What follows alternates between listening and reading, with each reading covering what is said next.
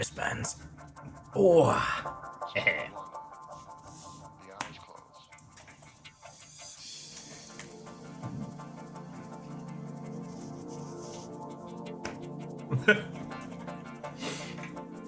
Correct, I've got crumpet all over my face.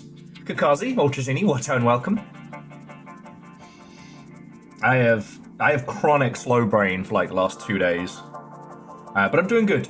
I just had some little crumpets.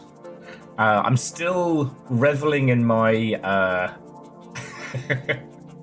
I had the healthiest sketch out yesterday. Jamami, first!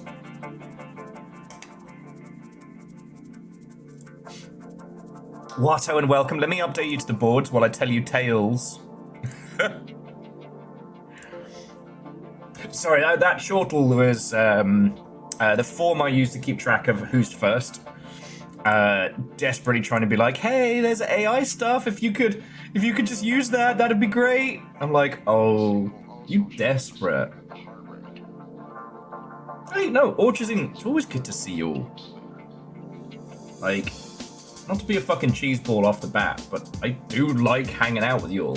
If you only get to pop in for like 20 minutes and say hi, that's still a win, you know? Oh, excuse me. But yeah, like, it happens to all of us, right? Like, we all have those days where, like, nothing's working and you're spinning out and it's not good, right? So yesterday, I was cognizant of it, and instead of going to the bar and drinking myself blind or overstressing, I realized I cleaned the apartment and I made the fucking dopest roast. That's right, I made roast potatoes about it. And guys, Watto and welcome. So yeah, I don't know if you saw Little Fire put some pictures up in Discord and stuff. I'm so proud of that one.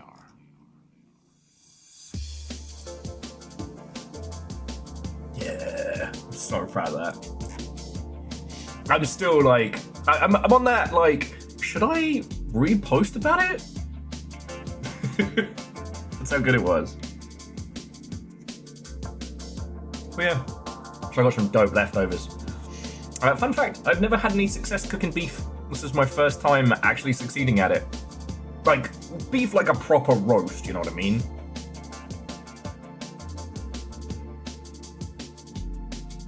Hang on, Jumami, baby steps to the game or baby steps towards making a proper meal? Ooh, what are your choices?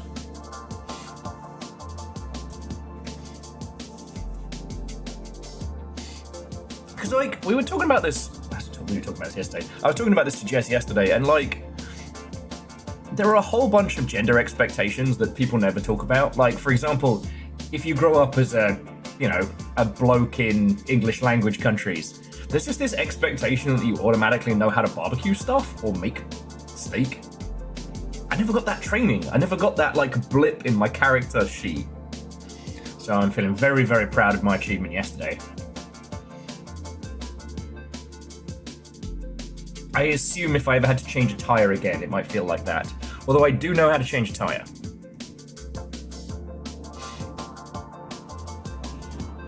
Yeah, Orchazini, I didn't take Campfire Cooking 1. I took Poison Resist and Sketchlord.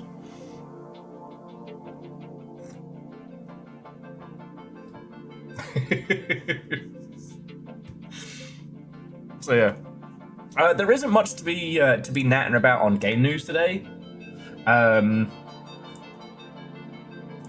So honestly, we'll probably end up getting into Silksong pretty quickly.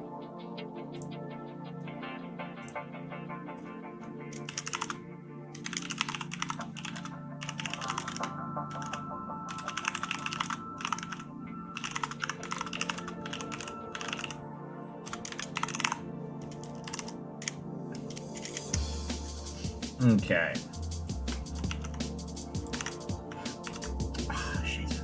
Just letting the Discord squad know.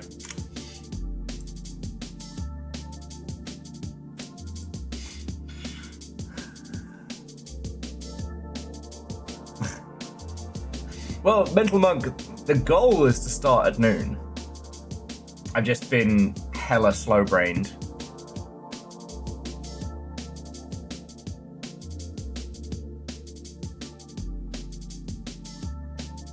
Ah, the food cooking cascade. Understandable. Well, if you need my dulcet tones to keep you entertained while you tackle Mount Washmore, I'm here. My coffee's good. And the company is excellent.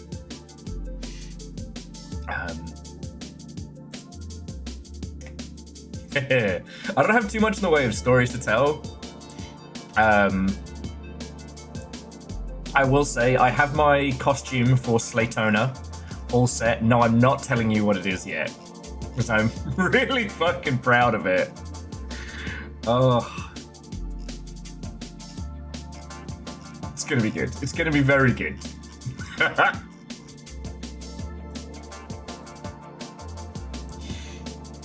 Unfortunately, that does mean that I can't talk about it, which is very frustrating. Did you see the story that Sting was kidnapped? The police have no lead. Jesus. That joke is old enough to own property. Erman, thank you for the 500. How are you doing?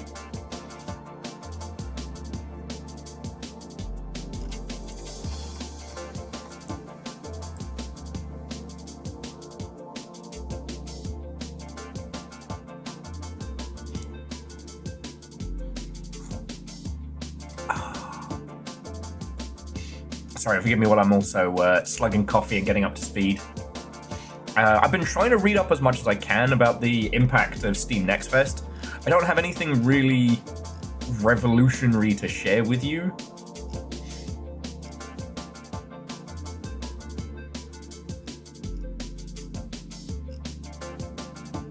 Oh, and Snuggly, what and welcome. How you doing? Did you know the Longship attended turtle classes together? It taught us nothing, unfortunately. That was very good.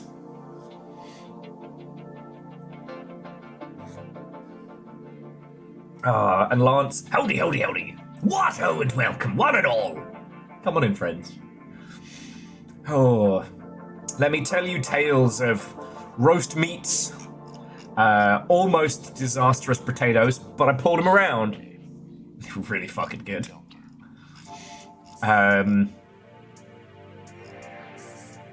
Oh, and Cigarette, what and welcome. Awoo, I say. Awoo. Or do you mean more of an awoo? Them fleas. How dare Silksong make fleas fucking adorable? That's not fair.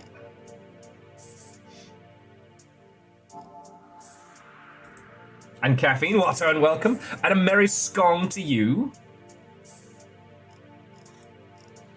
We of the Order of the Slowest Playthrough.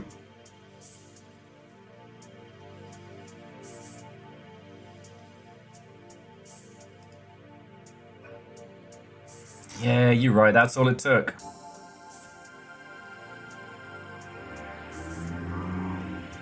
Chunky is still dead, and so am I. And then there's Chunky. He's dead.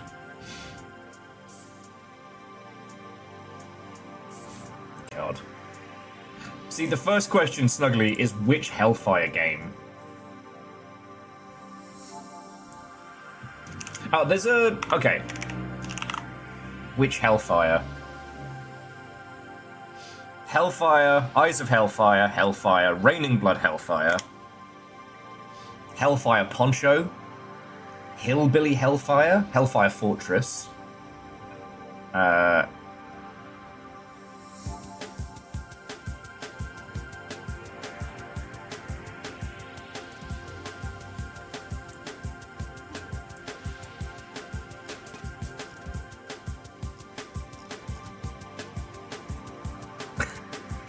sorry, I was looking over. One of them is Hellfire Wukong, which is clearly just stolen assets from the Wukong game and generative AI fake images. But in the description it says, it uses AI-generated content like this. Some map. Oh no, ignore you go. Okay.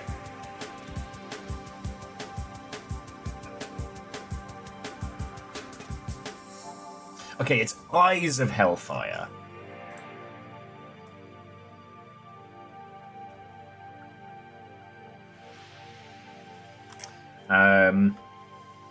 Well, so again, Snuggly, that's that wild thing of which Hellfire Club.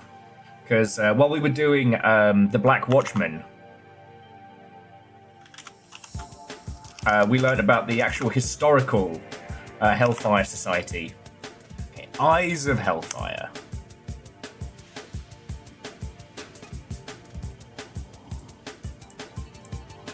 Oh, yes. This was on the to show list during one of the many previous Steam Next Fests. We never got to it.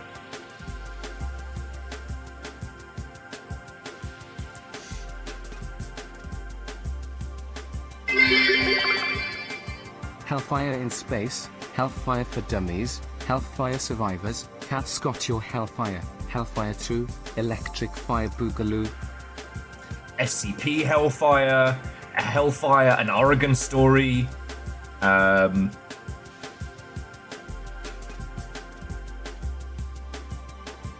I think that's all the Hellfires for right now. Sorry, Akari Zero, Errorman, all of you, thank you for the bits. I hope you're having a splendid day. Congrats on surviving Monday. I hope your beverages have been excellent and your snack satisfactory, or snack-tisfactory. I'm not sorry. Come on in, friends, come on in. Well, okay, so the naming of games is something that I get really... Hey! And a good afternoon to you, Kestrel, Watto, and welcome.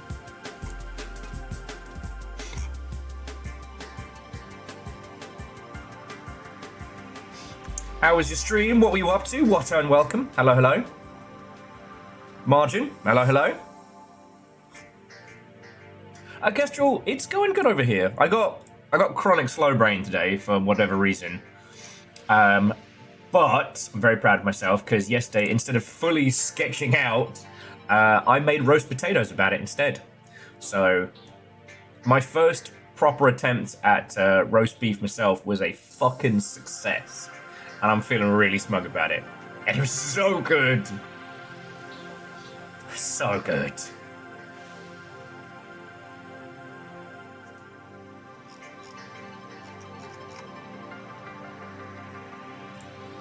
Actually, Lance, like, usually I would have more critiques, and I guess there's some.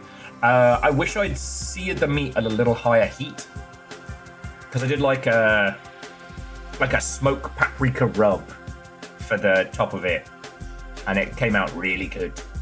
But it was fucking excellent.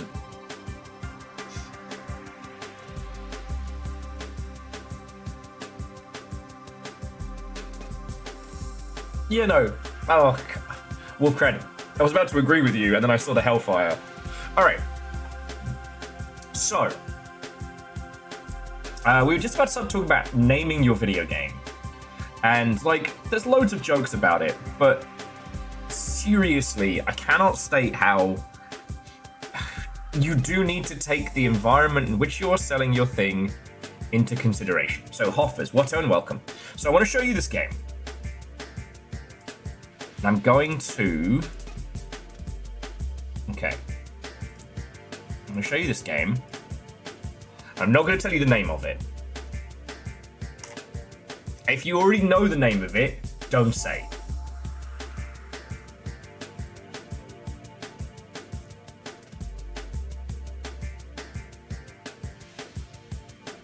Oh, fuck yeah. Fuck yeah, Errorman.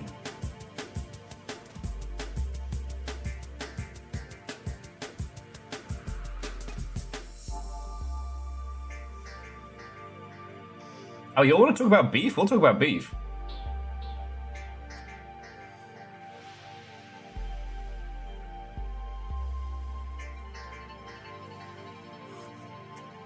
And Hart, like, it means you've got the skill more than me. The times I've tried to do just that, the beef has ended up like shoe leather.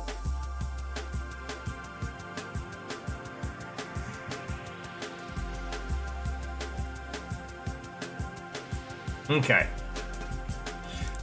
So before it reveals the name, this is like a World War One-ish, World War One coded, like chaos co-op shooter. You and your friends drive around this like ever-unfurling nightmare battlefield in your cute little tank.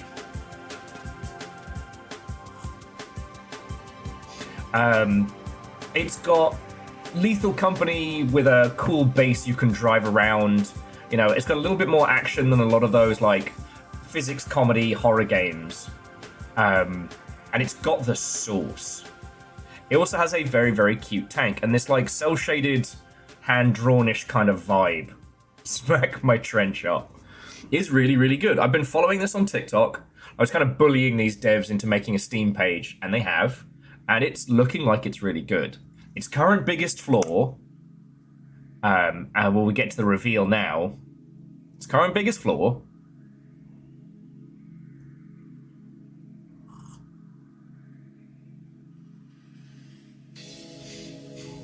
is they called the bloody game Ironclad.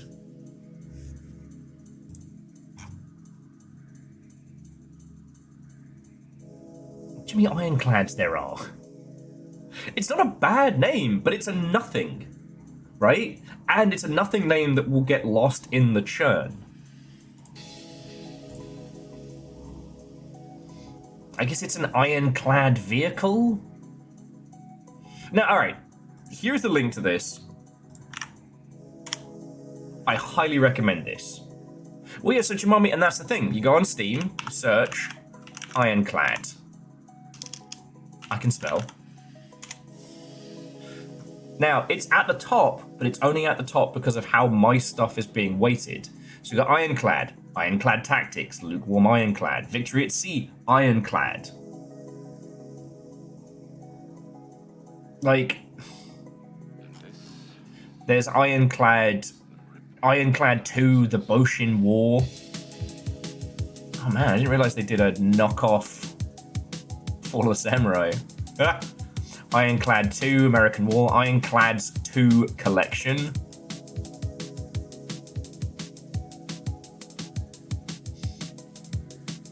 Yeah.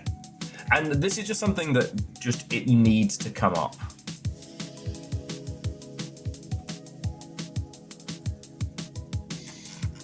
Because, like, it's so hard to remember that. And it means that you are absolutely required to get people to wishlist your game as quick as possible, because they're never going to remember it. And like with Snuggly being like, oh, Will, have you played that Hellfire game? Oh, Snuggly, have you played that Ironclad game? Which one?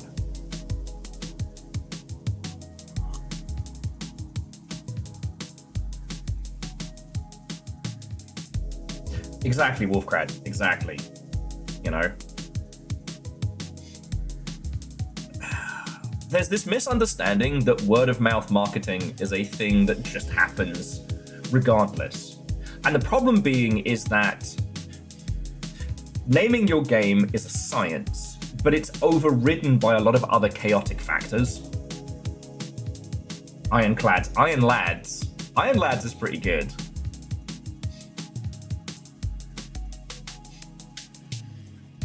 I mean, you could also go the isekai route and be like, the last tank at the end of the world. Lots of nice, simple little words and whatnot. Go the strange scaffold route. But yeah, naming your game is a wild one.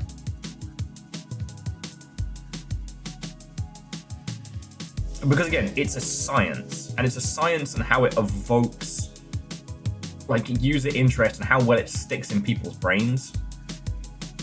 Untitled Goose Game is brilliant because there wasn't anything else like it. Now, it doesn't say anything about the experience, but it's so unique, and it has the goose in there that'll carry you through. Reactor online, sensors online, weapons Hey! online, all systems nominal. Hello. I have been in the woods and missed you crew. Hello. Game talk cool. I've not been paying to attention for games. What have I missed? Also, honk. Honk! Sorry, Watto, and welcome back. How are you doing? As an aside to an aside, I just want you to know that I found and re-unpacked our tiny little Viking ship. And the Welsh dragon is around here somewhere in the pile. So yeah, welcome back.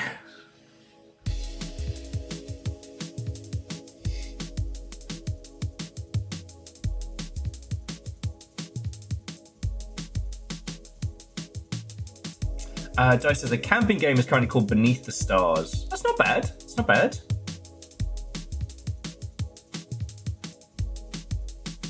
And Lyoshi, there are lots of tank pieces that would be good for wordplay. Treadnought was one I thought of.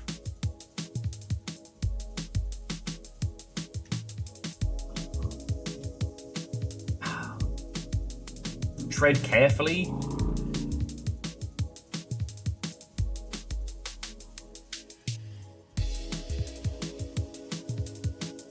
Because again, the science of naming your game is a science, but sometimes other factors contribute heavily to a game's success that can override it. So like, Helldivers is a good name.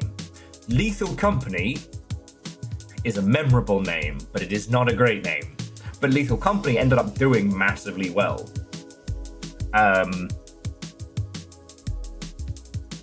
Like...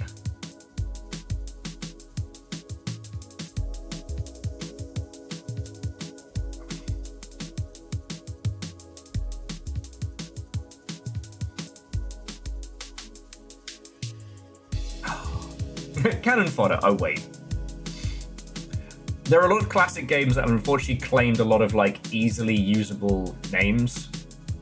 And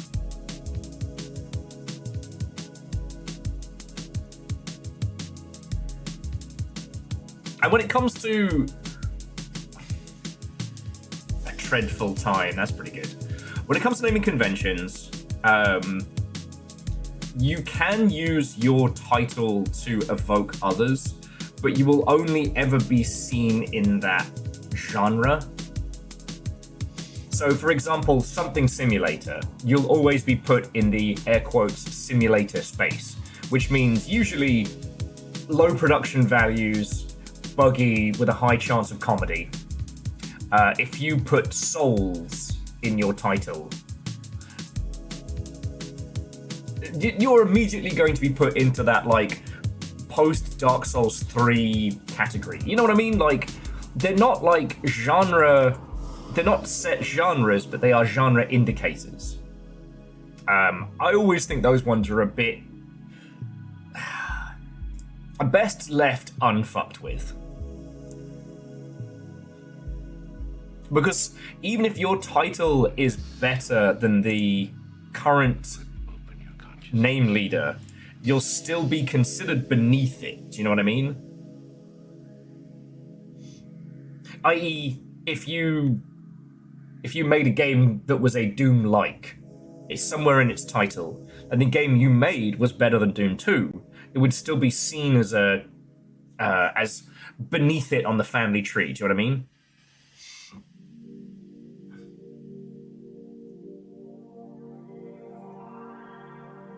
Yeah. Oh, and so Lyoshi, Lethal Company is an interesting one because it evokes a far more combat-focused title, as opposed to a time-based comedy horror game. However, it ended up doing so well that its naming convention kind of got overwritten. I don't know.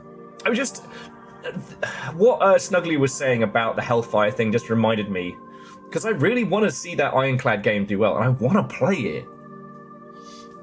I just don't want it to die because it's so hard to remember. Yeah. And you can also go to... It's a parody Dark Souls game where you fight with fancy umbrellas. I call it Paro Soul. If you actually made that from a joke title, you would probably do very good. Puns are incredibly hard to translate to different regions, but, you know, if English language territories are going to be your jumping off point, it's not a bad place to start. If Dark Souls is so good, why hasn't there been a Light Souls? Yes, but it's very cold now, Virtually, so, you know, everything kind of shrinks. One game that I think of a lot, and I can never remember the title, is Button City. Let me show you. Now, we have streamed Button City. I know one of the individuals who worked on this. I fucking love its art style. It has this, like, cute little, like, pick your diorama, but it's a story of a kid moving to a new town, and to make friends, he starts, like, visiting the local arcade. And in this world, you can play kind of quasi esports games with friends at the arcade. You know, like a not quite but sort of Killer Queen. And it's this like MOBA-y capture the flag with characters based on different fruits and things like that. Now, I don't know how well this did. I do not know many folks who have discussed it. So, but one thing that I really struggled to remember this game, because its iconic character on the front was a low poly chunky fox, very visually similar to Tunic. And you know what's so interesting is most of this is the mini MOBA game it's showing you. This is not a good trailer. God.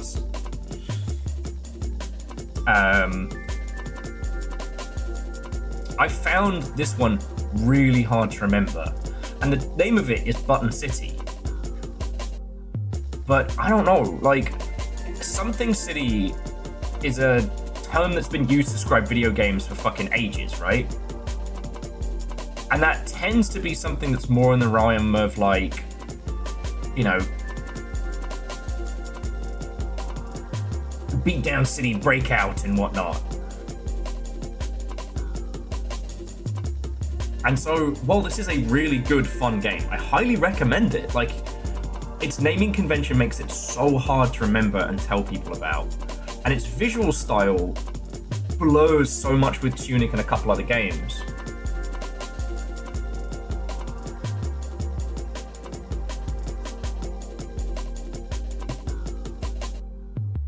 So Patch Rabbit, that's always a tricky one of going, like, I would never recommend you do something like name your game similar to another title, because while people might see it, they won't see it in enthusiasm, they'll see it in frustration.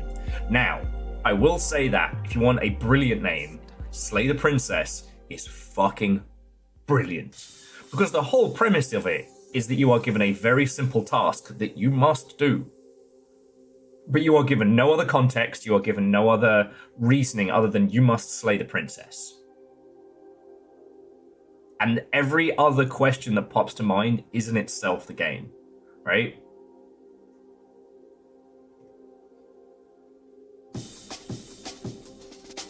Exactly, and the question is literally what you are going to do.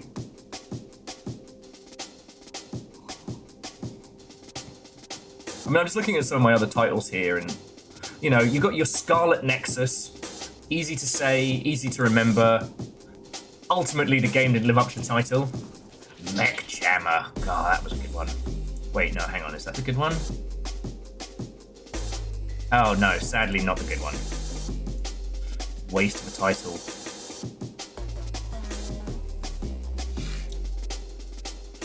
I also recommend staying away from a terminology from within fandoms. So this game is called Mecha Jammer, right? God, I could talk about gaming names for hours, but this is not a game about giant robots.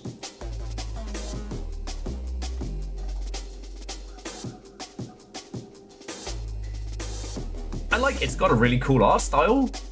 Like, it's rad. But as we know, giant robot fans are very particular. If you call something mecha, they'll probably end up having a huge fucking fight about whether it's mech or mecha, you know?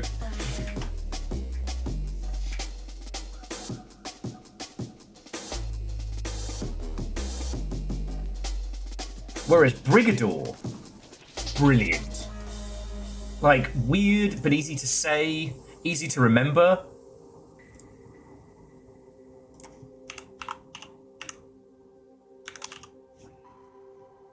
And the fact that their follow-up is just going to be called Brigador Killers. We need it to open the portal. Travel the galaxy.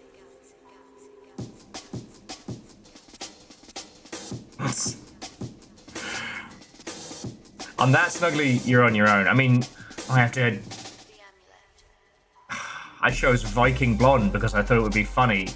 And now I have to repeatedly tell people, like, no, not Viking like that. Please observe the giant pride flag.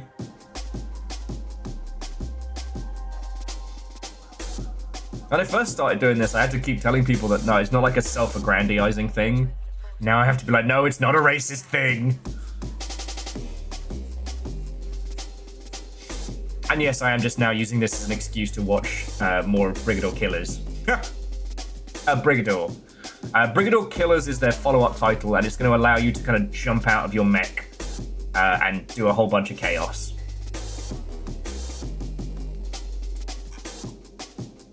Anyway, that was just, like I said, that was just something that popped into my noggin. Game news today, not really too much to talk about.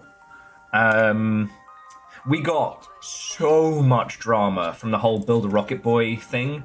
Because basically, if you didn't keep up the saga, Mind's Eye launched, it was bad. We then got...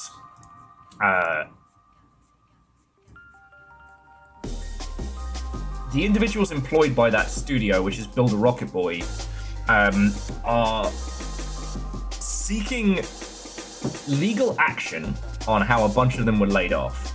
And I guess that's either going really well or really poorly, because it's now shit tons of stuff are leaking about that whole production. The main guy just micromanaging everybody to shit, the whole thing being chaos. So if you haven't seen it, cast your eyes into game news and scroll up. There's a few absolute bangers.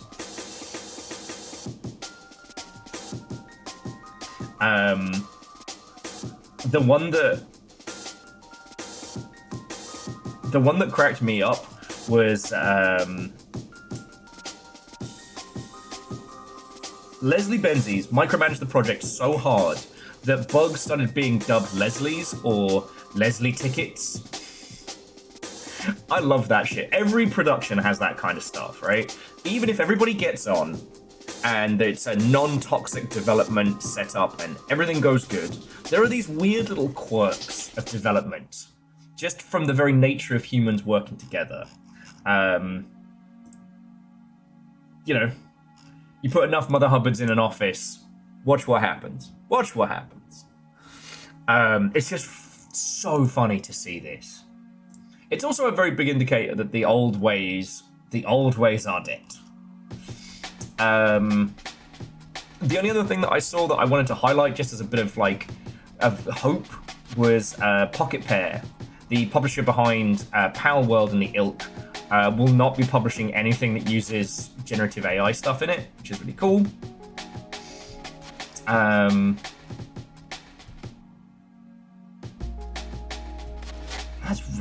That's really been about it. Like, unfortunately, our predictions with Vampire the Masquerade Bloodlines 2 were unfortunately spot on the nose. And it's that thing of like, okay, I wouldn't call them friends, but I know a lot of folks who worked on it. And I don't want to say I told you so. That's not why we have these discussions, right? But don't call it a sequel if it's not going to be a sequel. You can't get mad at users for being mad at you when the sequel isn't a sequel, it's a different game. As my friend said, like, if you go into a place and you order a calzone and they bring you 5 banh mi, you're allowed to be angry, even if the banh mi's good. Sorry, I got banh mi on the brain today. And Jonas, it is a miracle. It's just, it's not... It could be a very high quality game, but ultimately it comes down to the fact that it says one very clear thing in its title that sets expectation that it does not meet. you know, if we want to be basic bitches about it, you know, if I sell you, I don't know, inappropriate Sonic fan fiction online, you have a pretty good idea in your mind what that's going to be. Horrifying, but you have an idea. If it then turns out to be I don't know, a kart racing game, and the kart racing game's pretty good, like, okay, fine, but where's my MMO? Where's my Sonic fanfiction? Rays are part of the shark family. Take it up with science. Rays and skates are all part of it. Now, the thing I will add is that I think Paradox suck at business now, because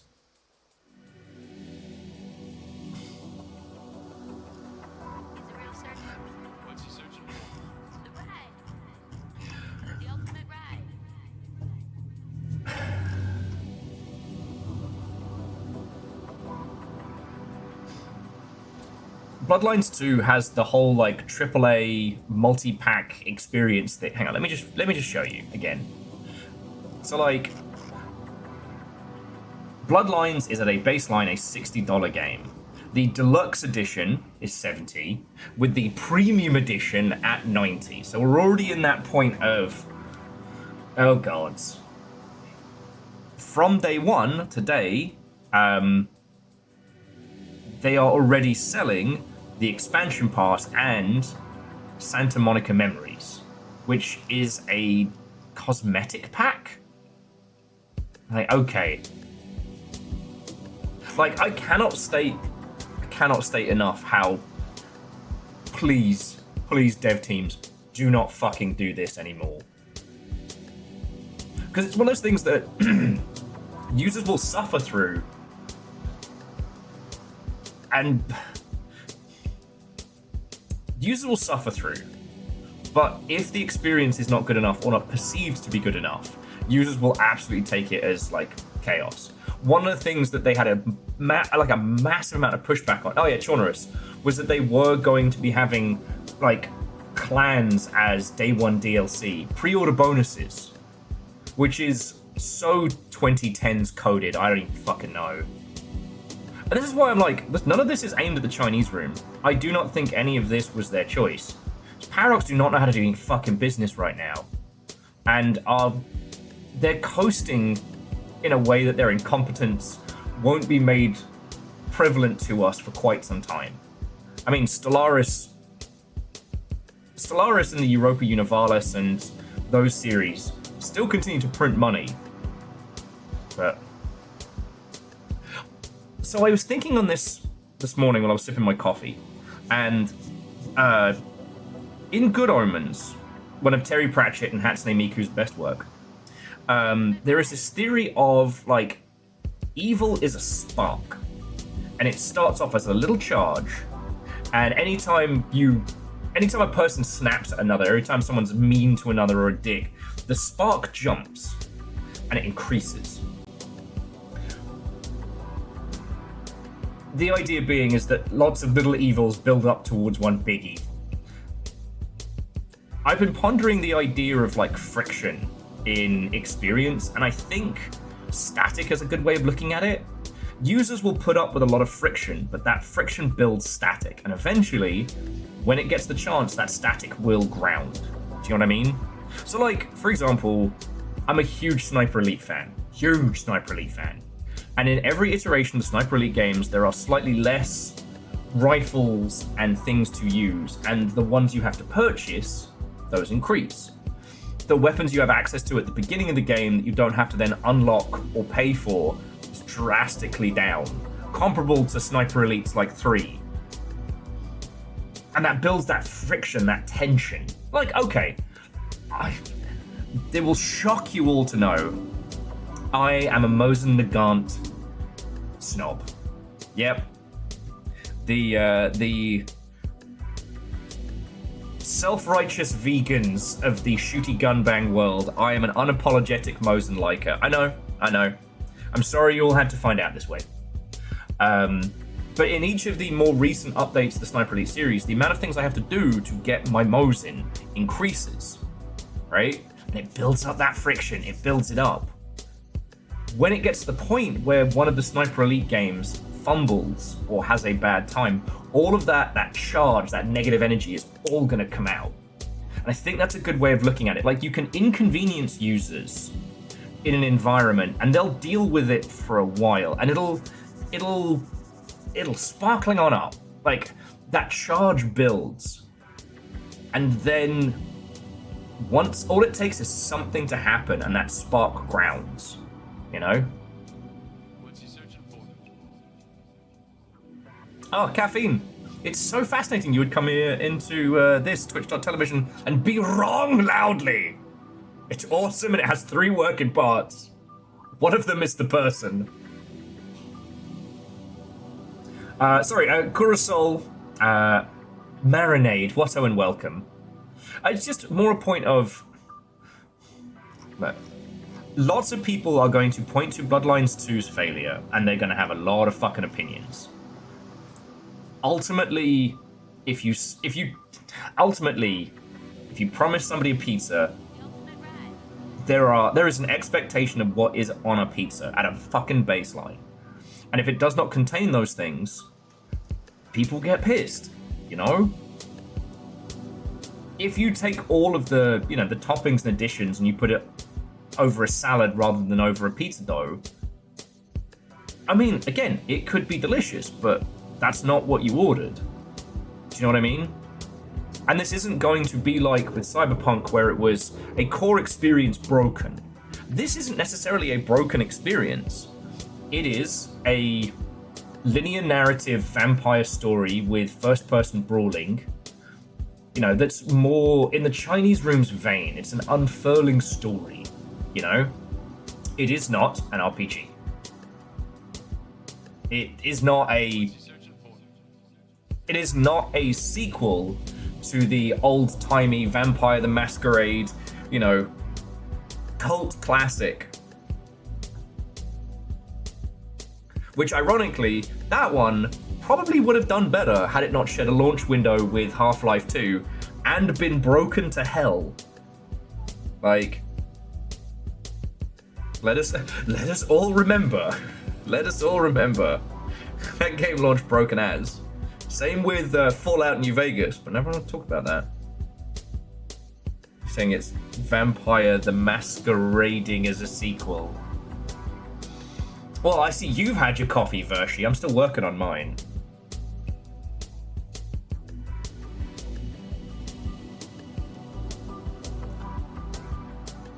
And Chaunerus, exactly. And it's in the fucking title. Now, I'm not up to date on the current rule sets and story beats for Vampire, the tabletop. I played the good old-fashioned Green Book Red Rose to death. And I played a little bit of the follow-up afterwards, the grimdark follow-up, where you start off as a player character and then you bought like supplemental books and what have you. So I don't know the story, but I'll say this, like, the reason it's called Vampire the Masquerade is because at a baseline there are 2 factions in this world. One faction believes that if humans find out that vampires are around, they'll fucking kill us. Wait, I guess we're on the vampire side for this analogy. Don't worry about it. The other believes that vampires are the true rulers, that they should, command humanity with fear. And so these 2 forces are kind of like fighting back and forth. The masquerade is the agreement of all vampires that they won't get rumbled by humans. So while you can do loads of cool shit, don't get caught. And there are, it is the prince's job of each realm to maintain the masquerade with the help of his sheriff and what have you.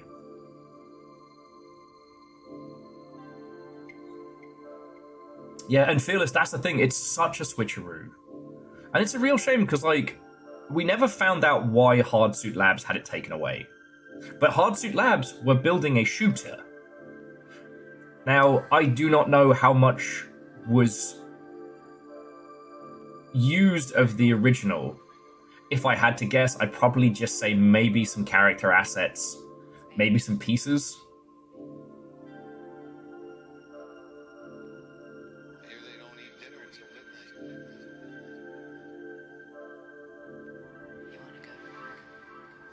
So yeah.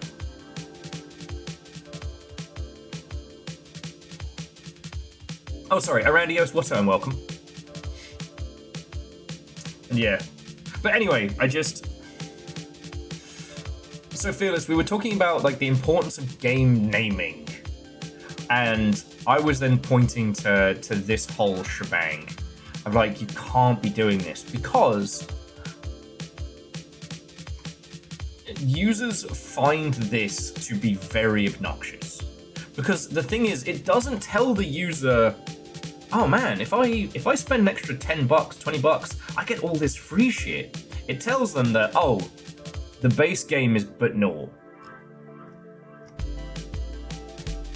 Like, this is my plain burger, no fries.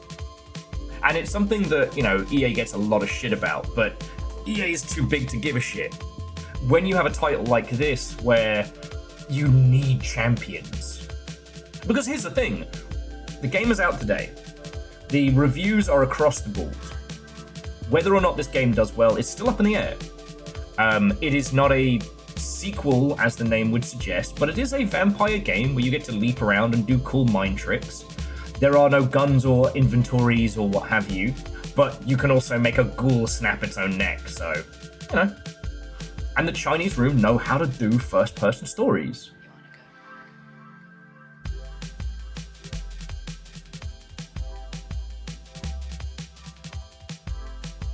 Chonorus, I would say that the fact that it was taken away from them wholesale means that the agreement between Paradox and Hardsuit Labs was pretty fucking solid.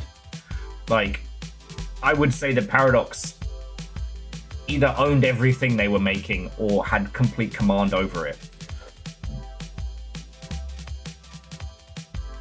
And someone was saying, like, why even go through with it, right? Like, if the Hardsuit Labs thing was such a disaster, why go ahead with it?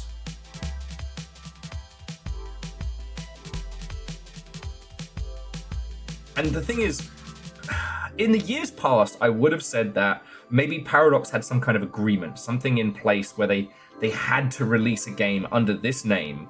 Otherwise, I don't know, an old dark entity from beyond imagination would have shown up.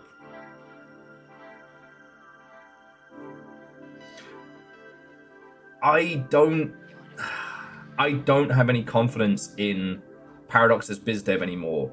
So I think they just thought they could just fucking do it and that no one would really care. Like, again, this feels like the kind of decision from like the 2000s, the 2010s, like, oh, we'll just give it to another dev. Those punters will buy anything if we put the name on it.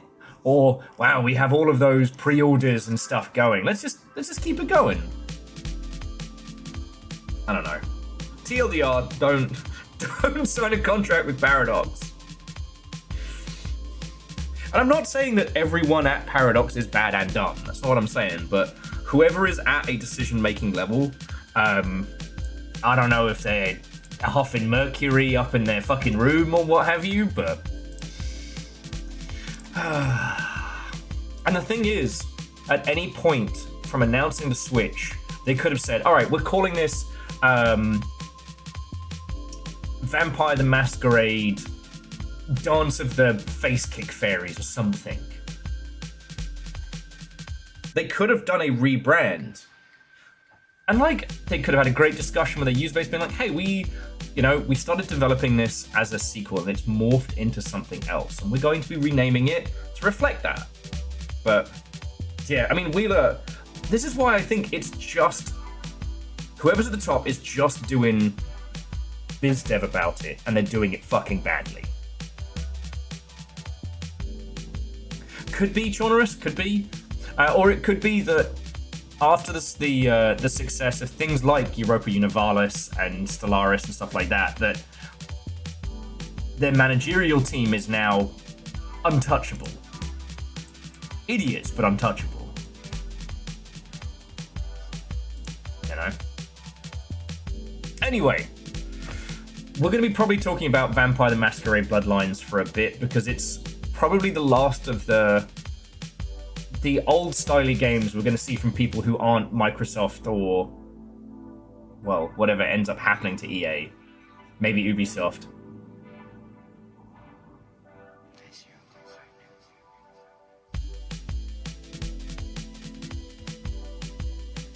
Chonorus, take your time, friend. Take your time. And Wheeler, how you holding up?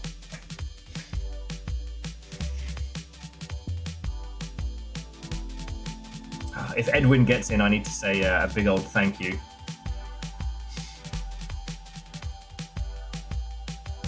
And Fearless, jumping back, I do agree. Paradox could have maintained an incredible relationship with Harebrained Schemes. An incredible relationship. Harebrained Schemes are exactly their kind of dev. I mean, honestly, it wouldn't have been terrible if they bought, nurtured Harebrained. But no. What was it? The Lamplighters League didn't do as they expected, and so Paradox will like get fucked.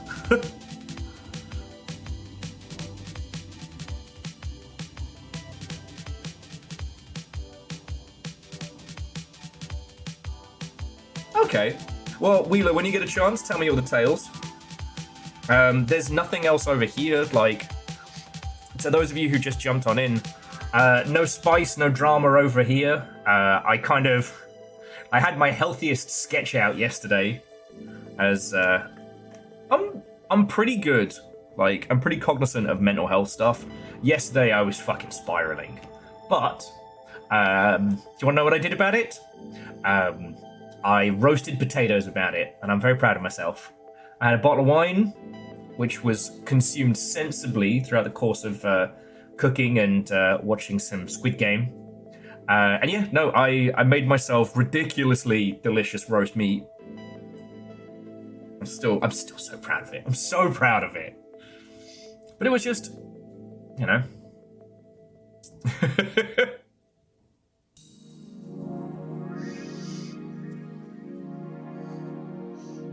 Yeah, I heard the sports weren't sporting. But honestly, that's as dramatic as, you know, stuff is going on here. I've got lots of very boring things I need to get done. So, but video games keep on video gaming. It's this interesting thing of like, the industry hasn't caught up with the fact that the industry has changed, at least in like US, which is wild for a lot of discussion. And I don't think, because of the sheer velocity and quality of everything coming out right now, I don't think it's all been kind of realized how fast things have changed and how they're still changing. So it leaves us in this weird point, right? Like, the wheel hasn't fully clicked in its turn.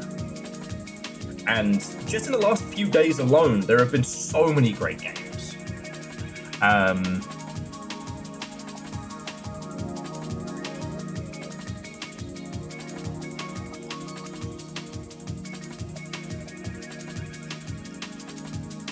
Like, it's fucking wild. It's fucking wild. The thing that strikes me is that there's going to be more than a few teams who sadly this year won't be able to continue making video games. But because, not that what they made was bad, but just what everyone else made was an order of magnitude better. You know? I was looking through Steam Next Fest, and God help, like, anybody who's like trundling even vaguely around the Metroidvania route, like, it's gonna be a while before people stop immediately comparing to Silksong. You know what I mean? And I was just thinking about it, it's like, shit, if you spent 3 years making your game, and it's about to come out, and then Silksong drops, and it's gorgeous. It's gorgeous across the board. Yes, Caffeine, to quote Picard, you can do everything right and still lose. And I would love it if that wasn't the case in games. I want my homies to all have a job and be able to make cool shit. But if you started making a 4-year project 4 years ago, that was 2021, right? That's when we were all still fuckered. Okay. Plague times were a ripping, but money was just flowing.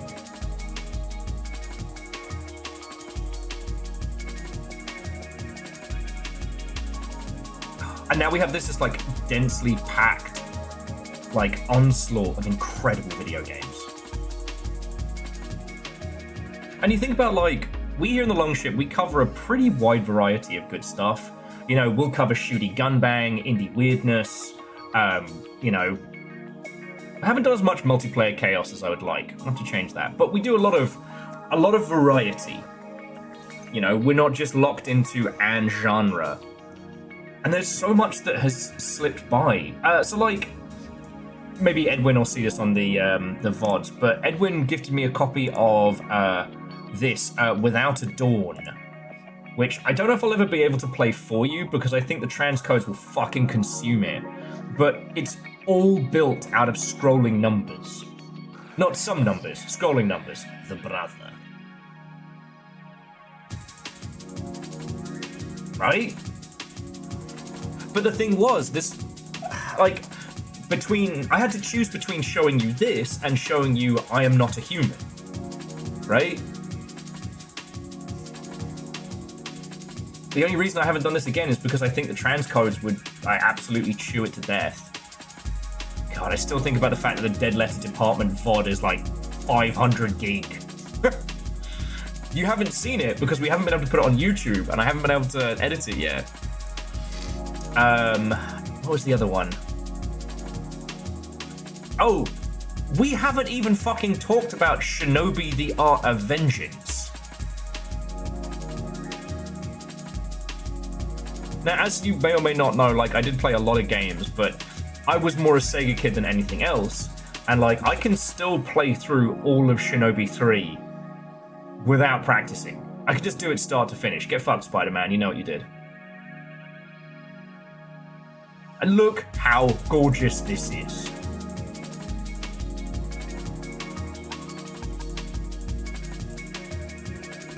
Right?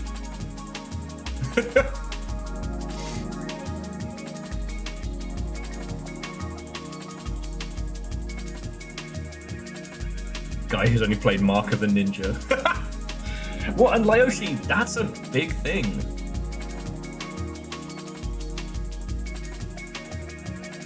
Wheeler, essentially, they took all the shit that was really good from this Shinobi 3DS game and bumped it up. Sadly, no one has gone back to talk about the 3D Shinobi game, which I believe was Platinum? Was it Platinum?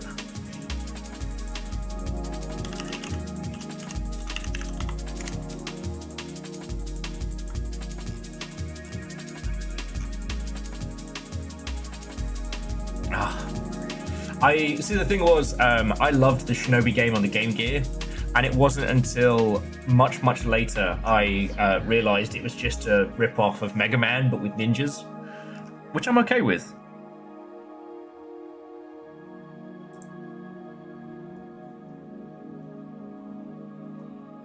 No, okay, the Shinobi game was Overworks. Okay. So what was the one that...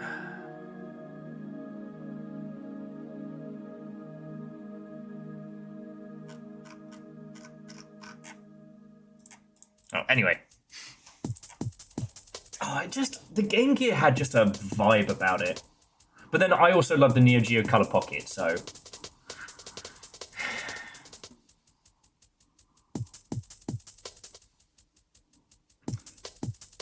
But anyway, my point being is, like, we are just rammed for good games, you know?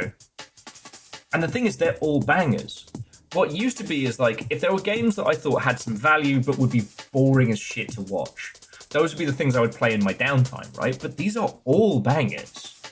You know, in my downtime, I'm currently playing Ball X Pit, which I do recommend. Especially if you really like base building. That's what I'm going to say. And... Oh, yeah, and Arena Breakout, which is a fucking free-to-play extraction shooter. I know, I'm so classy. Oh, yeah, no, Favor 6. The God Hands are worth it. You just got to be careful with them, because if you go at stuff hardcore, you can snap the blade.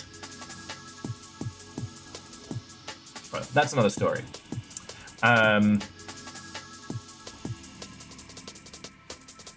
Yeah. What's wild is looking at Ball Pit or Ball X Pit. So this is what I've been playing. I'm sure you've already seen it, but just in case. It's a block breaker.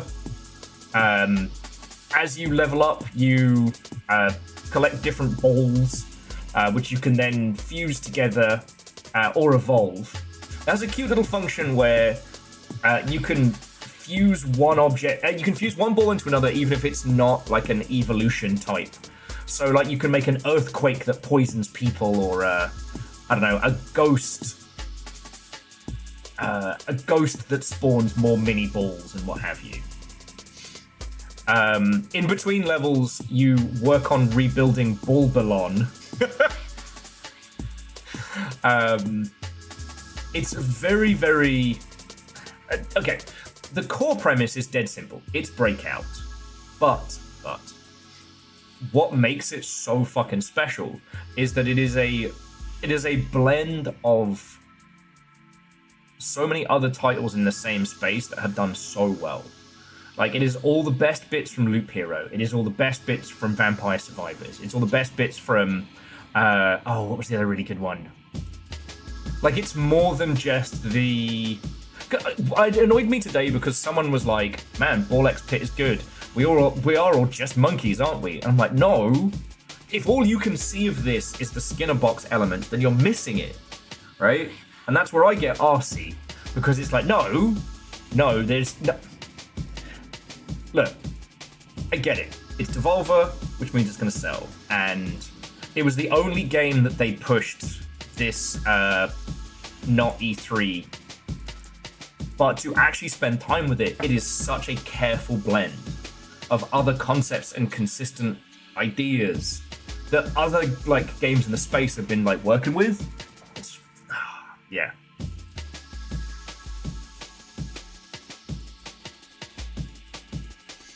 Yeah, the soundtrack is amazing. The sense of you're always progressing is so much fun. Oh yeah, no, Lyoshi, in this house, we are the I want shorter games that cost more, that look worse, and no, I'm not kidding.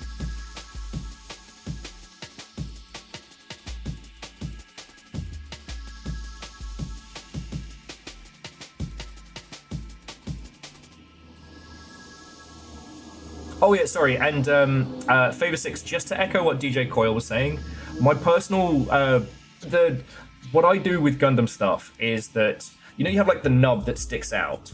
So rather than clipping it right close, you clip it as far enough away that it's not going to stress the plastic. Then you use the God hands to kind of like almost shave it down. Then use a little gate remover. Job's a good one. And it's not what I did on the nozzle of this poor little fella here. And boy howdy. Still really happy with it though. I love the colours. Just wish I had more time to build Gundams. So yeah. Oh, and the other one that I think will be completely missed in why it's good, because this one hit the YouTuber sphere hard, and it's Clover Pit. And every person I've seen has just said, oh, it's Balatro with a slot machine. It's not. Okay, the core concept is a roguelike slot machine, sure. But ultimately, it's an escape room. There is a puzzle, there is a mystery, there is a thing to crack. There are loads of weird little quirky things you can do in the environment. You can explore and poke at stuff and things like that. Like, this is taking that itch.io horror game concept. You know, like that egg jumping game we found and shit like that. The, like, you know, the digital escape room. But making the core loop of it, you know, a slot machine chaos nonsense.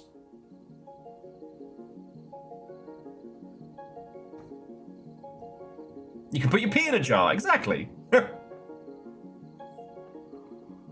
Oh, sorry, Kestrel, I thought you were just talking in generalisms. In game, you can put your pee in a jar. There's nothing to stop you peeing in a jar.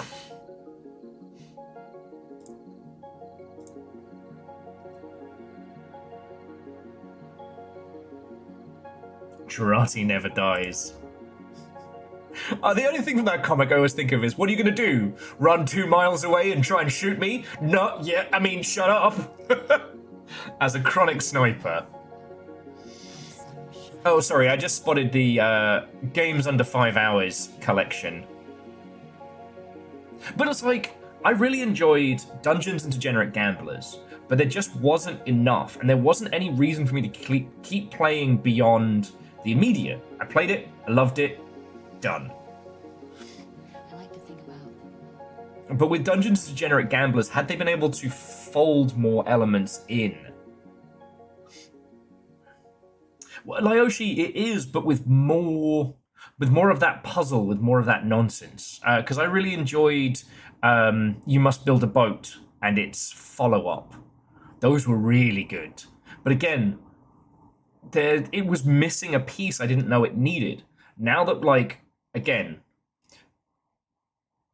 with Clover Pit and with Borlex Pit and elements like that, all these different things combine.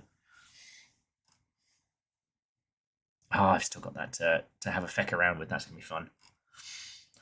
Oh, sorry. You know what? Let me... so I'm going to get Silksong going now, because otherwise we'll do that thing where I spend the entire day talking about video games and then not actually sitting down to play Hollow Knight, which I desperately want. And Margin, I'm glad you're enjoying it.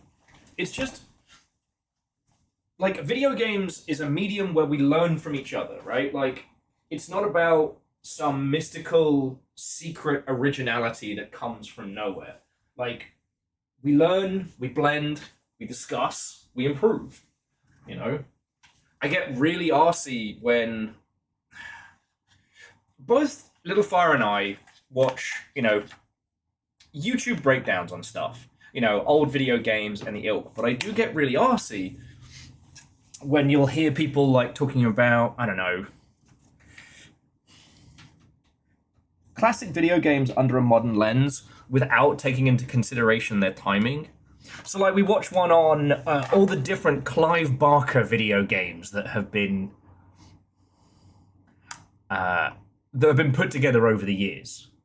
And the difference between... what was it, Clive Barker's Undying and Clive Barker's Jericho by Clive Barker. And I was getting really, like, Jimmy's rustled, because they were talking about especially with Undying, they were talking about it in such a dismissive manner. And the thing was, Clive Barker's Undying is not one of the greatest games of all time. But it's such a stepping stone. Jericho was the antithesis of its time in all the wrong ways. But you could see that they had an idea. I think Jericho would have been a great 4-person co-op game in today's environment, with what we know about how to make NPCs, how to make better levels. But it wasn't. Jericho was a relic of an old... It was a relic of an old bygone age, you know? There's one character who has side boob window, side hip window, to side butt window. And it's like, oh, I forgot we did that back in the day. You know? If you'll forgive me being crass, it was that era of character design where you feel amazed they don't have their downstairs mix-up hanging out. And yes, all the guys are fully clothed, and one of them even looks like a fridge.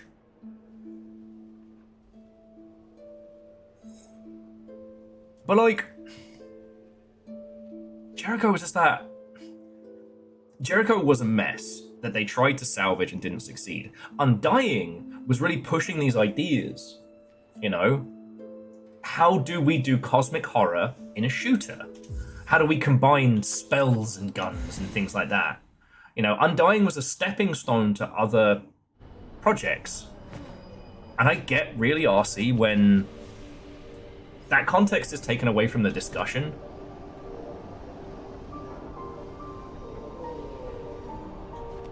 Now, the other thing that makes these discussions so worth it is that There's a lot of shit that we could blend together very, very well to make things that would absolutely shine.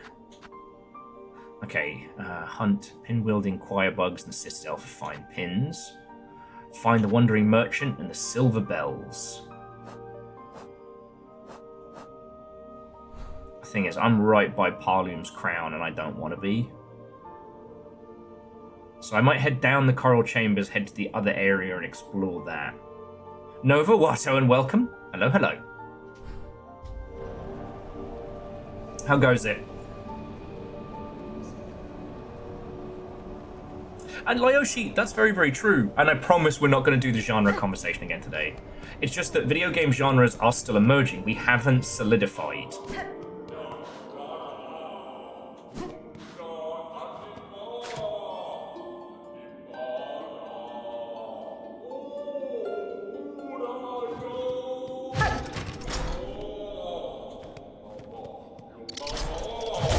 Where's the big man? I can hear him.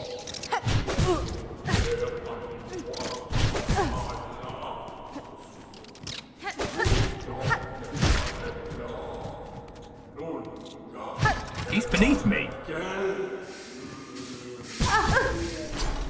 Well, that wasn't intentional.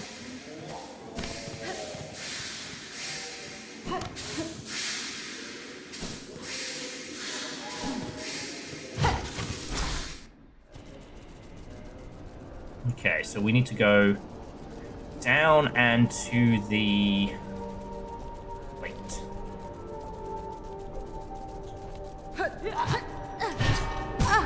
Fuck's sake. Oh, for fuck's sake. Alright. I'll get my head on. Okay.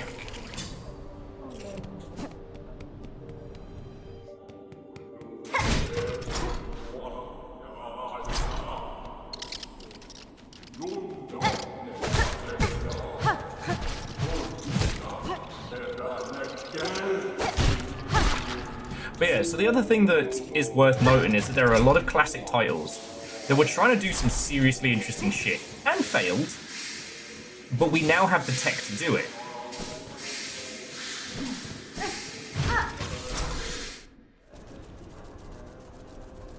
Now that you're at the top of the stream, I'd actually recommend hitting the main quest marker. Okay. Oh, wrong button. Wrong button again.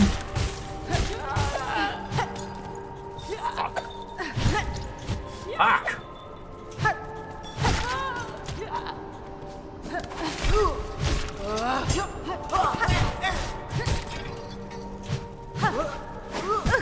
Okay, firstly, how fucking dare you?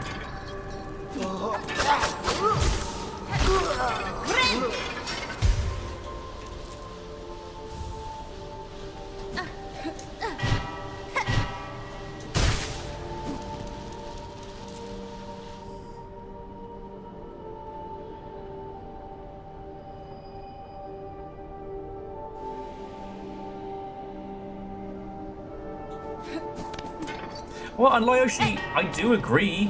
Like, I think a lot of the people that are doing some really good shit right now are looking at a lot of the things that we were trying to do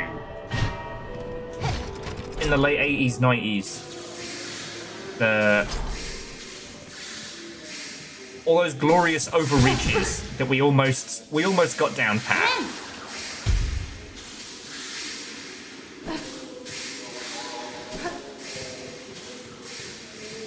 Like, especially when it comes to first-person games as well. First-person shit used to be some of the hardest to make. Like, proper specialty nonsense. Alright, and Jonas, I'm going to take your recommendation and let's see what we can find. How many... Oh, there's a lot of beads. Are you saying beads or bees?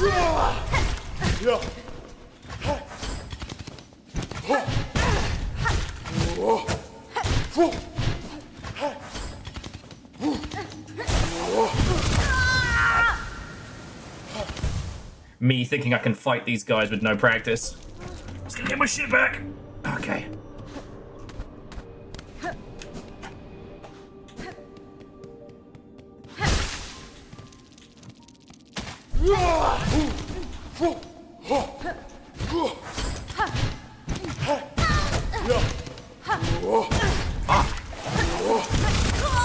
Fuck. Alright, I gotta start waking up. Maybe we get some more coffee.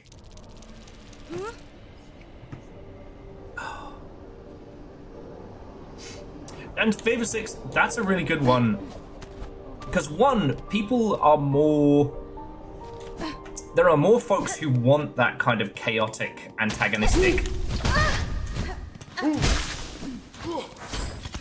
I gotta kick this guy's ass before we continue though.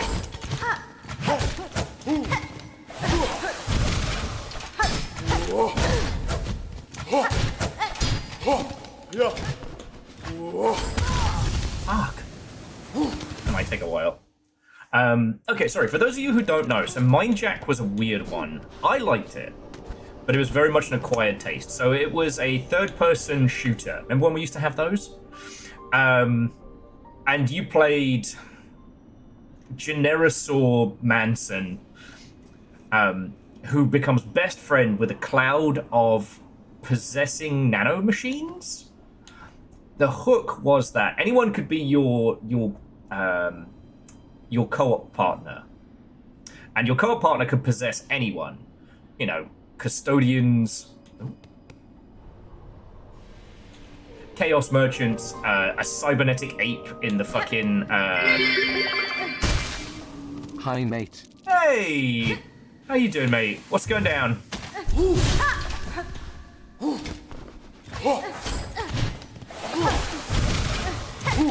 Just getting my ass kicked by this guy and talk about classic games.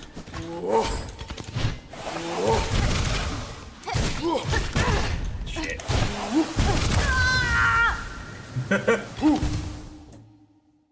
I was just talking about good old Mind Jack. But the hook was that anyone else could jump into your game as an antagonistic cloud of nanomachines and possess any enemy. So it meant that at any point your game could turn into a multiplayer mosh pit, which is really cool. However, as we all know, trolling is a thing online, and if you're just trying to play through the story, you might not necessarily want someone coming through. Like, I got to experience the good and the bad, and dish out both. So the first area of Mind Jack is you're going through an airport trying to fight the baddies or what have you. And it's fine. It is such a 2010s cover shooter that it hurts. And with a friend, it's also fine. But when anything can happen, like, because like there's a cybernetic ape in storage that only the nano people can possess. And during my playthrough of it, I had one person come in, two people came to fight us, then one person joined me, then more people joined them, and a midway through set piece of a story turned into this team deathmatch, which was very evocative of like playing Gears of War for the first time and having fun. But also, I then had times where I was by myself, someone invaded and just fucking killed me, and it had like a 3 lives and you have to go back to the start thing. And I will admit, one time I jumped into someone's game, they were at a boss, and I possessed a scientist with a shotgun and waited till they ducked into cover to heal and just went blam from behind them, knowing they would have to start the level over again, you know. And this kind of game is very, very hard to balance, and it's very, very hard to make fun. Like, Deathloop is a good game even if you don't use the invasion mechanic, but the other thing is, the invasion mechanic...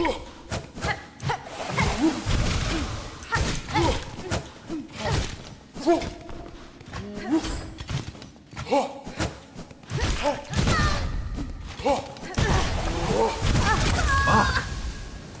The invasion mechanic in Deathloop is so one-sided at the beginning, and after a couple hours switches to being so one-sided the other way that there's a sweet spot.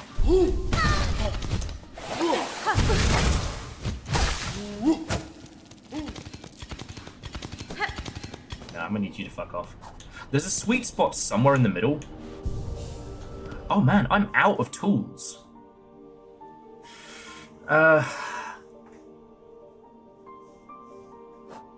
DJ Coil, I had him down pat last week when we were fighting them. I think it's just that thing of like, if I want to battle them, I actually have to concentrate, and I want to talk about video games.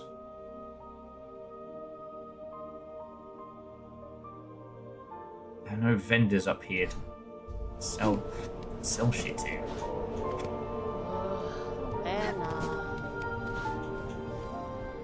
I need one of those bead making machines. But yeah, so Mindjack was a game that I really enjoyed, but it was such an experience may vary. You know, take the Dark Soulsian invasion mechanic, make it the whole fucking game.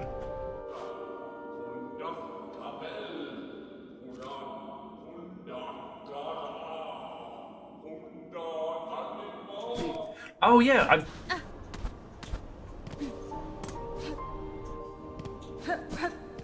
keep forgetting we have these. Okay, so where do we want to be? Grand Bellway? I think.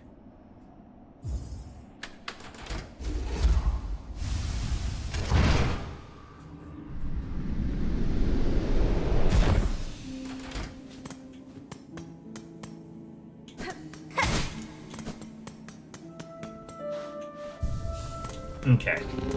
There's our little guy. Okay.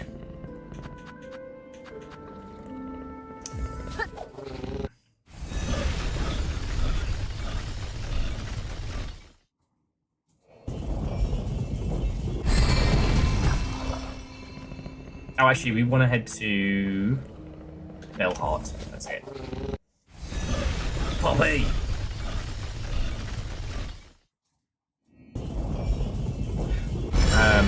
Anyway, so I keep careening off my train of thought. The thing being is that the amount of money it used to take to make a game has somewhat gone down.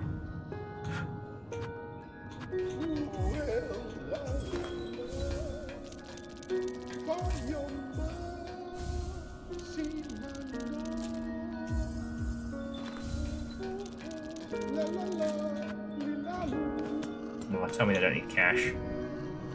Bellheart's Glory. Shit. Brother Phil is missing somewhere in Greymore.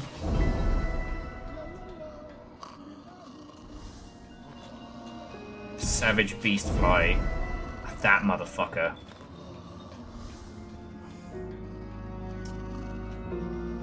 Do I have enough to even do a 400 donation? Maybe.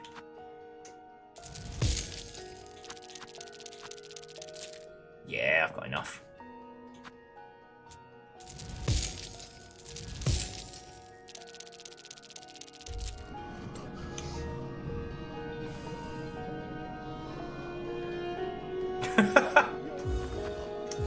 Sorry, DJ Coil's remembering the post. I died so hard on Silksong, I had to take 2 forms of public transit to get back to my corpse. Okay.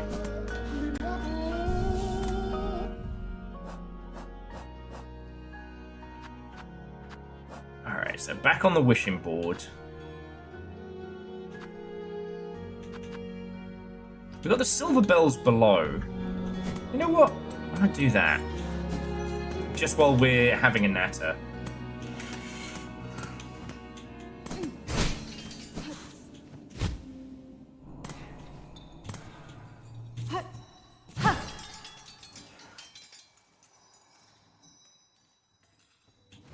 The thing about Clive Barker's Undying and games like that is that you used to be making your engine from fucking scratch, or using someone else's, which very rarely had cool functionalities and whatnot.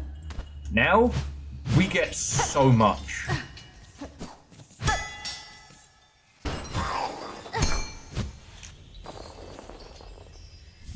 We get so much just, like, out of the box now.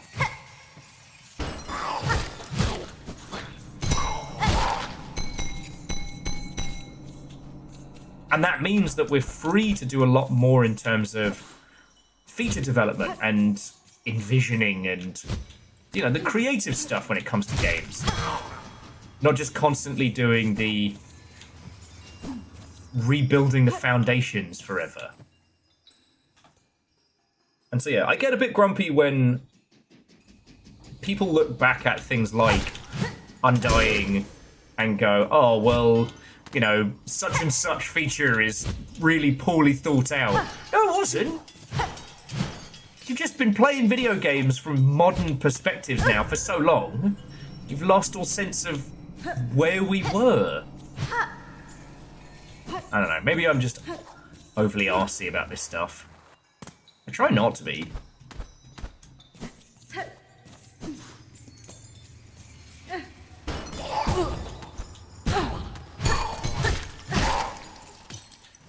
Just feels a little bit like the, you know, ignore history at your own peril.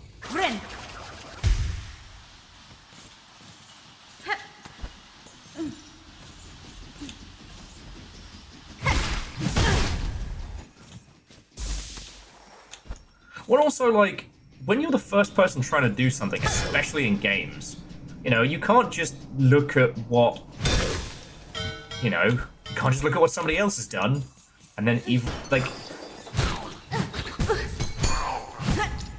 Okay. Listen, Linda. Shit to do. Try and find all these silver bells. Is that all of them? No, I need one more bell.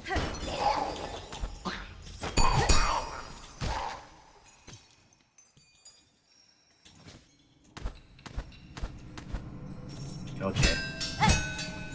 Oh, sorry, just that Lyoshi was mentioning getting modern audiences to play something like Cave Story. Like, I don't want to be an elitist jerk or anything, but you know, that game is a miracle.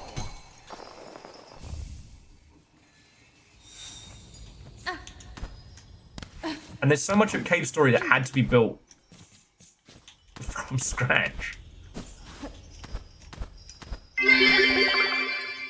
Elitist jerk. You rang? Hey, Vershi. You have been summoned. And thank you for the bits. Scarred Alaska, I did not say thank you for you filling the pint glass.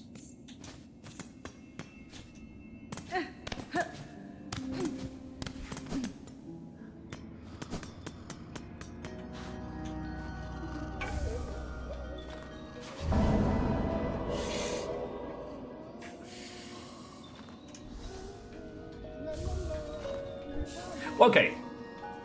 The point of this isn't to say that the Youngs have got it wrong. And I'm not trying to bring this up as a sense of like, we are smart, they are dumb.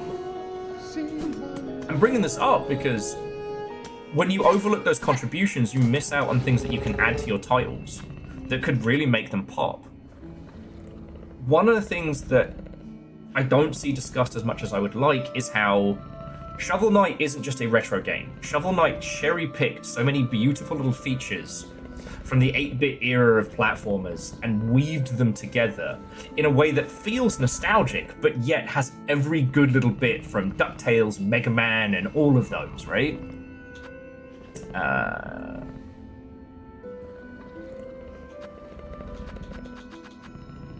You know what? I'll hit the Grand Bellway. I'll fight my way back up while we're talking. There's a few areas I wanted to re-explore anyway.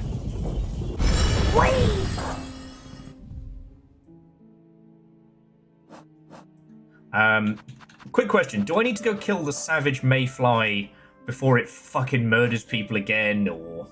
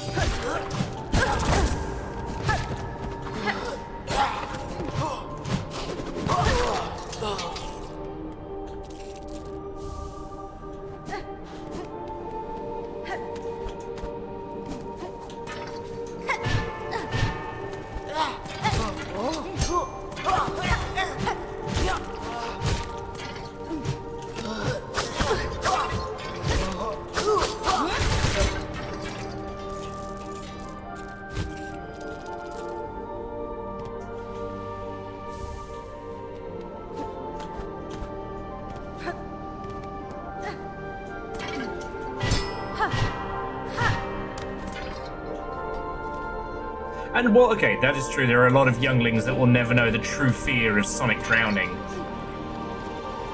The thing that is worth bringing up is... These days. Why is it that Sonic drowns, Mario doesn't?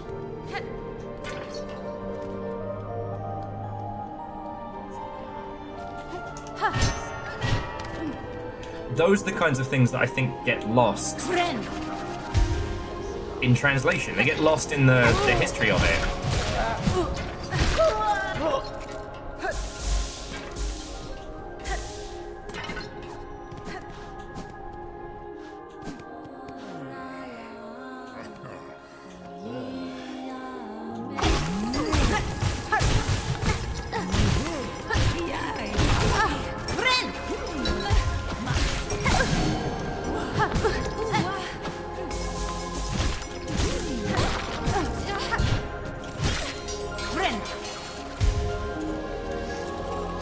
Well, as long as it's not something I have to come back for, you know?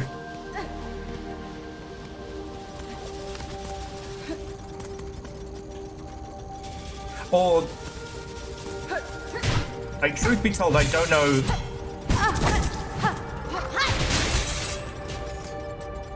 I don't know if I could have, stopped What's-His-Face from destroying everything, but...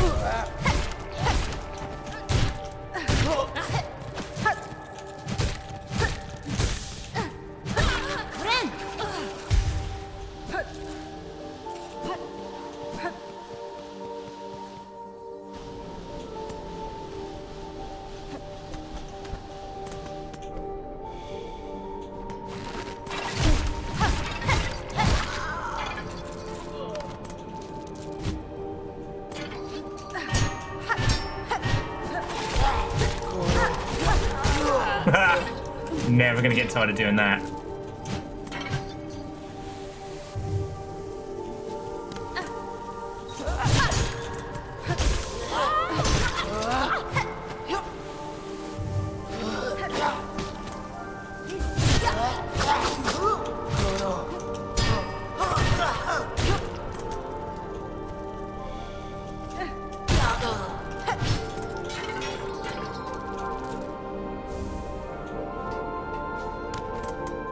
Sorry.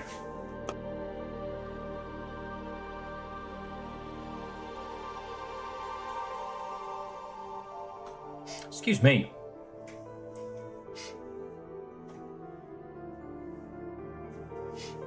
Well, and Alnis, like, again, I know we all know this, but yeah, spot on. You know, the Mario series ultimately solidifies on a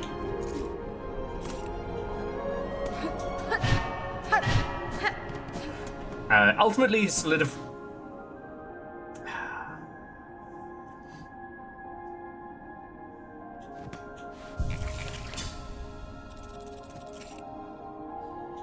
Oh yes, you're right.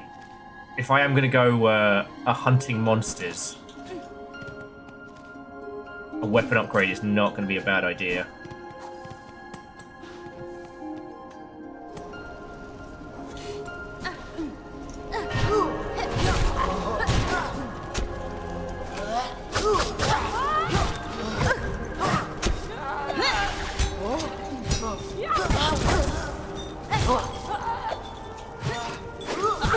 Okay, you two. Wait, am I tracking this thing backwards?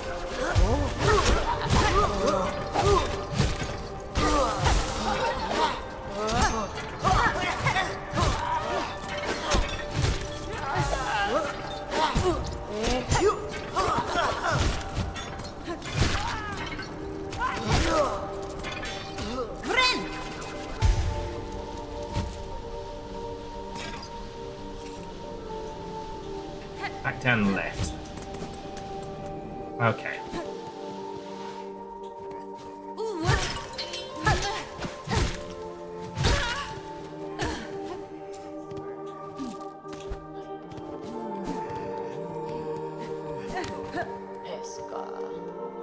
Heska. That's material.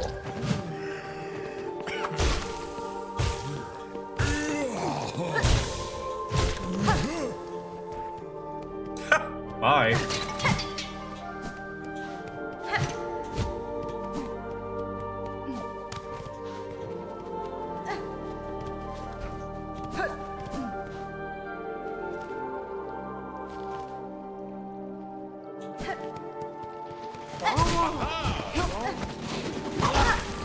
Hey! The man himself!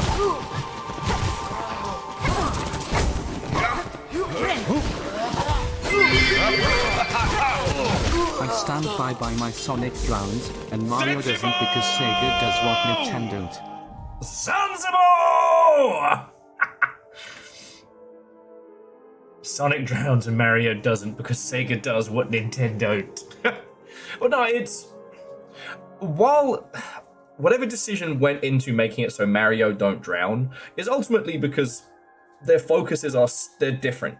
You could look at them as just two competing platforms, but ultimately they do end up trying to embody elements of their characters.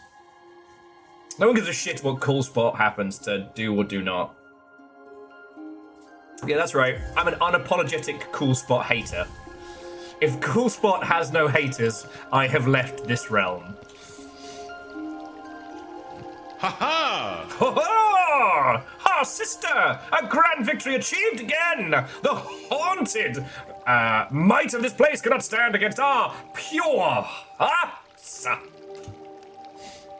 Hashtag Zool for life. Leave us to our noble hunt, sister. The Citadel's twisted bugs still infest the gilded halls. Many are their numbers, but we shall see their life's thread severed. Alright, see you later, buddy. Little Fire got me playing Marvel Rivals yesterday. Because I haven't tried it, and, you know, I'm not against trying new things. I did end up settling on Venom. But the amount of time I spent doing the Venom voice.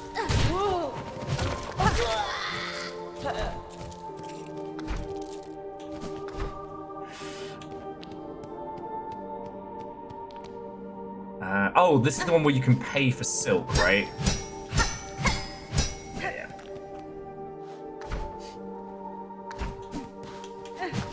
Does Cool Spot... sorry, does Zool deserve to come back? Oh, Aldous, I did the voice so much.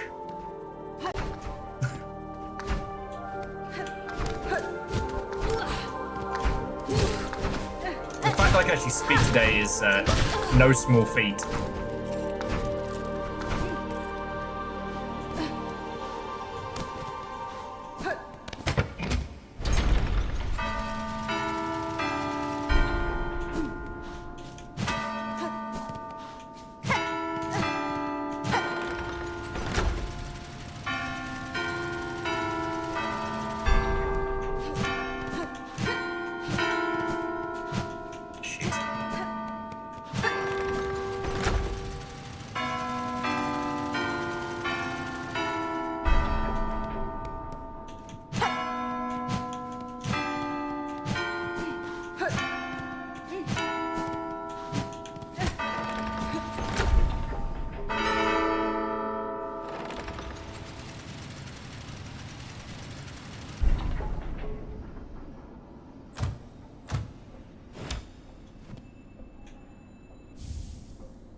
Cogheart Piece. Interesting.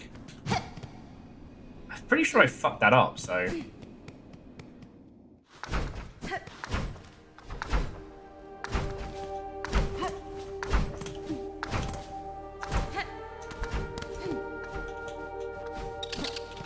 There are lots of those classic titles that I do still find myself thinking about, though. The hauntingly difficult Tiny Toon Adventures on the Game Boy.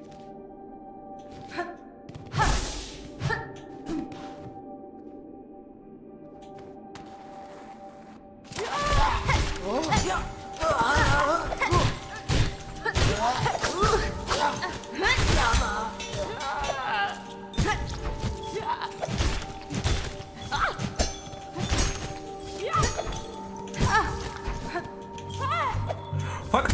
God damn it! I tried to move away to heal. I took a bell to the face. Proper bell end, if you will. Okay.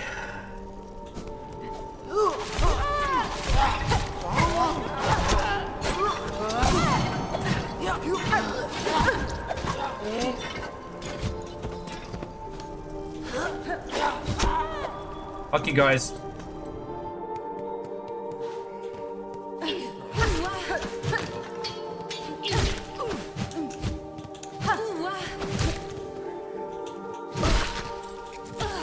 It wasn't greed, it was incompetence. Nova, there's a difference.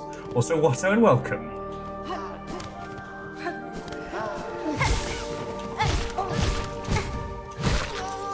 And yeah, Nova, I have to just be real careful with the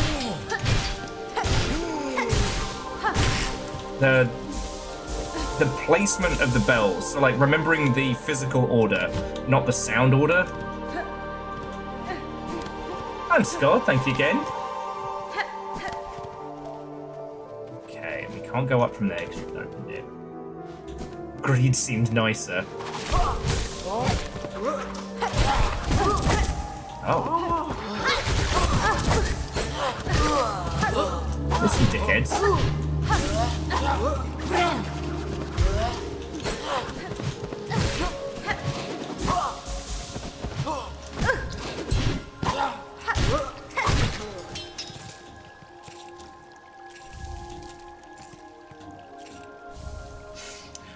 Okay.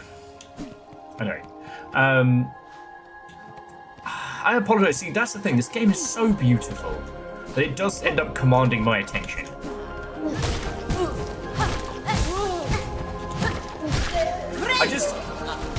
I think now more than ever, games history and games knowledge is so valuable, right? I've been watching the folks who are making the spooky FMV solitaire game. And so it's the Grey Alien team who we know from Shadowhand.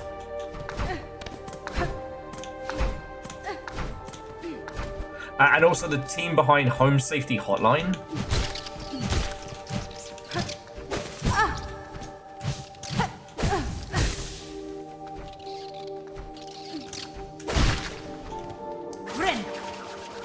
And they are pulling from so much like classic like FMV style nonsense.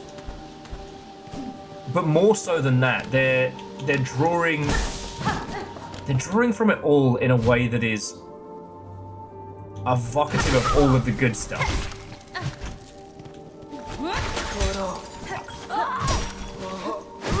As for you, Delender.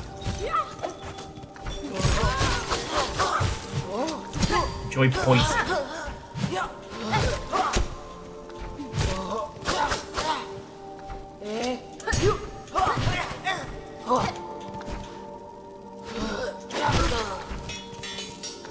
Still with your sword. Anyway.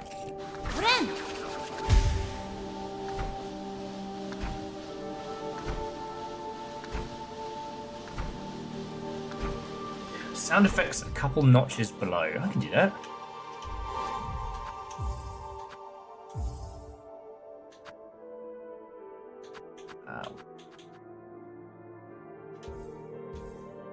Okay. Alright. That should help keep it from being too abrasive. Okay, so we are here.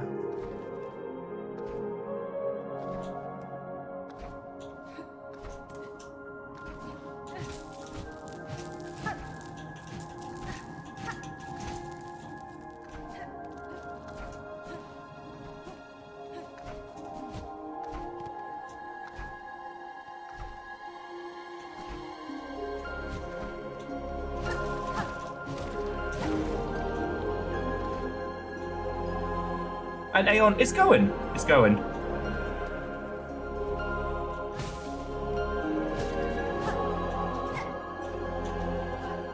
We're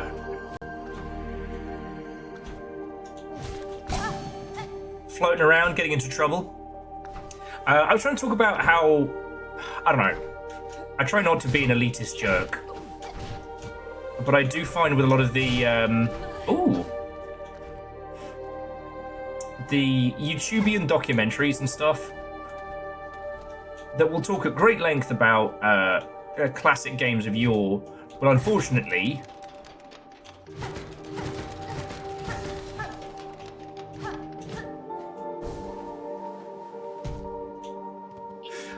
unfortunately miss a lot of the context that made some of these games so brilliant. And at a time when, like, the blending of genre and genre ideas is incredibly powerful, the why we use certain ideas, Alright. Okay, fuck you, buddy. You too, lady. You know, the why we have these varying ideas, why we put certain things in certain games, having that all together now has so much value.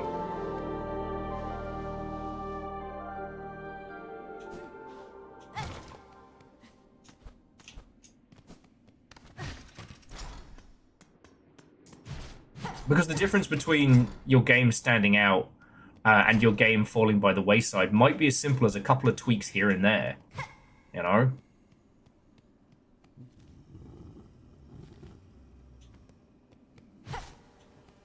There's something lurking in the dark.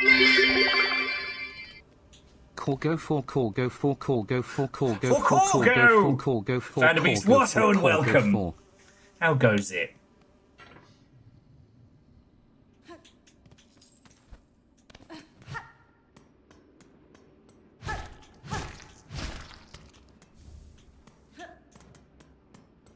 And Vanderbeast and Scarred and Alaska and everybody, thank you for filling the pint glass. You heckin' legends.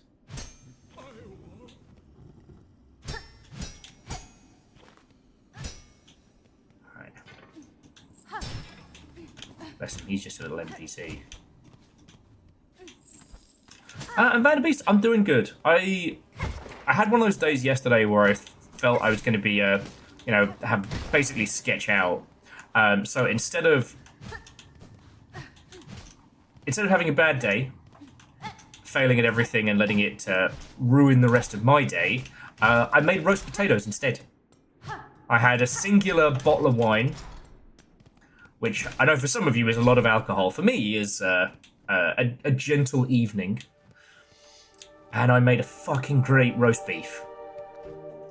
And again, I know that's not massive in the world of culinary achievements, but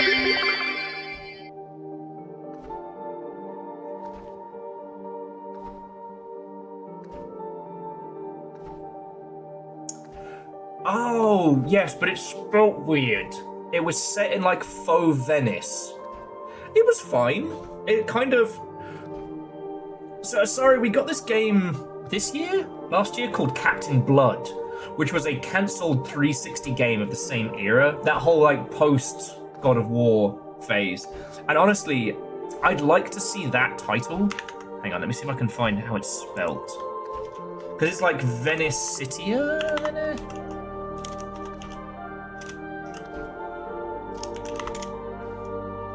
Not velocity.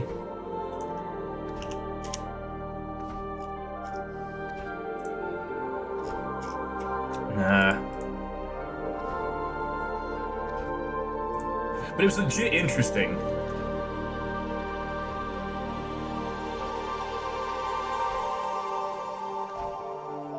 God darn it, I stopped going up because of a reason. I can't remember what that reason was.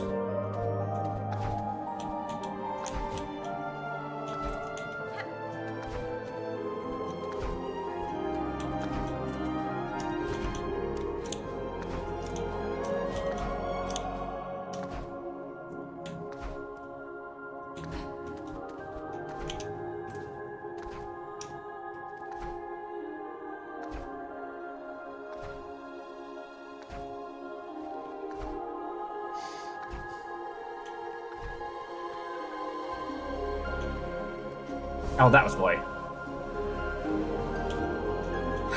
Bobby! Okay, I need to turn the sound effects up a little bit more than that. I need those awoos.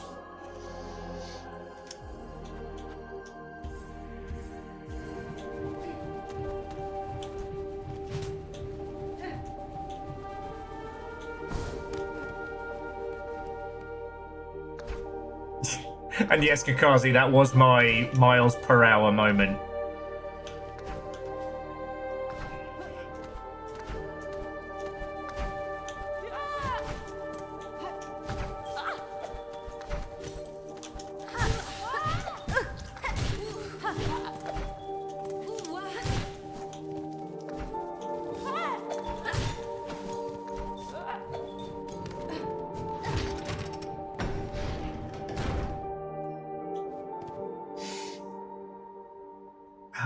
Anyway, friends, I think at this point, I think you know what I know. If you spend a large amount of time hanging out with my dumbass, then your games literacy is very, very high. And one thing that I find really interesting is that right now, games industry knowledge is valuable, but biz dev and a lot of the old knowledge is less and less valuable. I'm not here to be a dick or anything. It's just a lot of people have started Twitch channels and TikTok channels and things like that for like video game advice. And I'm going to be honest with you, a lot of that video game advice is not good.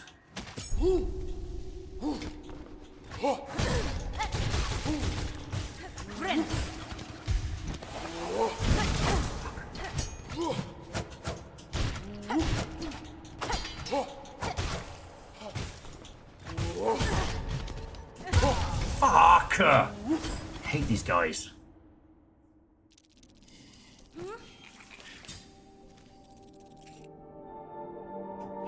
And it's not that these people are it's not that these people are putting out bad advice on purpose, or even on purpose.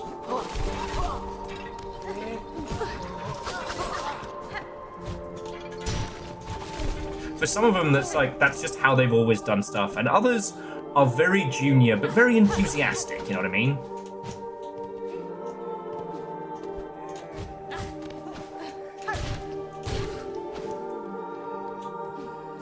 And again, there's nothing wrong with that.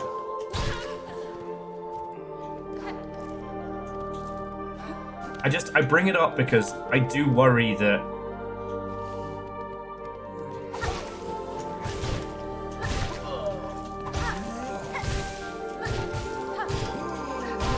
bad advice can be very hard to shake. At this point in video games, it's more important that you do it rather than you do it right.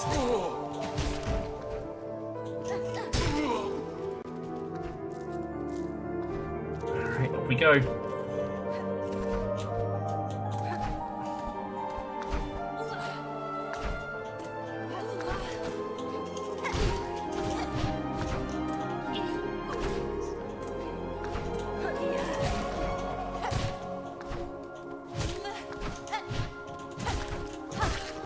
And honestly, some of the old knowledge could definitely stood to be put to bed. See, sorry, the great thing is I knew exactly what game you meant.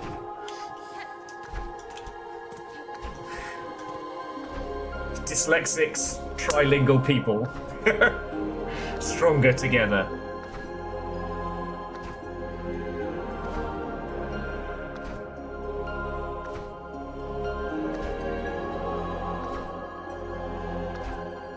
Well, and Aeon, consider yourself part of the lucky 10,000. So yeah, Tails' name is a fucking pun.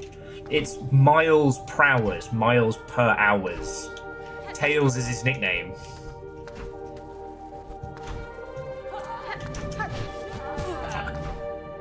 I love the idea that his parents were like, you know what? I don't know what this kid's going to be like.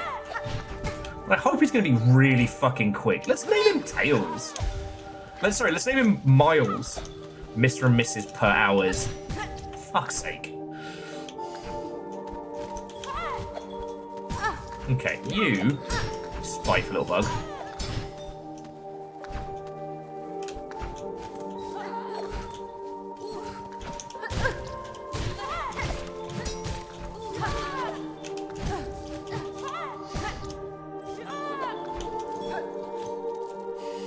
fuck's sake! You know what? I'm not even going to risk it. I haven't used one of these yet anyway.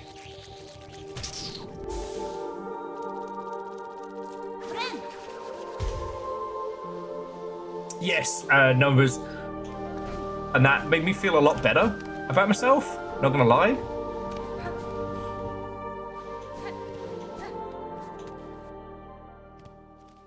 Oh. Okay, well this is where I wanted to fall. I have to kick that other guy's ass later. But anyway, just to finish off my point before I inevitably stumble into some boss fight that kicks the crap out of me, it's that right now, knowledge of the history of gaming is very important. You know, there is a lot of games industry stuff that is a little gatekept, and I wish that it wasn't, you know.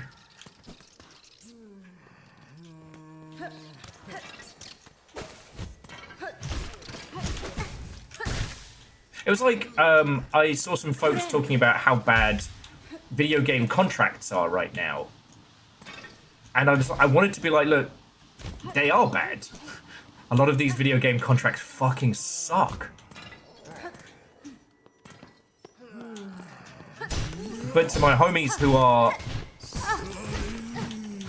talking about them, who've already had very successful careers, like, the world changed. You know, you're giving these kids not necessarily bad advice, but you're not... Like, give them something they can action on rather than just telling them, wow, that fucking sucks. Sucks to be you. You know, I'm sorry we can't all have made Thomas Was Alone. Bindle's a mate, and I don't mean to shit talk him, it's just...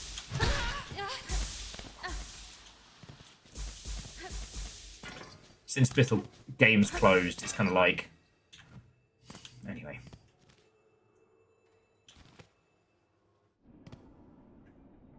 Ooh. It's a lot of fine dining for us all. Love this. Now, of numbers, it would have been much funnier if the lass who'd been voicing Tails in the US hadn't known either. That would have been comedy gold. Okay.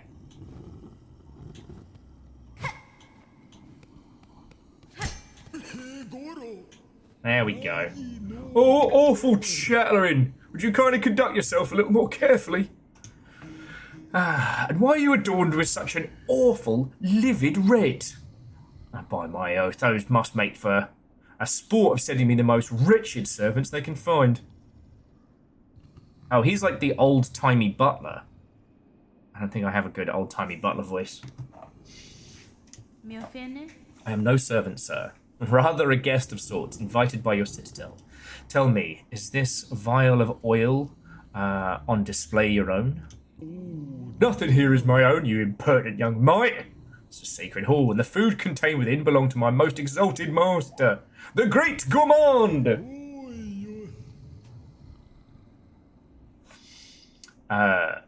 None are left now who venerate them as they deserve, save for the loyal bug who stands before you. That oil is merely a small savoury to whet the appetite for a grand meal to come. In spectacular parloom-spanning dish that I've been planning for an age. But alas, those above seem to have forsaken my poor master, and I've grown so old. Now I can never hope to gather the necessary ingredients. Blast their insolence! Alright, what do you need? So you tarry here, bug who calls herself a guest. If your idle claws need work, put them to service for our great exalted commander. I must remain by my master, so you will need to leave the citadel to gather ingredients for a meal in my stead. Sure. I take it this isn't the nail oil that I need, right? Could track down the ingredients you desire for a price. The oil you keep here may be of some use to me. Oh, it is. Oh, okay. Promise it as a reward, your master shall have his meal. Oh, such a squalid bargain ill befits a holy servant. But so be it. Fetch the ingredients, and you shall have that pale condiment for yourself. Bless him. All right, what does he need? A mossberry shoe, A vintage nectar. What was that? What was that? Try and move this over here.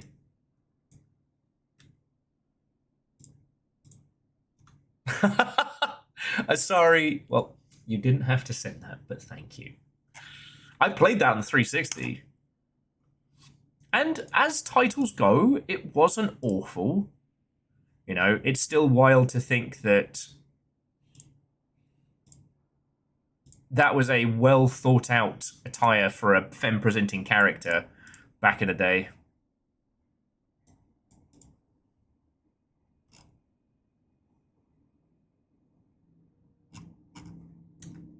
Ah, a different time. Anyway.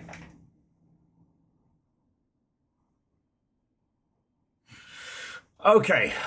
So yeah, I'm going to need stuff. Now, is this something I can do now? Like, because I wouldn't mind the extra damage buff before we continue. And, like, you've seen me fight the tall guys and get my ass handed to me.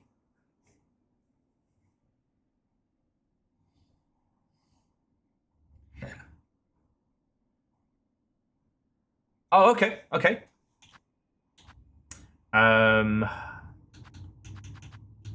I just want to make sure there's nothing here that I'm going to end up, like, leaving astray. Because, like, I don't know if it was true or not, but the beast that attacked the first settlement, someone implied I could have killed it earlier. I don't know if this is true or not, but knowing this game, it wouldn't surprise me if there were, like, cheeky surprises like that.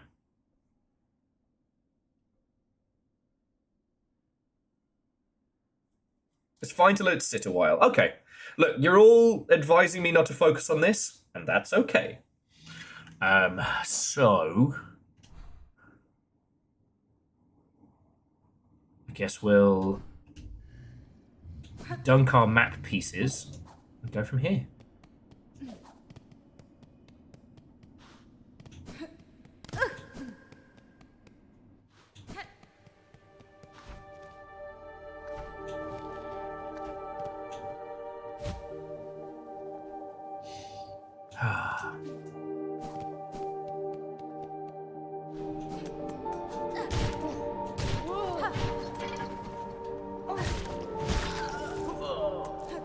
It's good. This gives me a chance to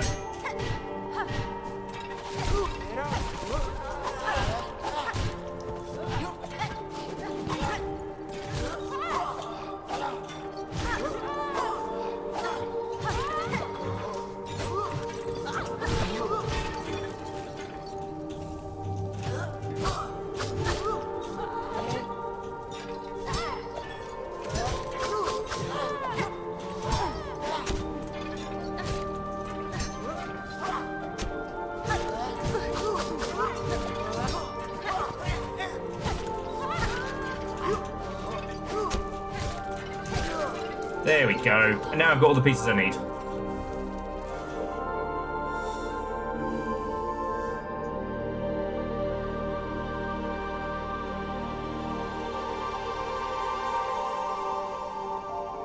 Okay.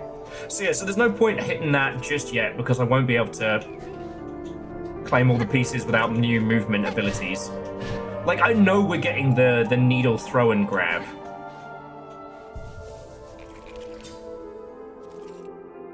Yeah, DJ Coyle, it's called my arse, or what little of it I have. We're very well acquainted. God. Chic of you lot. Sorry. And friends, I'm sorry, I really love this game. And it's so enrapturing. I detest the term immersion, mainly because it's a nothing term and it's usually thrown around by the most dog-eared of dickheads. But a game where all the varying parts of it come together and really just they wrap you in the warm, cozy blanket of a story or what have you. You know, those are so good. And holding a conversation while playing this is exceptionally difficult. Yet I try, because that's what I do to feed me in the nuggies.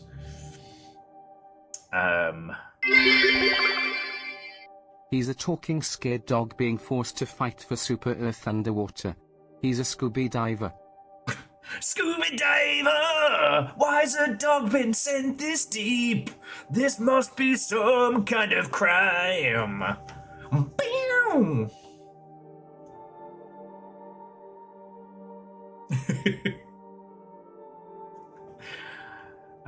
Okay, so I'm gonna go.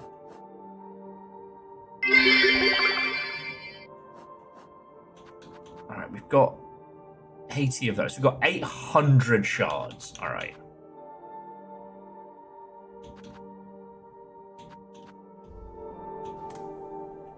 We are here. Alright, so we're gonna go down and to the right.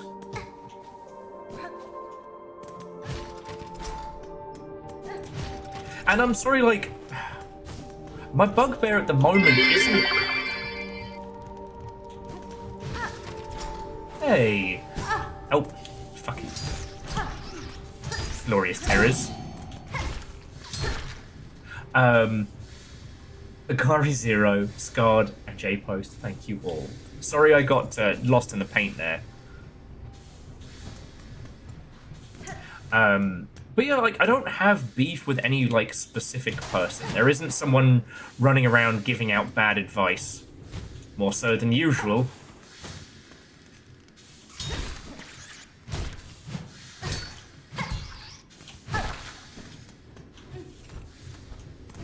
It's just that right now, there's so many folks currently out of work and hunting for work in the North American games industry. And God, I want them all to, you know, I want them all to be happy and successful. I want them all to do well.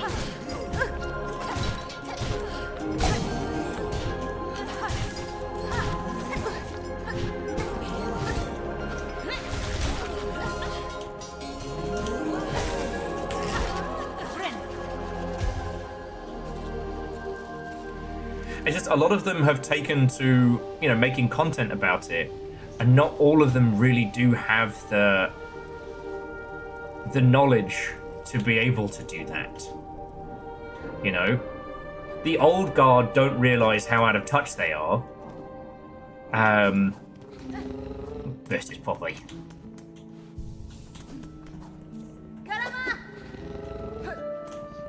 Okay, so we'll go to Bellheart. You know, one of the things that's been so interesting about watching the downfall of Build a Rocket Boy is Mr. GTA, Mr. used to be top of the game, no longer has applicable knowledge that works. You know, his micromanaging to death is how they described the project was fucking murdered.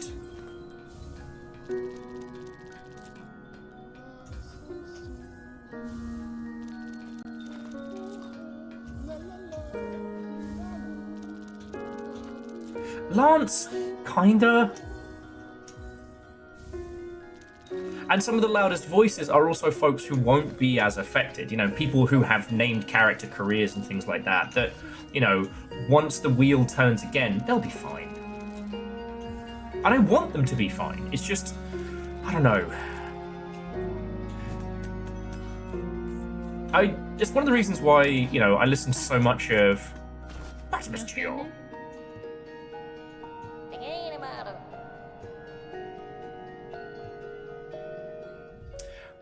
I listen to a lot of stuff that good old Chet Farazak puts out, because he is old games industry, but he's also aware and cognizant of how much things have changed. You know, I don't think that the Anacrusis did as well as he hoped it was going to.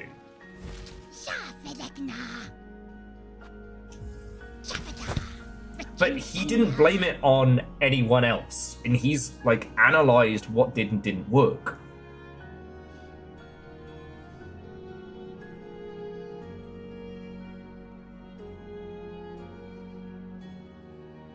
Yeah, DJ Coyle, that's also a very, very good point.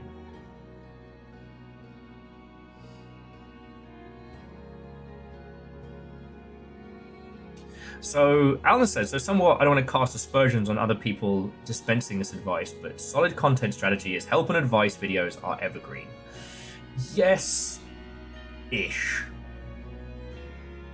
Games as an industry change and develop so fast. Like there are some evergreen tips, right? Like use some form of project tracking.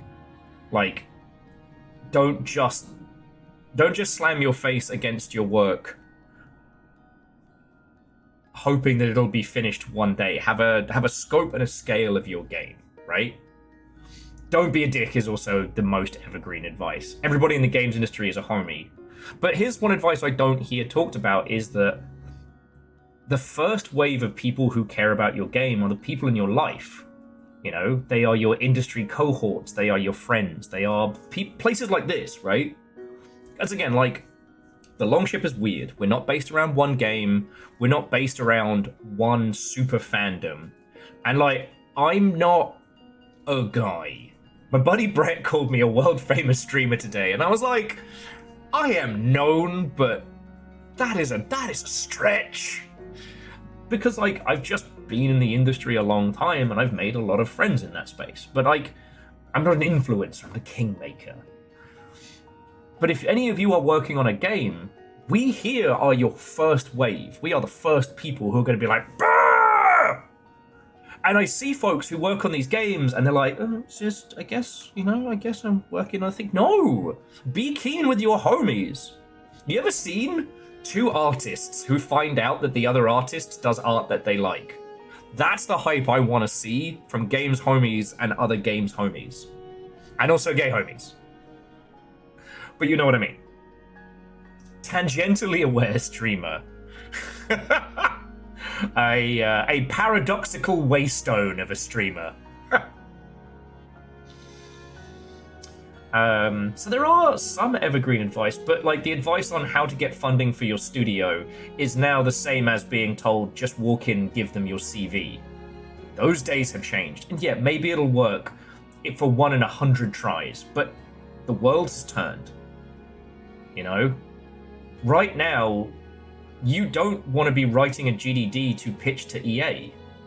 You know, right now, you need to be thinking about what you can make yourself with the tools and the things that you have available. You know, it needs to be a game that you can finish and one that you want to. Yeah, and Lance, the annoying thing is those videos do good. Even if the advice is bad. One of the ones that I see doing the rounds a lot, apparently there's this YouTube hack that people use where it's like the thumbnail split down the middle and it's like day 1, day 100. And it'll be like, oh, you know, I turned my nothing channel into a huge partner thing in 100 days and here's how you can too. Like, sure.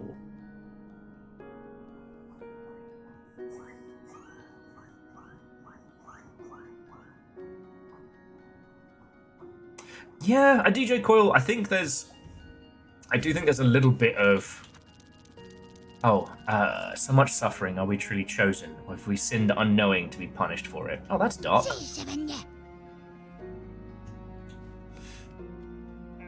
Like, yeah, right now the funding problem is the big one. But also, can you fix the funding without putting yourself in a worse situation? You know? You know, if you take a huge chunk of change from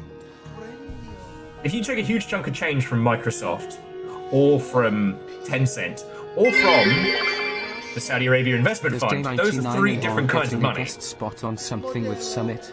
Lao. Yeah, Scotty, bloody probably.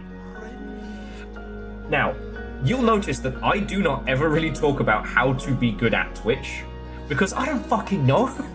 I don't know how you lot found me. I don't know how this is my job. I got the luckiest series of dice rolls to have you all here, including Dice Goddess. But like, what I did here, completely unreproducible. I'm loud, it's hard not to notice. Now, video games were more of a science around the business and money. That is the bit that's now fucking weird, right?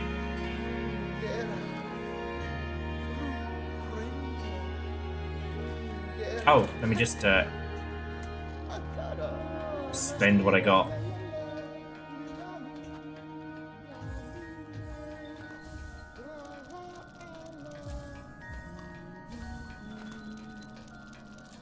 Yeah, I mean, okay, Scotty, that's the other thing is, like, the basic rules of Twitch still apply.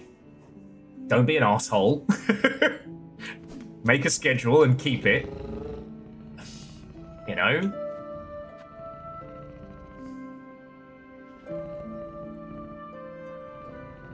Oh, and Scotty, even the visibility isn't guaranteed, you know? You see people that chase those, like, big numbers. But that's another thing. Like, in terms of video games, I know the business of it. I can comment on how that works, right? I guess the only transferable thing is that if you spend your time chasing trends in video games, you'll always be behind. If you spend your time chasing trends on Twitch, you'll always be behind. Now, maybe you can scrape at some, you know, corners of an audience, but I don't know.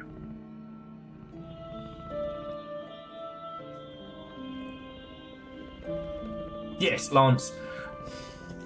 That's the other thing, is so many of those discussions just boil down to, no, have rich parents.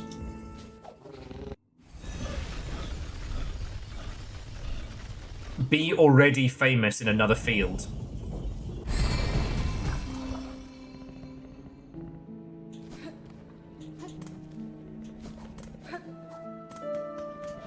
Okay.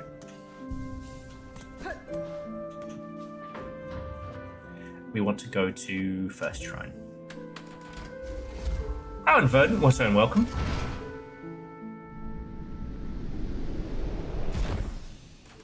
Okay, but you see, the thing is, like, when you're discussing, like, Twitch trends and movements and things like that, I don't know them as well as I know video games, but I do know this, that by the time you learn about them, unless you are super connected, the trend has already passed, the thing has already come and gone, right?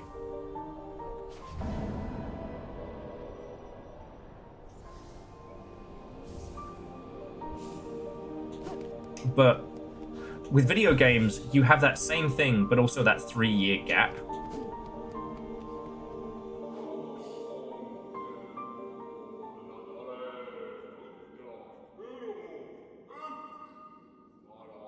Jesus, dice.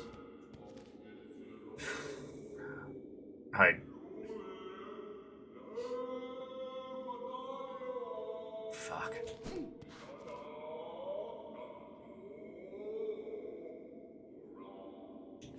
Like, damn. That's never have to worry again, money.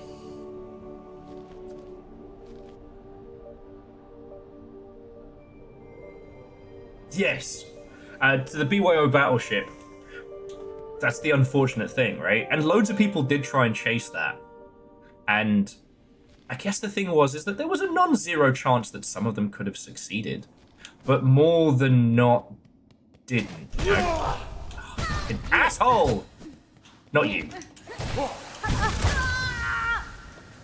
I have to try and see if there's a quicker boss run. Oh, cool! I got a little defense and stuff. That's rad.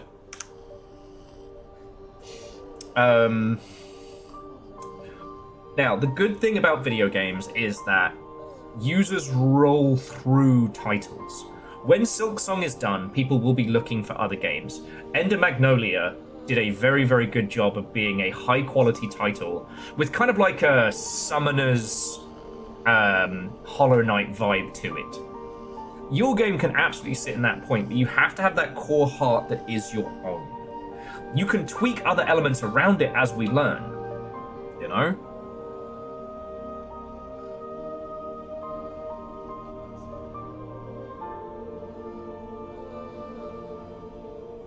Yeah. But I don't want to go too far into discussing like Twitch and, you know, other like creative spheres, because video games haven't solidified yet. And the thing is, the Nepo angle or the mates rates club is pretty much gone, unless you are based out of China or already established within the Japanese games industry. The time of the mates rates is done. That Builder Rocket Boy is the last of those studios that will be funded off the back of, oh, that's Dave, you know, he worked on that successful thing back in the 2000s. That's gone. But there is about to be an audience who are drastically underserviced. Now, when we talked about the gaming drought, we predicted it was going to be, well, when did we say it was going to be? 26, 27? I still think that's true. But I think that drought is going to come from, look who's here! I think that drought is going to be from big budget projects. Everybody that pivoted to like games as service stuff. Because the thing about the games as service pivot, right, is that if it succeeds, you're trapped. Because you can't just stop, right? Your overlords want your game to keep making money. They want you to spend less money making more money. Right? So that's why, like, all MMOs and live service games will eventually decline. If they are run by a publisher. Hey! Little Fire, what and welcome. For today, no one can make jokes about you being underfed. Although you did forget your lunch.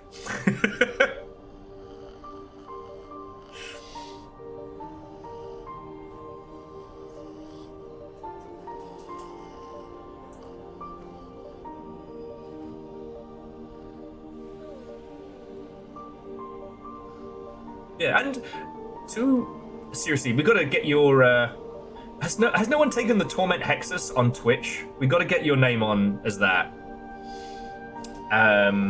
But yes.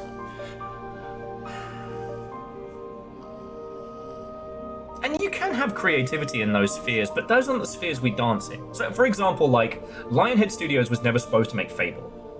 But they ended up, and it was wildly successful, and then that became Lionhead's, you know, flagship product.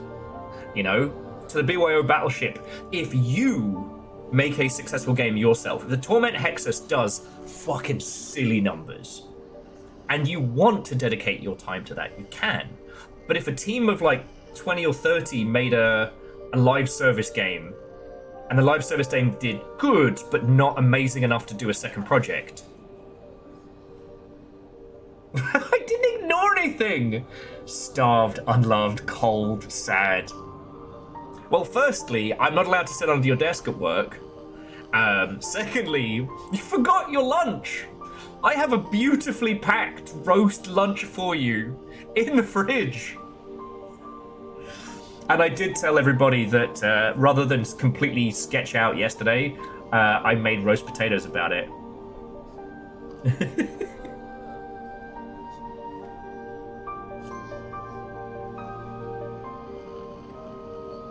On the plus side, you will just be able to tuck into a delicious roast the moment you get in, so.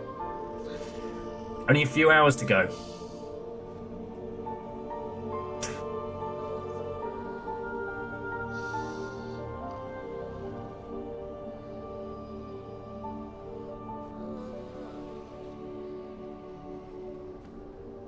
Well, so Scotty, that is actually a really interesting point that mainline... Bad Tamu Will, you failed to read Premium Will's mind and predict the future. God. Thank you for the 200. I shall formally apologize for my lack of mind reading powers. So we can eat... I've got my own! Exactly. Hidden in plain sight. Tupperware with Little Fire's lunch written on it.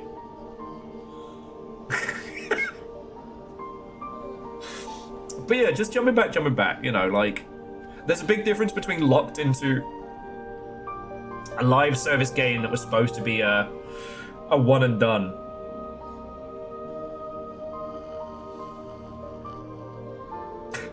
It doesn't actually say Little Fire's lunch.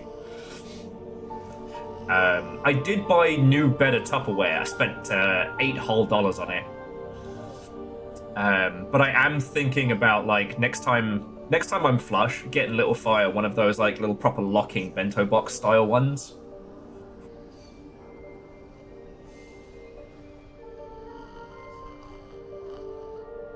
Oh, actually, just while the bulk of everybody's here, because I'm going to nip to the loo in just a second before we tackle this boss. So the plan this week, friends. So as you may or may not know, this Friday is Little Fire's birthday.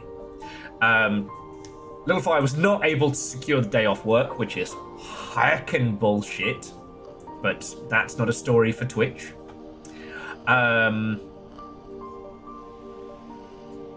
So what we're going to do stream-wise this week, so we're going to have, obviously, this throughout today. I'm going to find an interesting indie game for you all tomorrow that you haven't seen.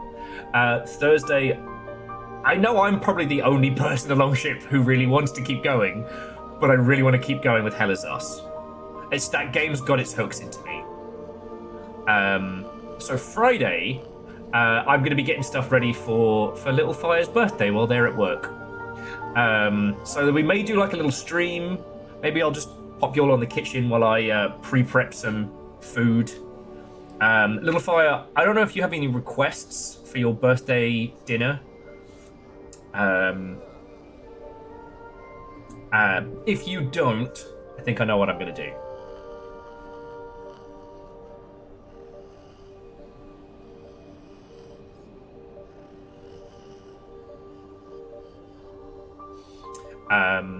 As for Saturday, I don't know yet. I really enjoyed doing the Gundam Crafternoon last week. But also there are a ton of multiplayer games I'd love to jump back into.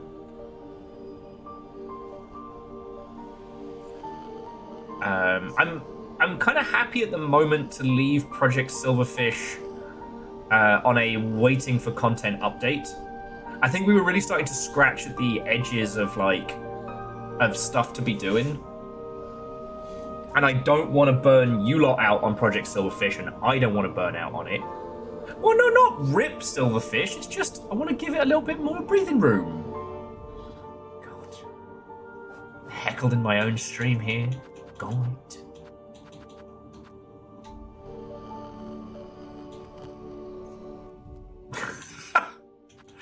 Abandoned so easily. Just like Little Fire's lunch. Terror's a lot of you. Oh, wait, no, I was going to go pee. I didn't bacon silver. All right, we can play Silverfish on Saturday then. One thing Little Fire and I have been doing in our downtime as well is for Arena Breakout, we've been playing Pass the Pad. And gonna be honest, we've amassed a lot of tins of beans.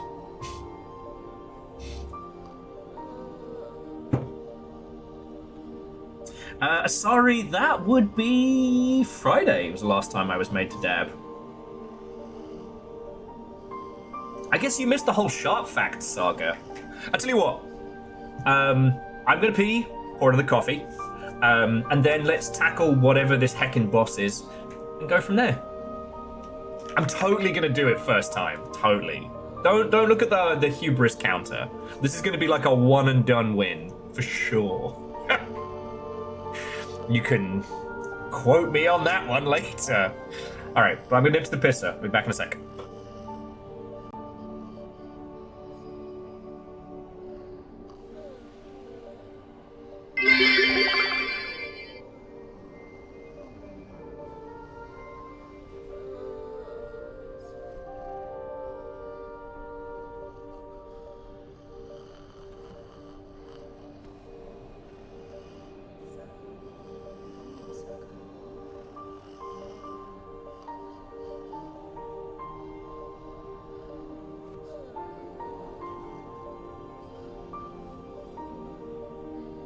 Stop that incessant clicking.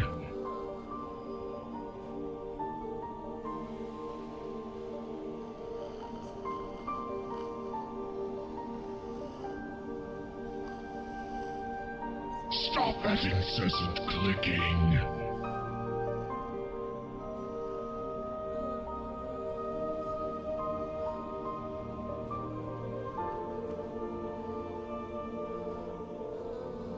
Stop that incessant clicking.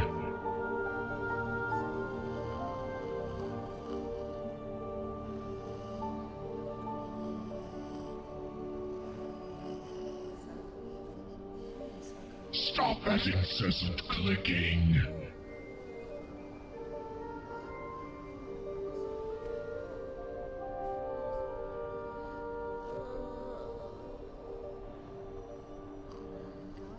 Stop that incessant clicking.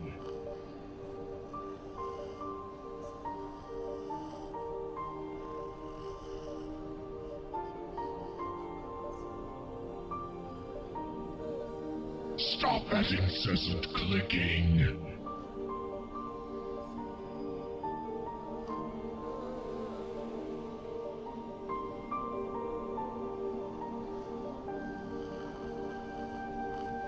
Stop that incessant clicking.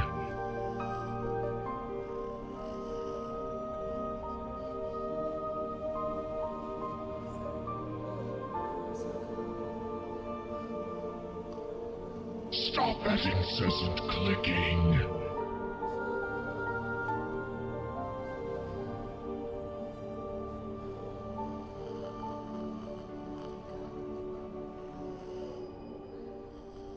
Stop that incessant clicking.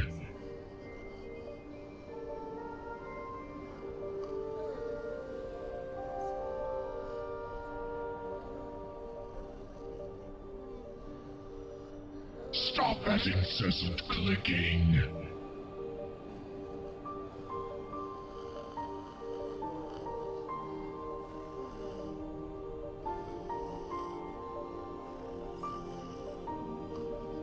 The Teenage Mutant Ninja Turtles, our 4 reptilian heroes, have overcome the arch villain Shredder.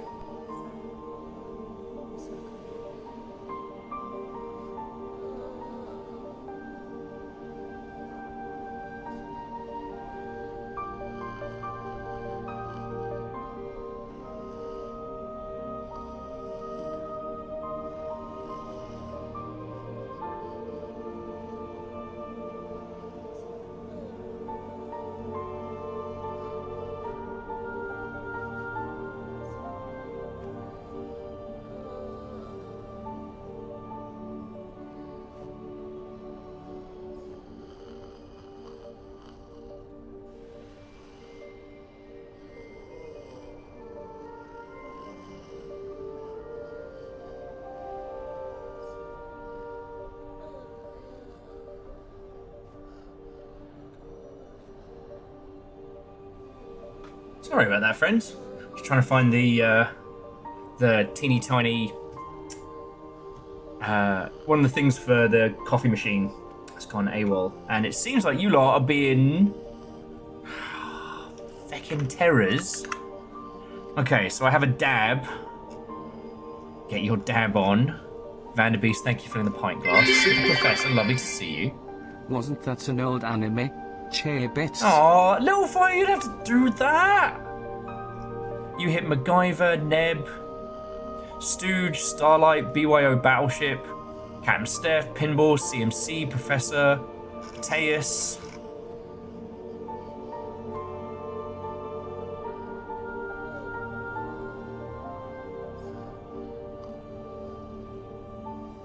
Hecking thank you all. I'm just trying to find. We have a little thing for like the K cup where you pierce it for like the quick little cups, but it's gone AWOL and I cannot find it.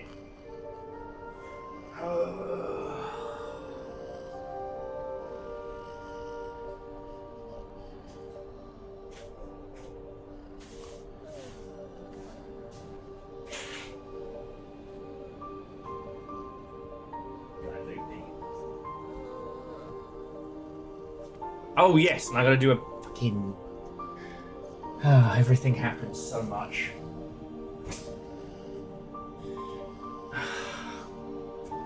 I don't wanna.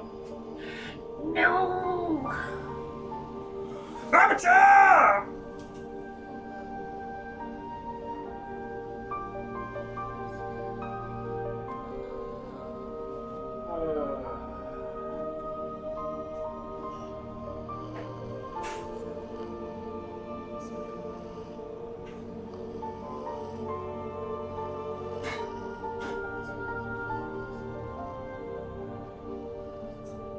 sir.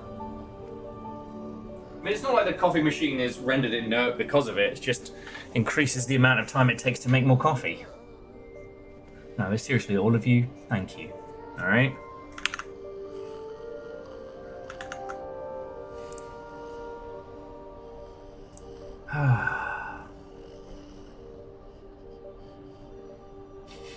So many little dad cats, so little time.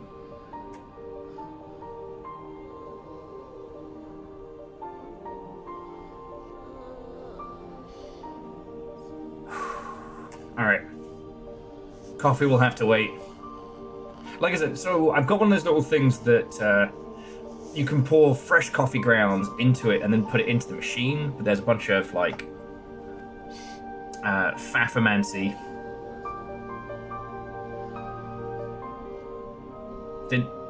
Did I know that there's a version that Dice made that says beans? Yes, I did.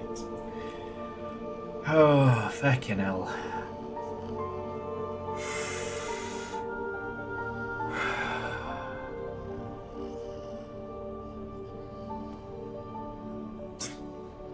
I don't know. Having done a lot of laundry, I would highly beg to differ.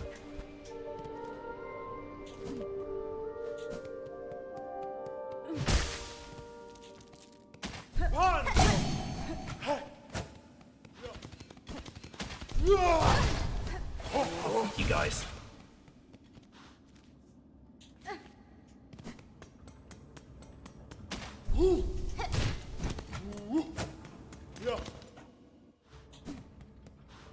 Okay, so we've got nothing to really lose here. Alright, come on, you clockwork wankers. Let's go.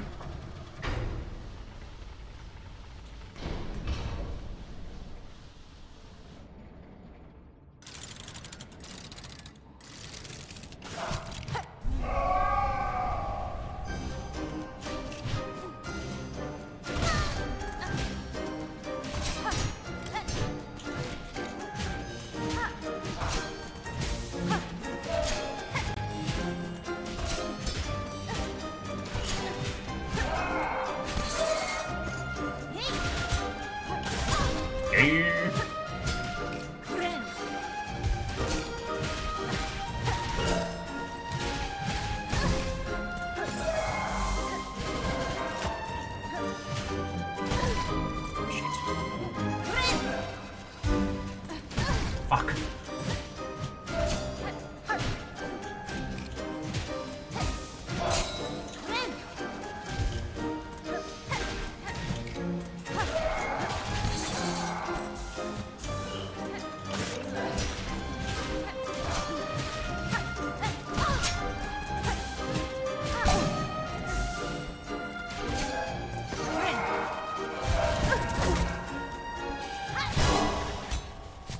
Uh-oh.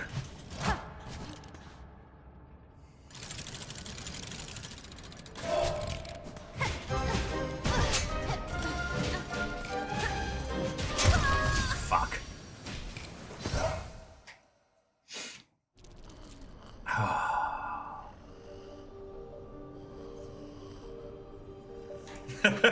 Look, I almost cleared it. I almost cleared it.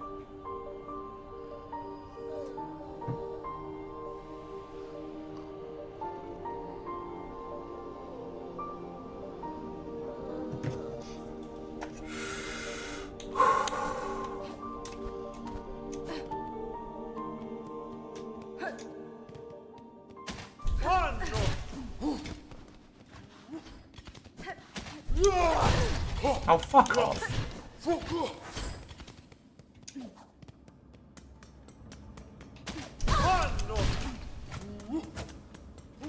And then there's these assholes.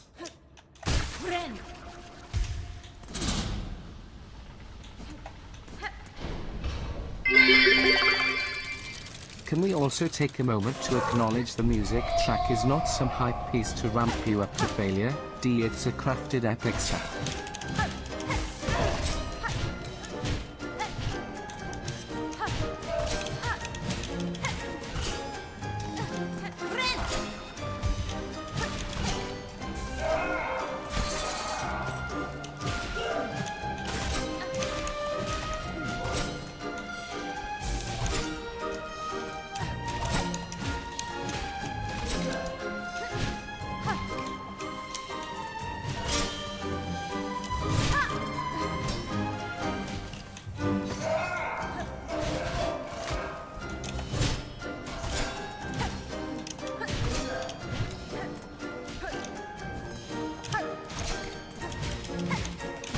Fuck.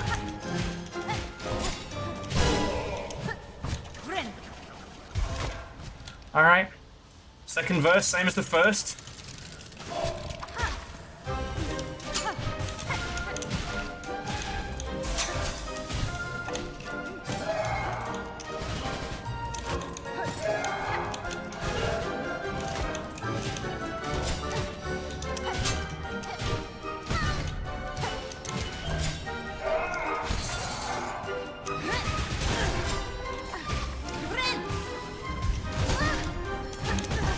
Fuck.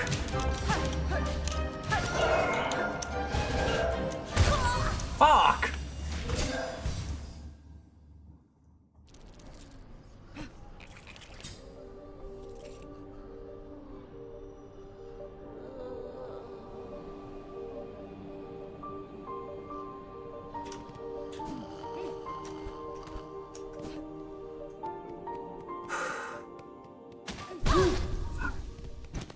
Alright.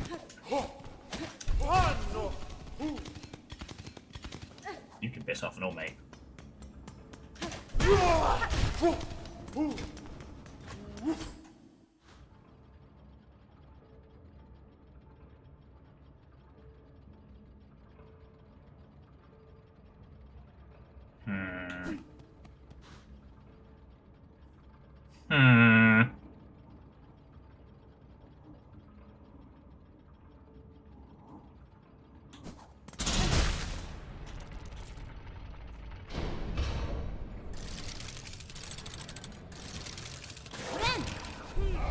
Shit.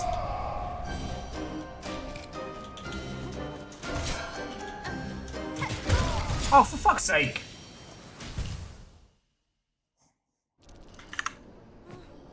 Nah. Yeah.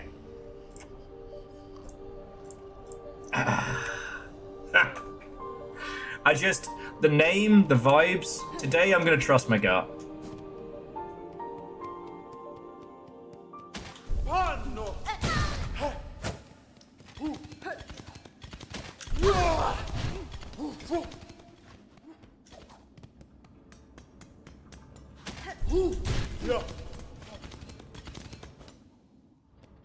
It was like account created 10 hours ago.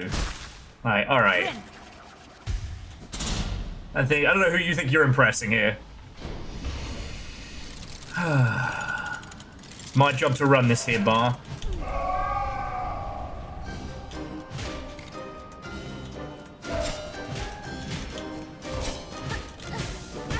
Fuck.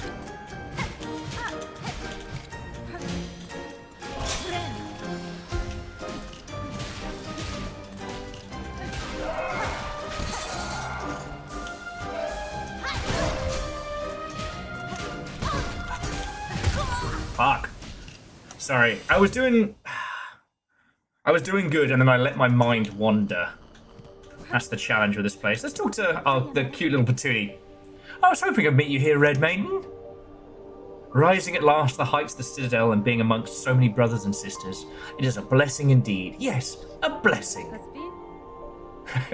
Your voice belays some hesitation in that belief, little pilgrim. You have seen now the reality of this broken place. What do you make of it, truly? Do not judge me, a doubter. The Citadel is a holy place indeed, resplendent and vast beyond my wildest hopes. But yet, the grand halls ache with silence. I see suffering in the shadows wherever I peer too deeply. Fear and pain. Why are these things allowed into our paradise? Have my brothers and sisters not yet earned their holy reward? Your doubts and worries will not heal them, little one. If you would aid your fellows, you can start by dressing their wounds. The simple rags around this settlement would do for bandages. Oh, it's an excellent idea. Normally I think a song would suffice, but yeah, more direct action is needed. And the Citadel itself shall provide the materials. Praise bleed. Ah. And Andorf, Watto, and welcome.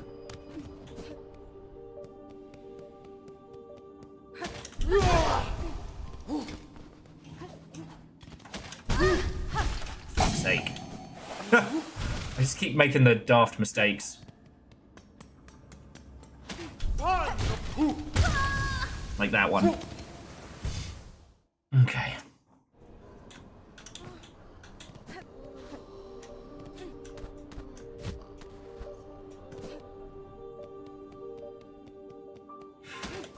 Fuck's sake. Yeah.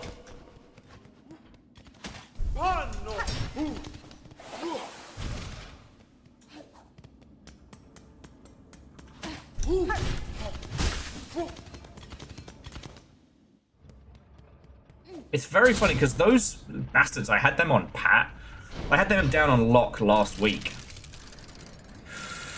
And now, we dance.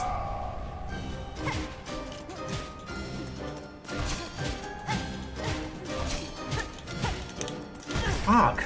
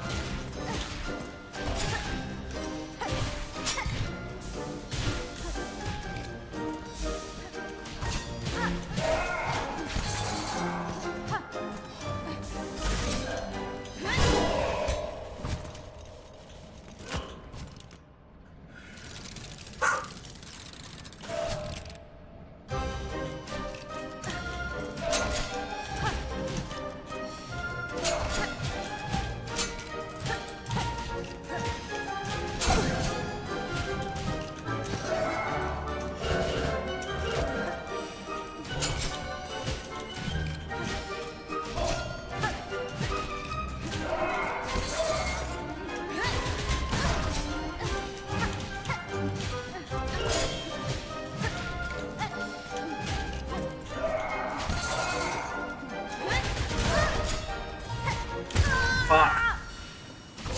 Ah, yeah.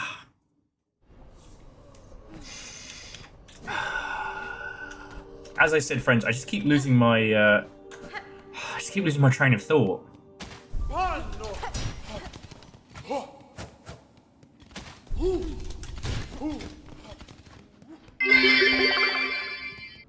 Slaps the bard, people are bleeding over there. Stop singing the theme tune to Dr. Q and Medicine Woman and pick up a bandage. I just need to do some basic first aid here, buddy. Oh.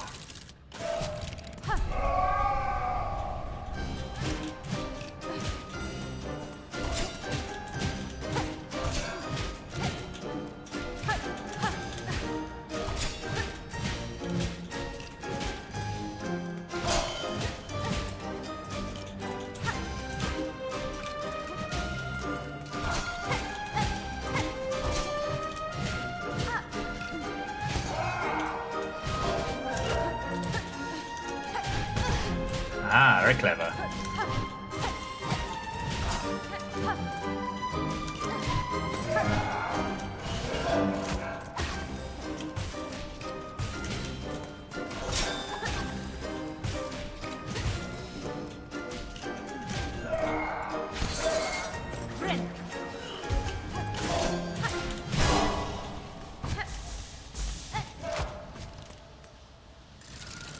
Okay.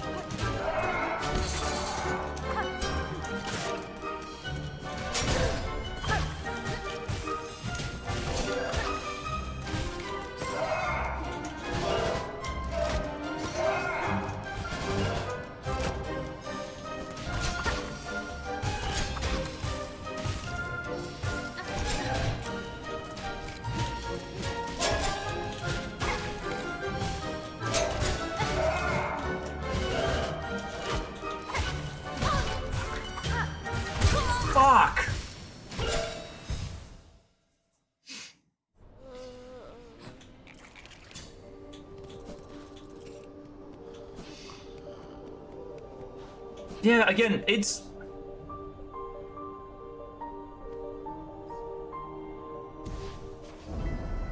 I just... I get into the rhythm and against the song, and then I kind of, like, get stuck in my own head at the same time. Like, I'm dropping that because I'm not present. It's not about, like, impatience or...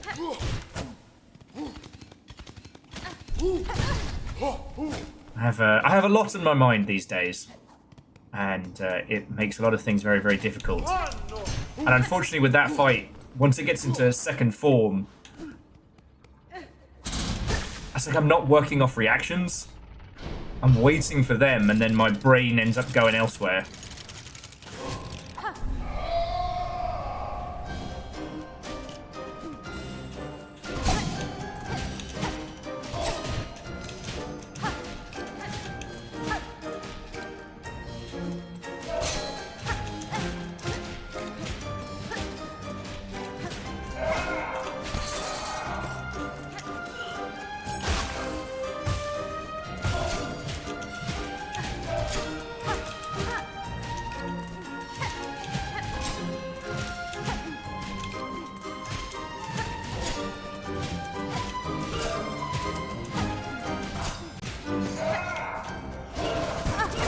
Okay.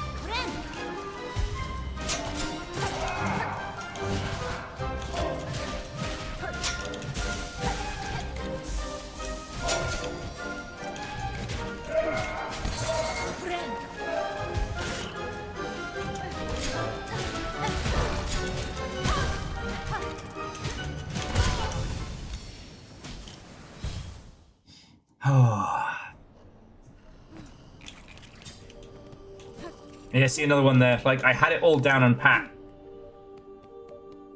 Had it all down pat.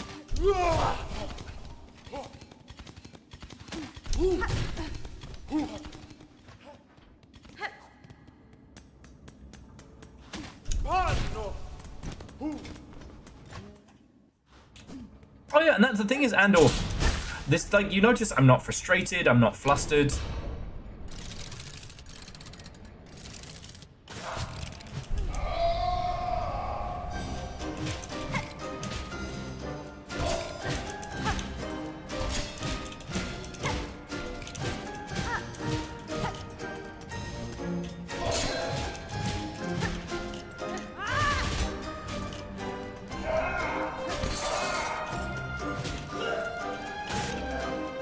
Bless these gay bugs.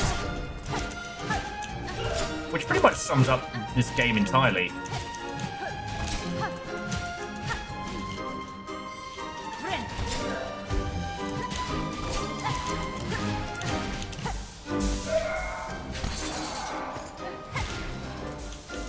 Just gay bugs, Brett. They're just gay bugs.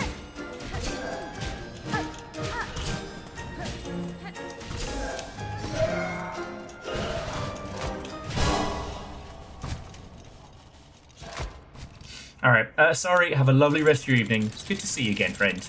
To be continued.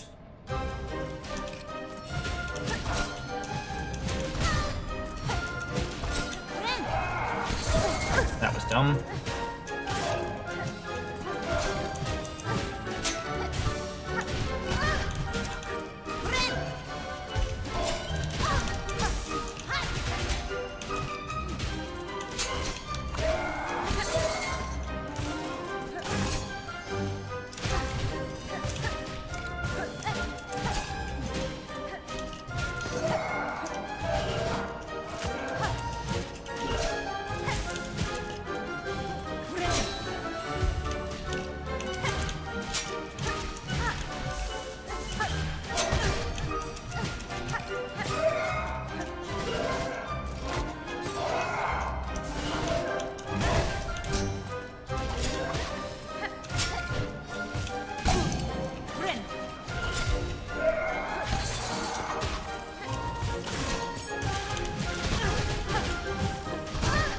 Darn it.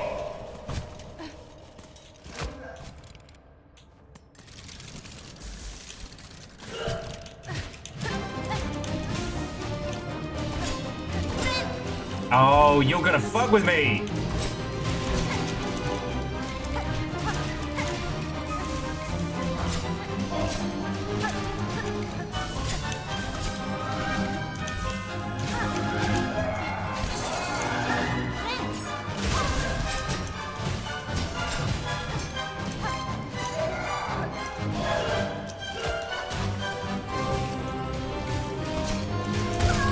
Fuck!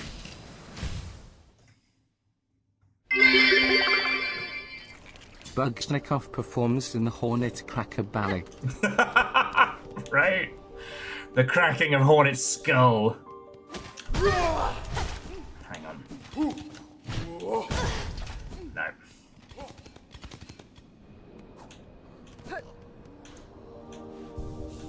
Well, no, because it was one of the famous things from Dark Souls was the dancer. How you are conditioned in that game that bosses operate on a time signature, a very specific one, until you fight the dancer, who literally waltzes at you. Now, someone who understands music theory will be able to explain that better, and that's what it does there. It's a simple dance, a classical one, right? And then it skips to that, like, the...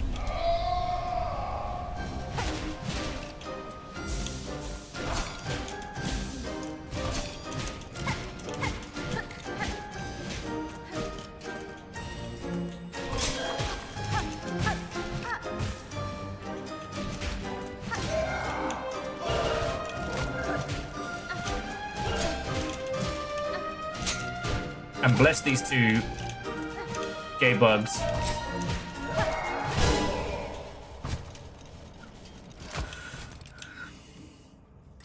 So they have, like, phase 1, phase 2, same but spicier.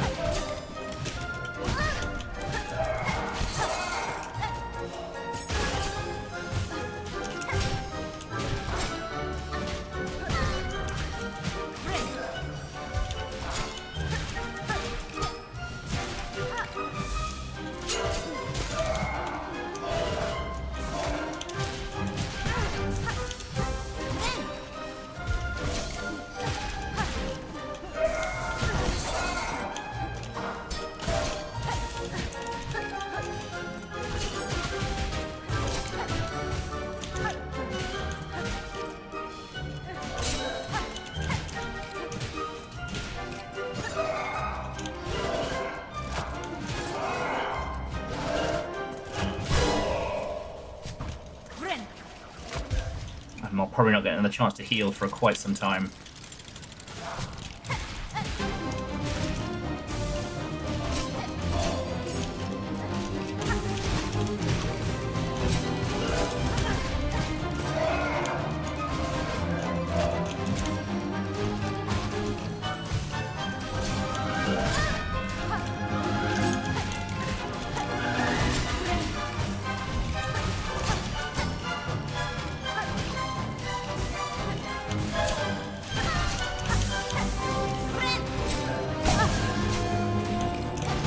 Fuck.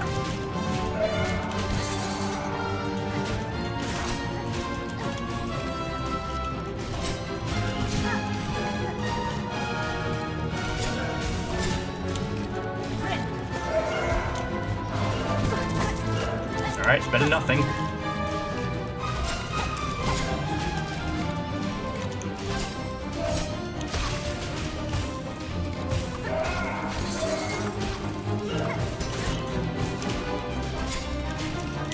Fuck! I just need my brain to shut up. Guido!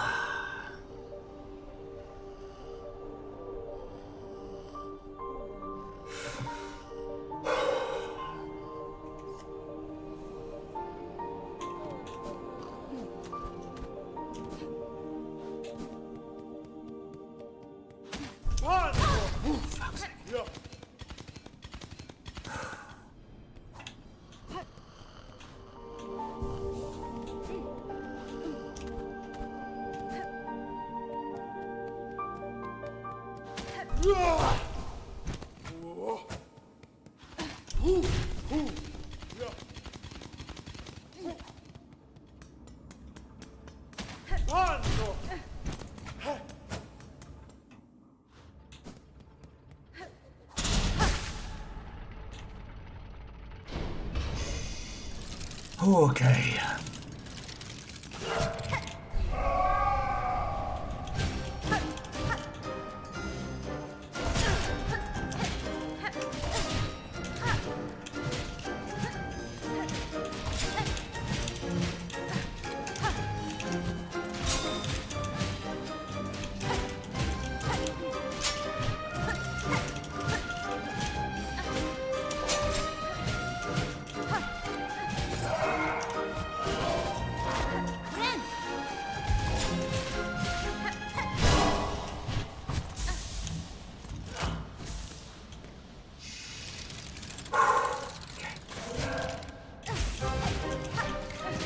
Reactor online. Sensors online. Weapons online. All systems nominal. Hey, Virals. Fuck. I do battle with my own mind today. How are you doing? Thank you for the 41. What's going down?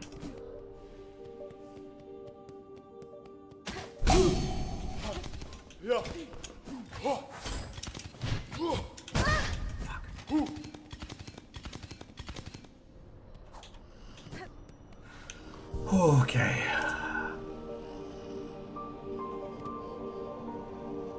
The call is coming from inside Will's head. Yeah.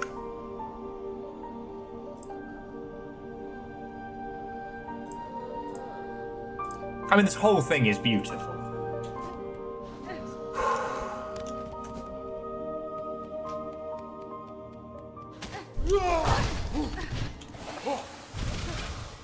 Anyway, so Virals, how you doing? Watto and welcome. How goes it? We've had game dev banter, we've had nonsense, and now we do battle with this. Fuck's sake.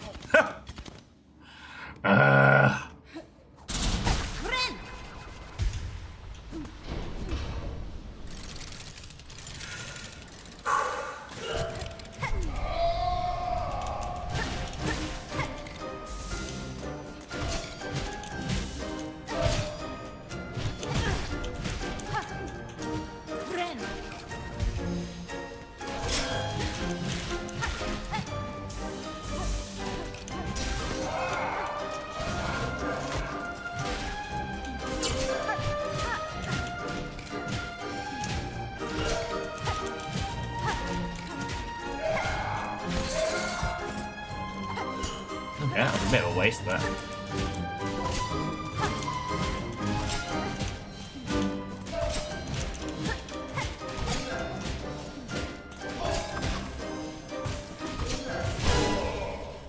Alright, that's one.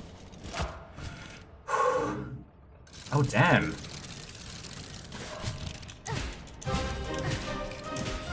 Glad to still hear you're still enjoying Night Rain.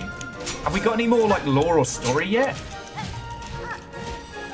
Because it would be sadistic if they locked... Well, not locked. They hid story within it. But then again, I unironically like the Chalice dungeon, so...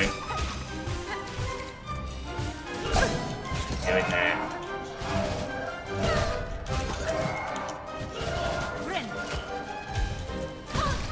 Fuck.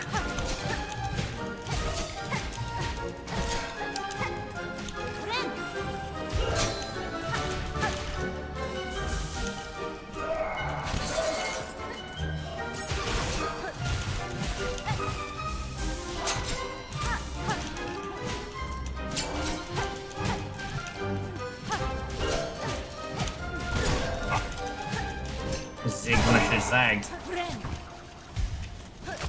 Alright, here we go.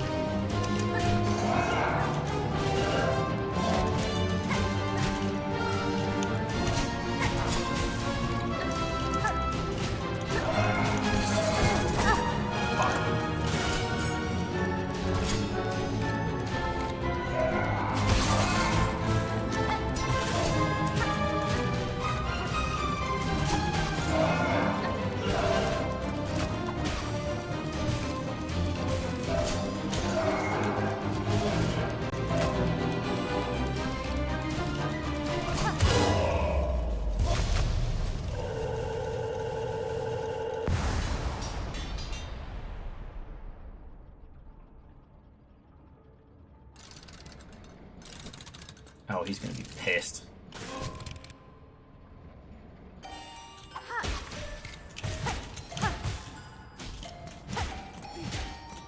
Oh, fuck.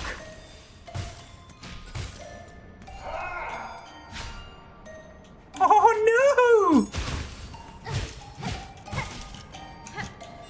I killed this gay robot! Partner! Oh god, I'm the baddie! Oh no!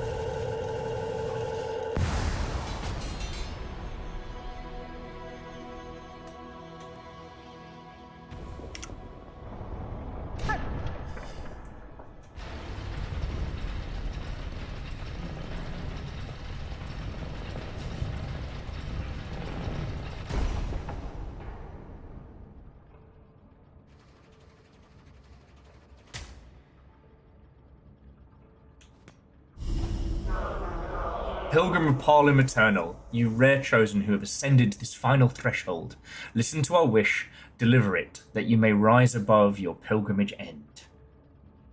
Did I just commit a hate crime? Am I the baddie? We would hear the song of architects at the core of our citadel. They who sustain our realm, its walls, its floors, its voice, as others fall silent. We would hear the voice of the keepers within their grand vaults, they who guard our history, our prayers, and our secrets across the ages.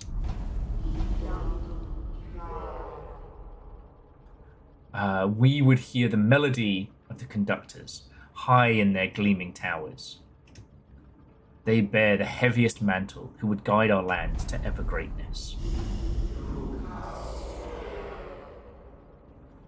Pilgrim of Parlum Eternal, regale us with our threefold song, that you may rise above and worship before our kingdom's divine heart.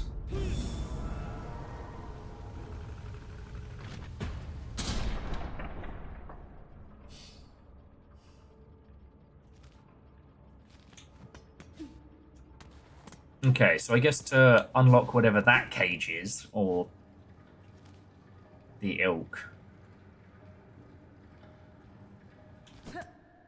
Fuck it. Wait! Oh no! The Cogwork Core.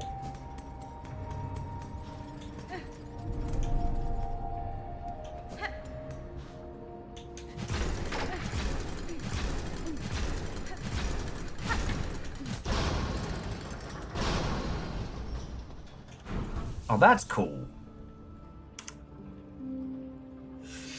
Oh. And Simple Chaos, if there are ever any points where like we get special little bits of uniqueness, feel free to let me know. Because I would not have thought to use the needle iron or the needlin.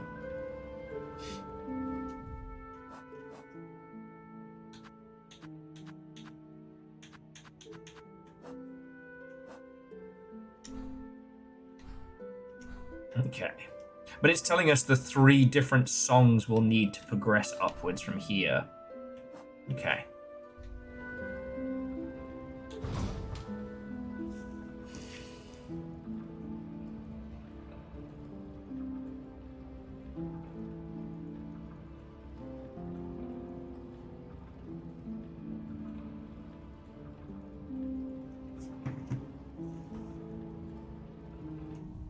You can check the Hunter Journal for the dancers.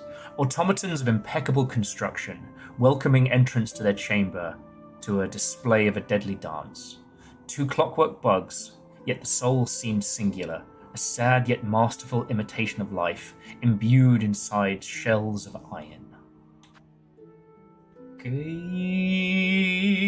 And we killed it! Welcome to Hate Crime Tuesday! Oh no!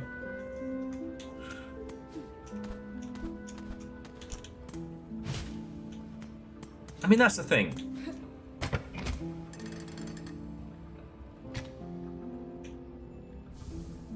Okay. Clockwork Cog core map. At least it wasn't in June. Yeah. And there's nothing straight about Hornet. Except for maybe that needle.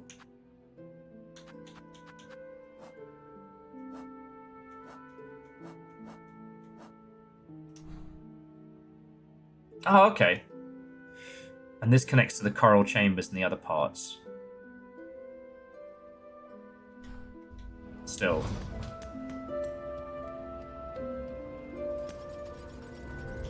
You know what? In fairness, it was a fight. It was not a fight that we started. You know.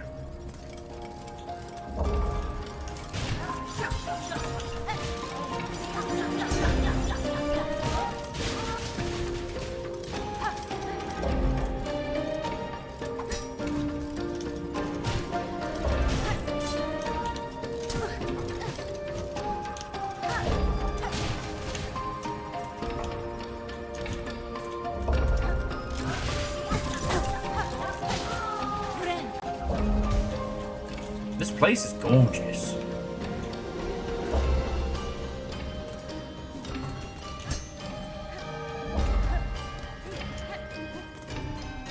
Alright, Dave. I'm gonna make you a deal. Anytime someone says Silksong's taking too long, I want you to come up with a new, beautiful and gorgeous, yet artistically complicated area.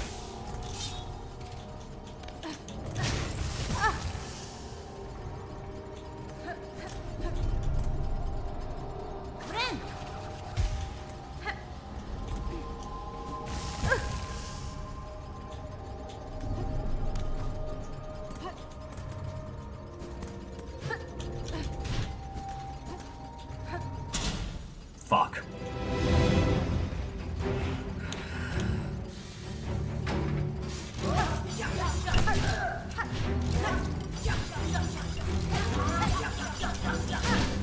These little guys are so energetic. It's hard not to like them, I'm gonna be honest.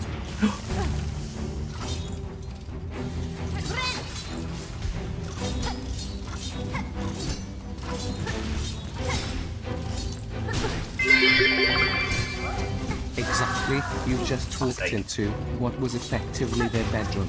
Interrupted their nap. I'm not helping, am I? No, we're definitely the bad guys there. I'm just glad Saren wasn't here for that.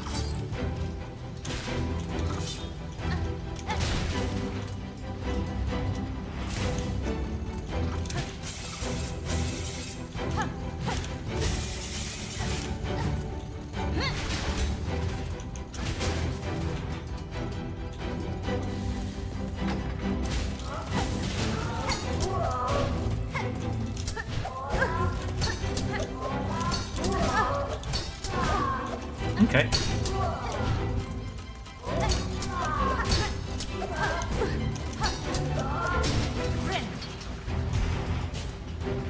Let me tell you, being able to heal mid-air is gorgeous.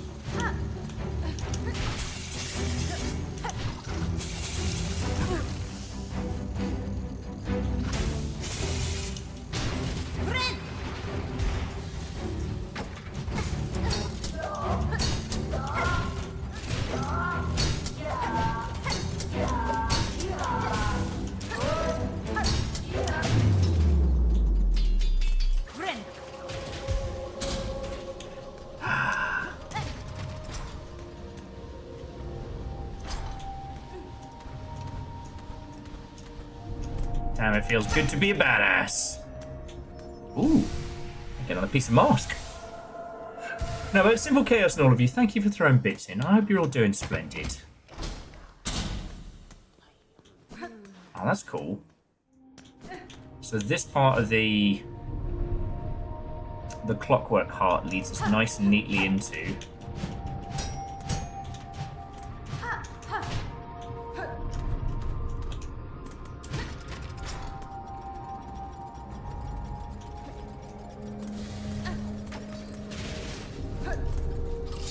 get up there just yet.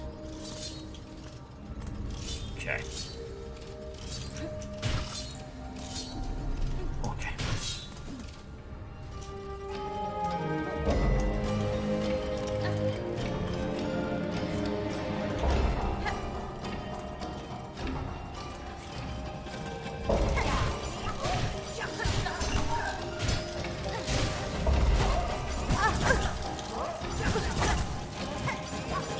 Okay, you little enthusiastic guys are no joke. Okay. Andor, thank you for filling the pint glass. Whew.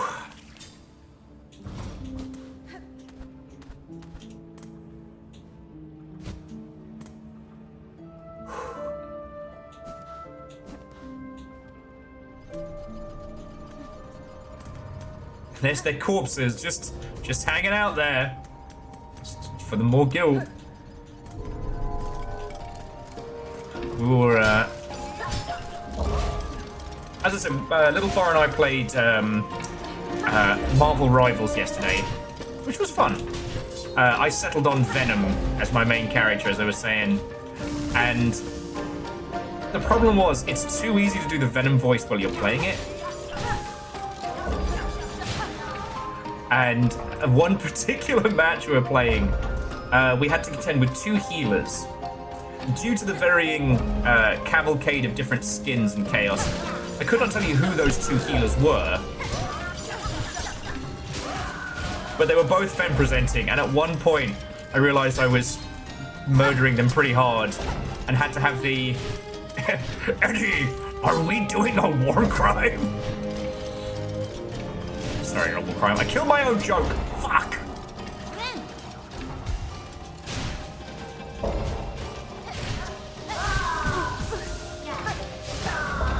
I kind of like Mr. Kettle. I appreciate what he's about.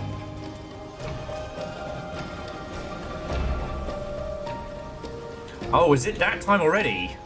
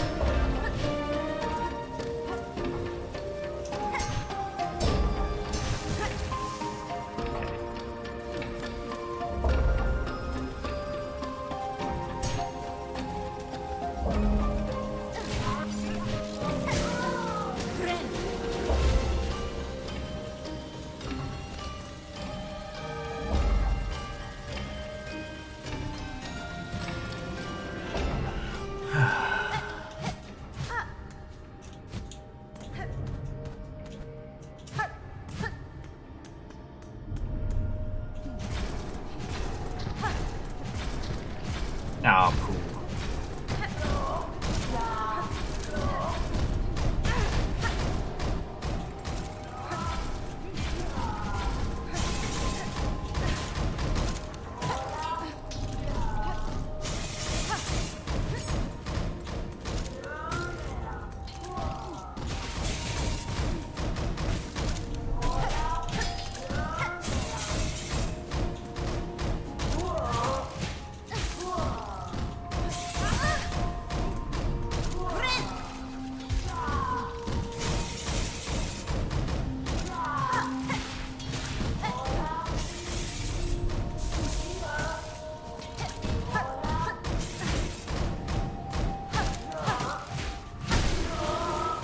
Oh. Just gotta be careful of exploding villains.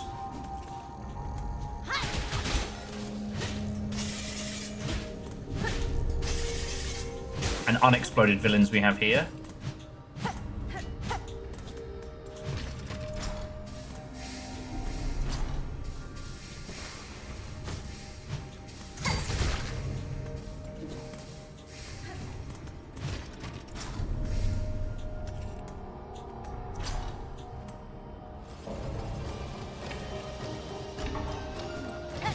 Oh, piss the bed. Alright, well, Owen. Ah! And what, great artificer, will be the purpose of this mecha bug? All is life. Great artificer, I appreciate your creative works, I do. Why did you have to make the guard robots tragic lovers?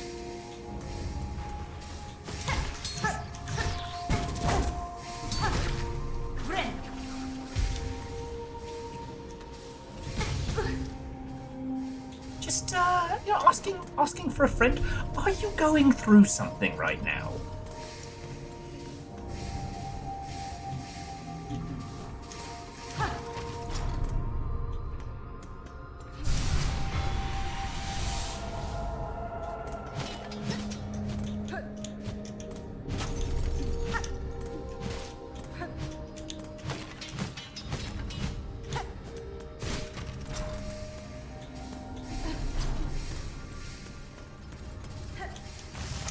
fuck's sake. A biff hit a jump like that.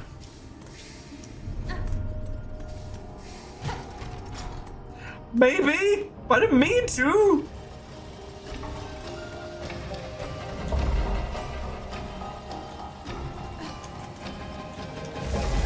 Ow. Oh, fuck. Okay.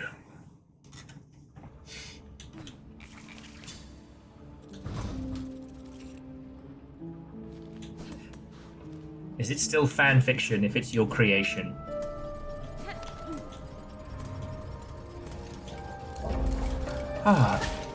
Sorry, friends. My conversational ability has completely dropped off a cliff. I was gonna make like a little coffee earlier, but I can't seem to find the thing. Like right now, I can only make hella coffee.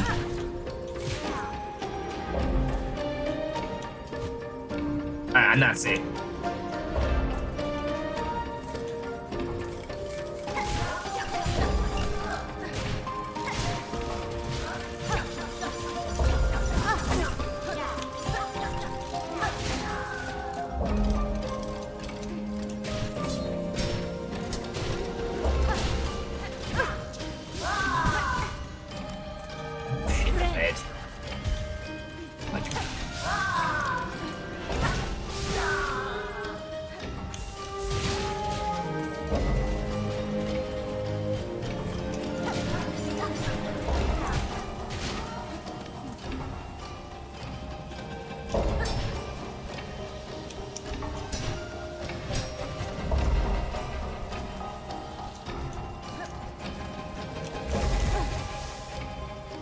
God, fuck. White Palace 2, get cogged on.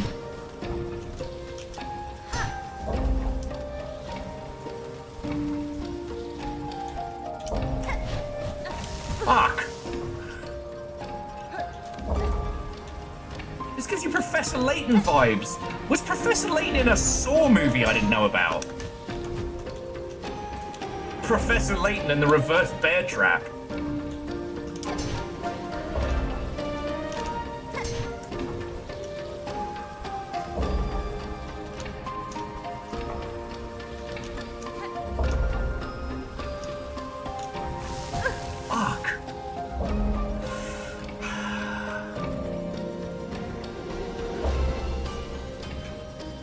Oh shit, there was me in my own little head. Completely forgot I hadn't gotten my stuff back. Okay, I died, but did it count? Do you think I got my goodies back or not?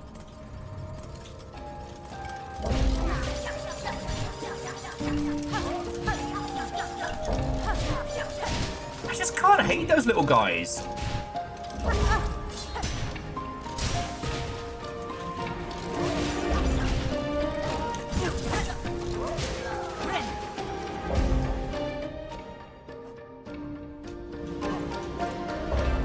Well, if you think about it, Verdun, if I got the rosaries back, I would have then lost them immediately.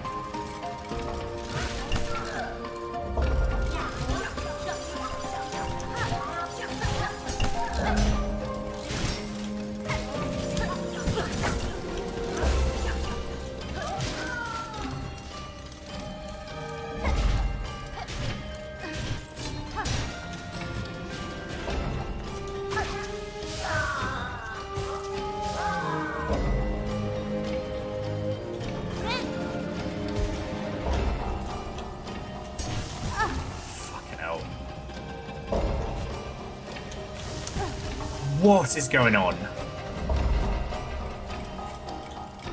Just gonna float on down there.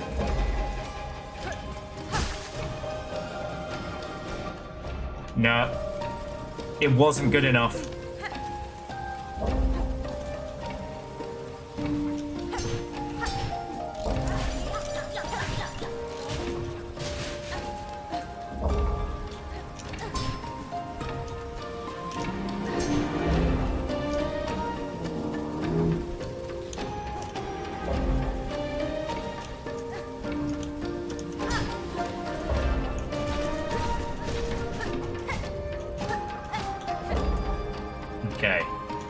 one of the midway points cleared.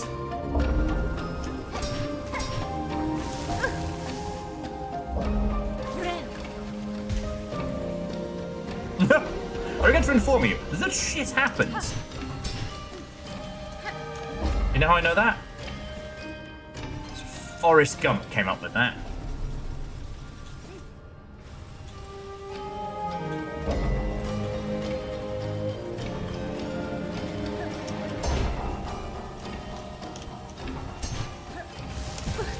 Fuck.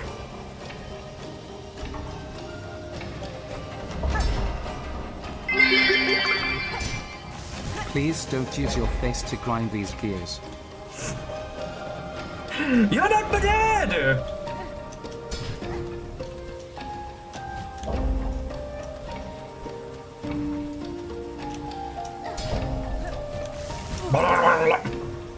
Or the cloak. Should probably not use the cloak either.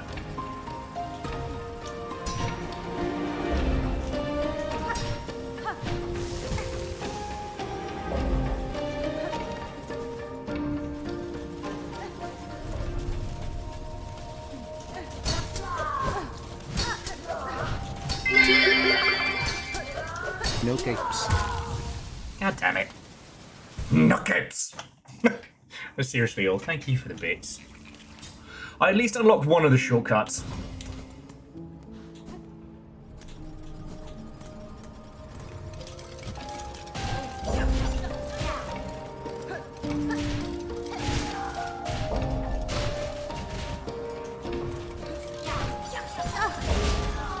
There's a very haunting concept. Whenever you see the little, the butterflies falling out of these guys.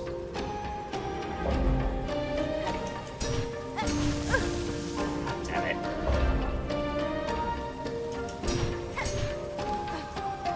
Like, whatever those butterflies or moths or what have you symbolize.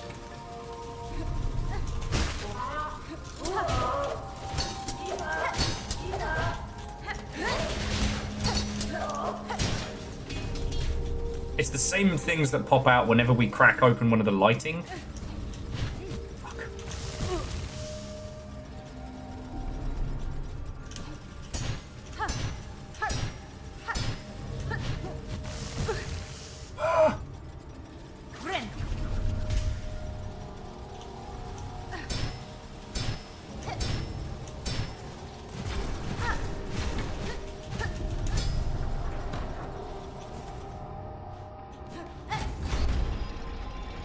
Ooh.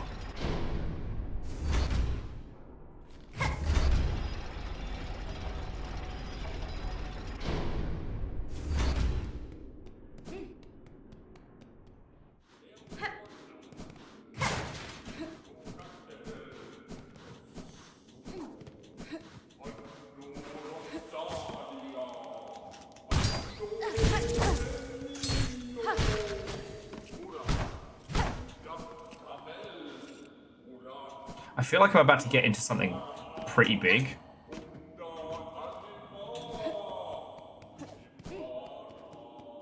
Okay, I want to go back and I'm going to unlock the other shortcut.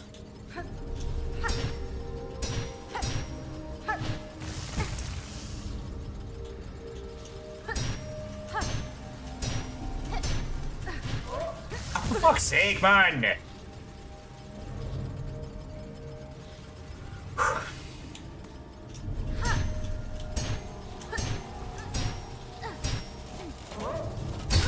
Oh, fuck you. Not you, obviously.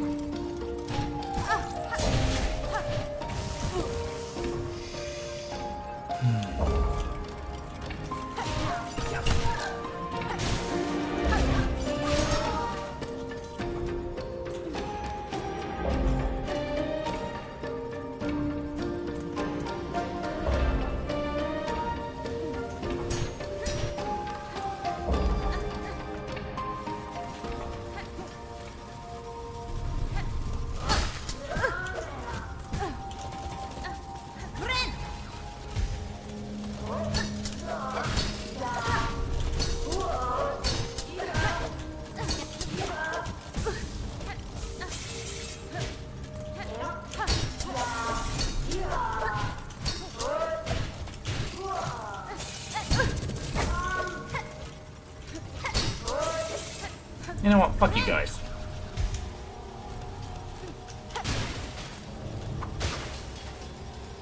I didn't need to do that. That was out of spite. And I'm not sorry.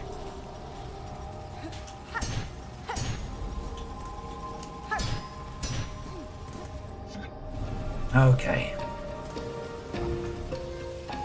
Let's see how my White's palace skills are doing. Not that good.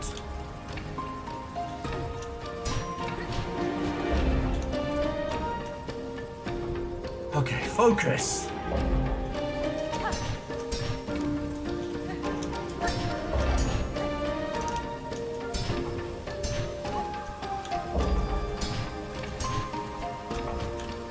Fuck!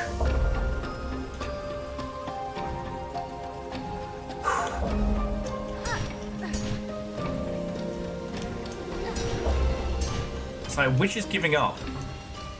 The game or my hands, you know? The pad or my pans. Alright. Oh, okay. Shake it off, shake it off.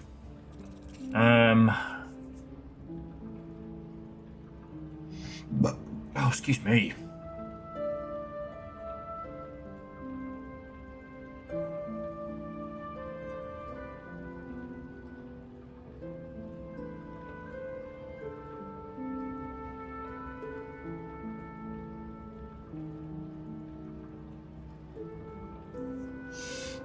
Yeah, you know what, Coffee?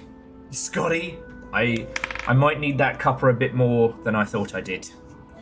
Okay. Maybe I'll make a tea or something. Does anybody want a thing from the kitchen? I'm gonna just,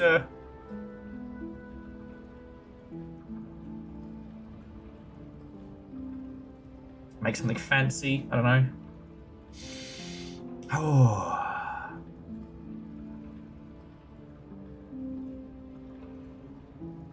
No milk, no sugar. Done. Sadly, Deus, I drank all of the Reuben, and I still dream about whatever that fruit blend was that you got us. That was good. I don't have any root beer. I have gin. would a gin suffice? Flintstone's chewable morphine if you got it. It's deliciously Moorish. Now, we would never ever condone the use of illegal substances on Twitch.television.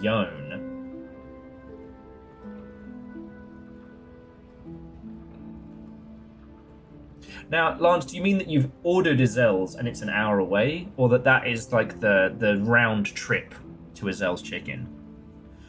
Because, like, I'm gonna be honest with you, I fucking love Azel's.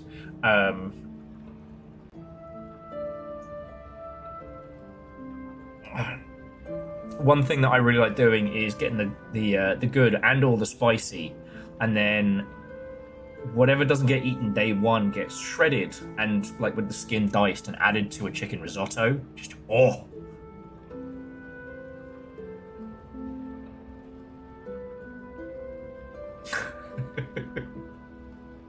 Your chicken distributor. Nova is, if you're going to the fridge, I'll take 10 edibles. Yeah, let's commune with the spirits, everybody. You know what? I'll leave the mic live, so it's not like a proper. Oh, it's not like a proper break, so I can natter at you all. I don't know where the doohickey has gone. So I got one of those K-cup machines. It was actually a gift from a lovely individual when I was living in Spider Basement. And you put in one of those little cups and you crank it in, but they also got me a reusable one, which is really cool. Actually, Nova... Nonny?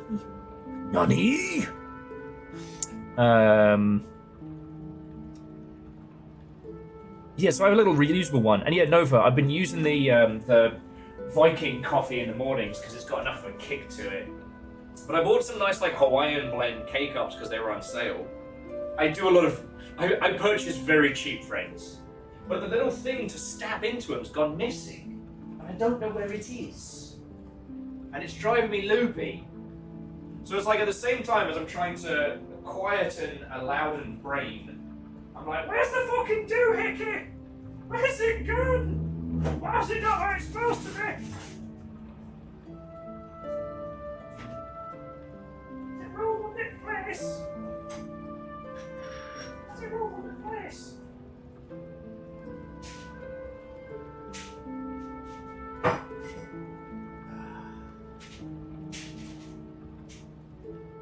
It's also entirely possible that I put it somewhere super sensible.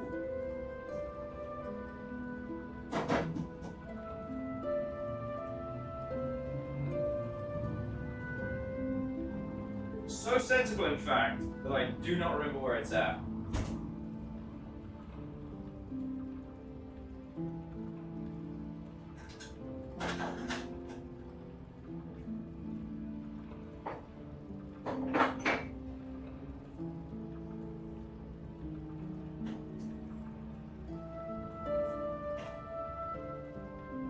Okay, I'm just gonna make a tiny coffee. I'll just do a little bit of it.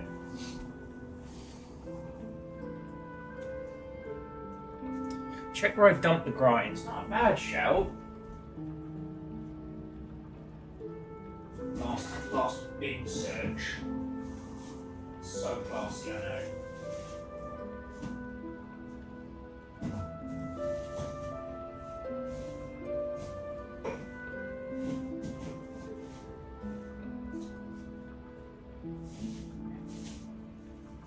No, it's not there. It's not down that pit.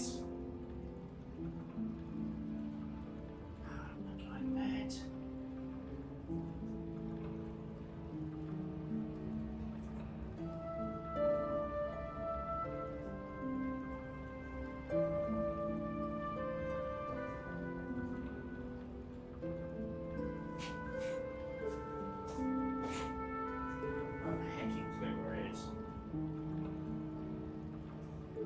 Okay. Well, I didn't throw it away in the bin, which is good. If I didn't throw it in the bin, where the bloody hell did I put it? Oh, it's madness, chicks. God, everyone throws around the term gaslighting these days, and I don't know. Like, when are we gonna get back to the classics? Hiding things around the house and then pretending like they never existed.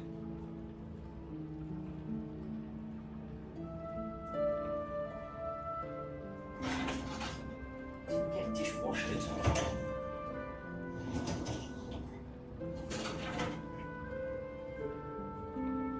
Alright. Wherever it is, I will find it later.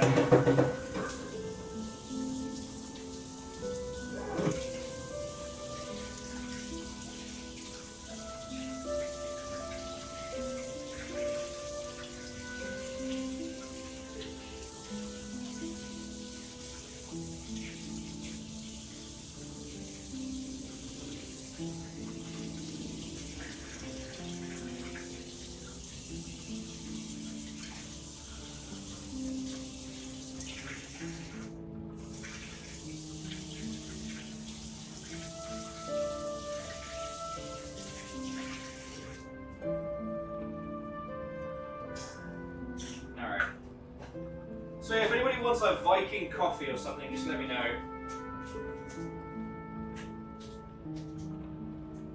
Go on, search for this nonsense later.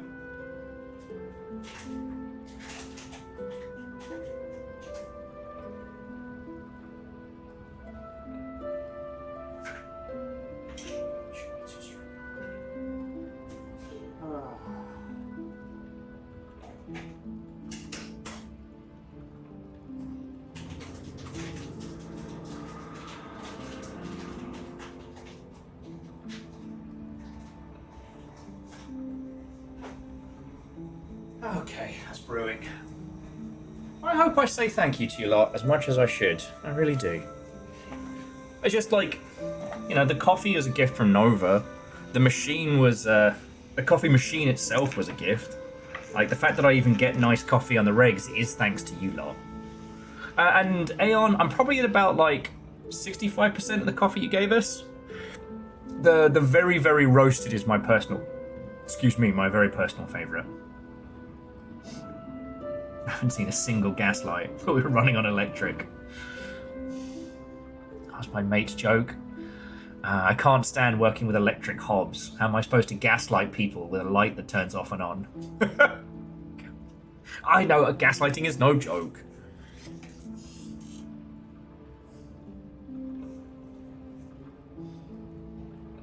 Aeon, Little Fire is pro smoky flavors.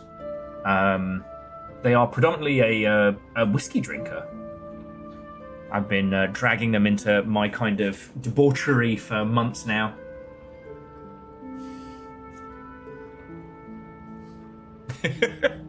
My quest for the best cheap bottle of wine continues, and it's very funny because I'll drink it and be like, oh, okay, you know what, this isn't, it's got some notes, it's got a very kind of like tart, almost dry flavour, and Little Fire will have a slug and go, yep, that's wine.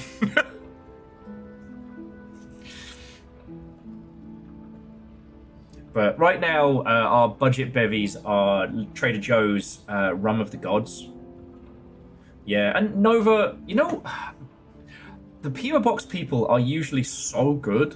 I called them today because I've been meaning to go over there and get the stuff. And honestly, I'm just going to pay like $5 or $10 and have them send it from the P.O. Box to here because life keeps getting together and eating up all my stuff. But I got stuck with some, I guess they're training like a new hire or a kid or something. I was like, oh, I don't know what, it's okay if we call you back. And I checked my phone, they called back middle of that dancer fight. And I'm like, no, all right, we're going to do that tomorrow. Yeah, I'm gonna, Nova, I'm gonna. Did I tell you, Nova, did I tell you about my not downward spiral yesterday, which I'm very proud of? I started to careen off the rails, and instead of doing a usual will about it, I made a full-on fucking roast beef dinner with banging roast potatoes, which I thought I'd fucked up, because the way I do roast potatoes is boil them, quarter them and boil them. Obviously, skin them. Oh, hey, look, puns. Always good to see you, even if for a couple of minutes. Get some good sleep, someone around here has to. And to be continued. But I overboiled the potatoes because I was stuck in my own head. So I was like, oh shit, maybe this is just gonna end up being like bad mash. And it wasn't quite what I was going for, but it still had that bulk and it had that gorgeous like olive oil rosemary crisp to it. Oh, it's decadent. Ooh. I remember puns. You put the OK in TPK. That doesn't work, but it feels like it should. Oh, to almost a hamburger. What I'm welcome.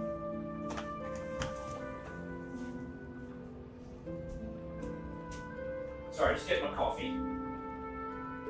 So yeah, like, oh, Leo, are you okay, or did you get yourself trapped? Self-track.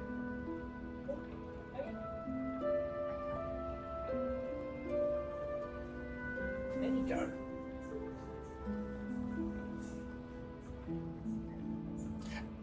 Puns. Can and should are two very different things. Should you murder your entire team? That's a philosophical question. Can you? Abso-fucking-lutely. You got to use that self-affirming language. Oh, Caffeine, are you one of those players? That's so wild. So Hawks was asking why new Pokemon looks like shite. From what we've been able to gather from Pokemon leaks, the budgets for the mainline Pokemon games are actually fucking tiny. Like, they have not been increasing like the number of people working on those projects quantitative to how much they fucking sell. Now, you know I'm not pro everything has to be Battleship development, but I mean, it's Pokemon. I fell right into that.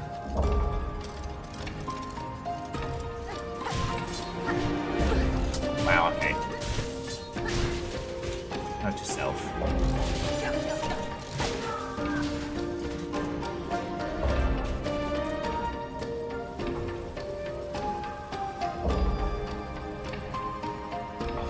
and Nova, do you know what's interesting is it's the same thing that happened with Sonic and Sonic Boom. Yes. And yes, Pokemon has become one of the most profitable IPs on the planet. Which is wild to me. I mean, I like it. In a strange way, I prefer that Pokemon is the big thing rather than, say, you know, like, straight up Disney princesses and whatnot.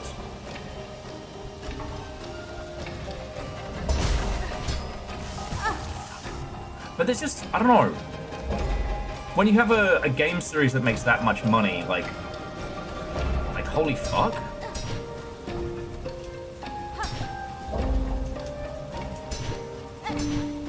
I mean, the other thing is it could be they have to run parity between, they have to run parity between the Switch 1 and 2, which would mean they'd need to get it running on Switch 1 and then see what they can upscale.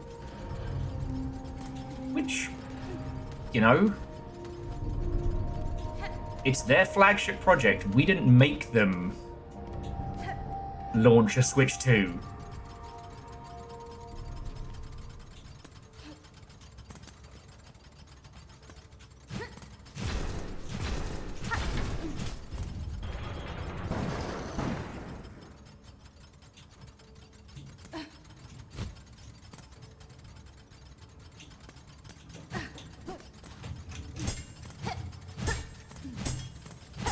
Okay, that's probably movement tech I don't have yet, isn't it? Ow. Okay. But yeah. I sat and watched a little bit of, believe it or not, Donkey's video on it. And one thing that was curious is, again, like, the Pokemon games are very much made to be a product. And that's not inherently bad. However,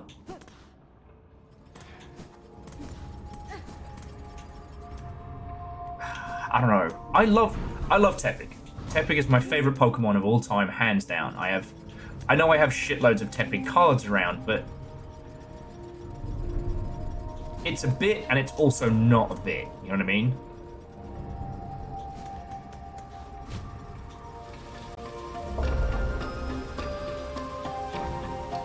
Mary Poppins are fucking way down there. Oh god, hamburger, don't even. Now I know how.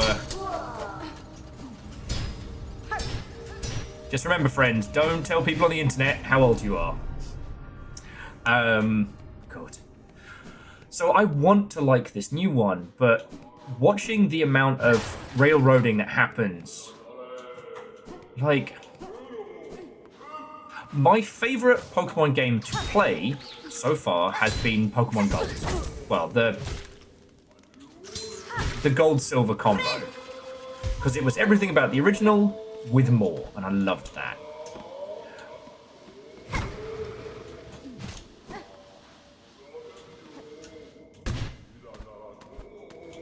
With these current ones, they're so on rails early on, as opposed to the early games that, because of their simplicity, they just kind of funneled you towards where you went to go. Pokemon Red and Blue, you know, the original first two generations really did feel like it was your adventure. You could go anywhere, but the world was very carefully curated, you know? Alright, I'm sure I'm gonna have to kick this guy's ass. He sounds like he's got a punchable face.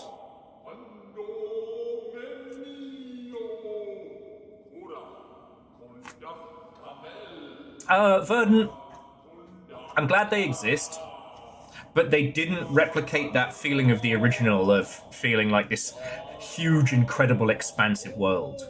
Like, imagine if they continued with the scope of every Pokemon in each game, with the previous area being added.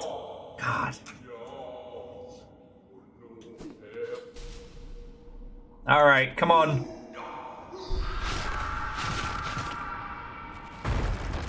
Let's fucking Bloodborne this.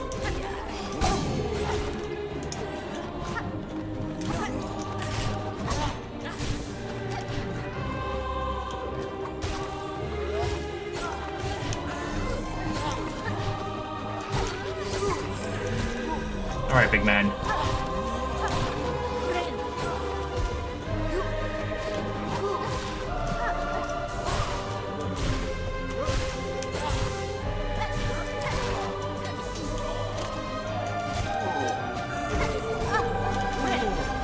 Fuck, wrong button. Fuck. Fuck.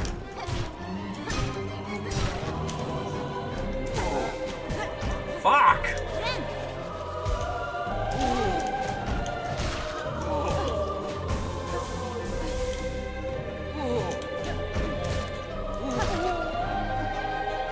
What an asshole.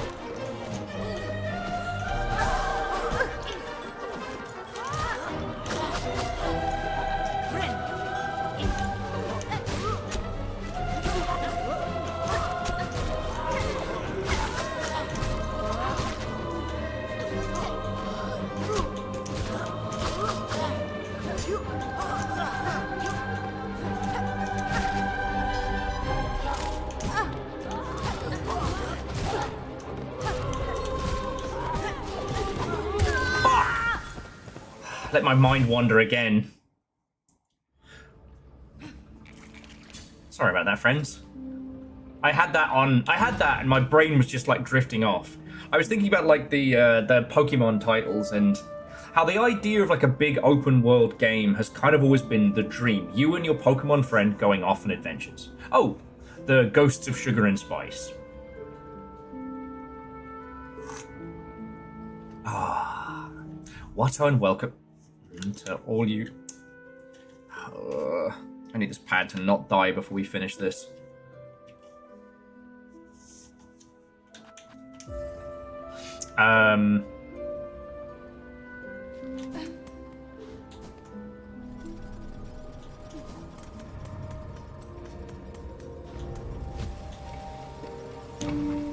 But no, like, ultimately, Pokemon's, the feeling of it as a game was always to invoke this idea of exploration and, you know, exploring with a, you know, your best friend, who's also a cute little creature. You know, it took those OG, well, I guess I don't want to call them JRPG mechanics, but you know what I mean. That OG vibe.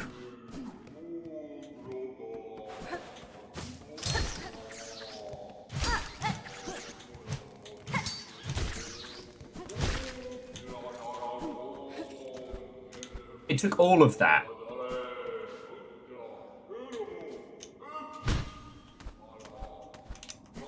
And it, I don't know, by flipping it on its head, making it about collecting and making it about like you and your buddies on your adventure, I don't know, it all came together really well. And I appreciate these newer games are trying to bring it to a 3D space and are trying to do all this interesting stuff. It's just, this current one, you're in a city, but you're also heavily on rails in this, like, you have a character following you around who just constantly says, no, don't go that way, don't go that way, this way, not that way. It's not like you're let off the lead in a city and you get to just explore, you know? By the time you make it to your first big city in, like, OG Pokemon, it's a huge deal.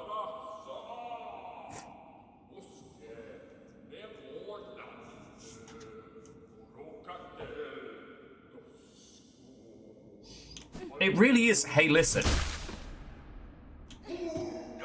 Alright. I'm gonna kick this guy's ass.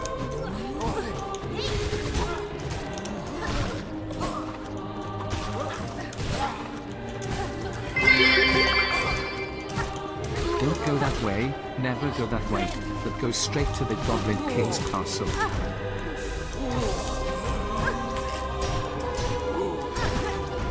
Fucking fly guy.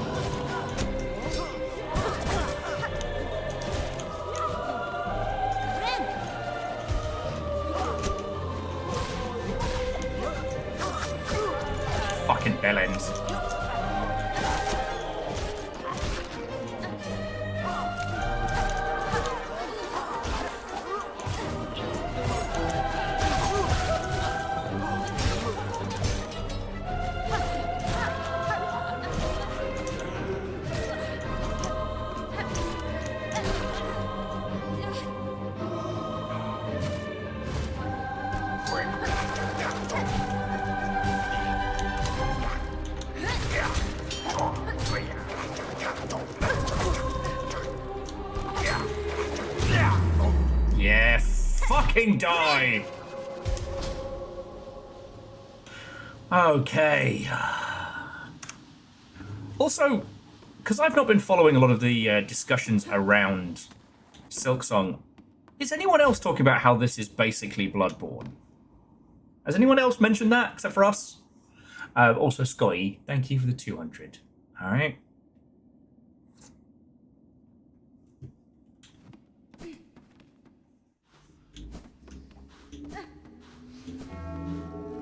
Ooh, this is the way into the Whispering Vaults.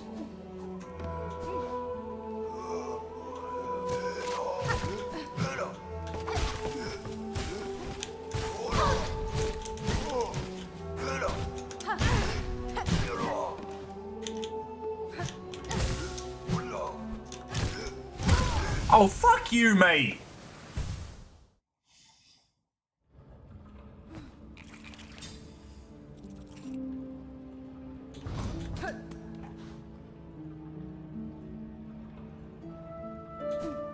Oh, okay.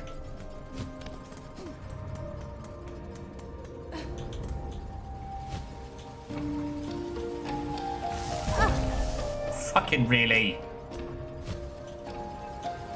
Okay, I'm gonna get my shit back. Like that movie, I need to go get my shit back.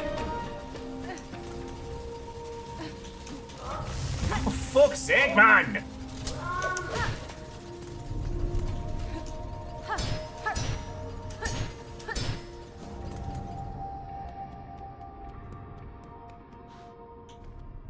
Just follow Hornet's advice at the end of Silksong and just get good.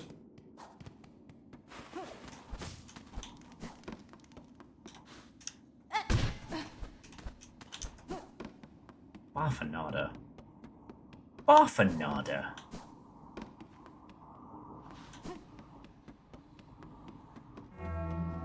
Now, you were saying head back and get the shortcut. Was it this way? Did I miss it?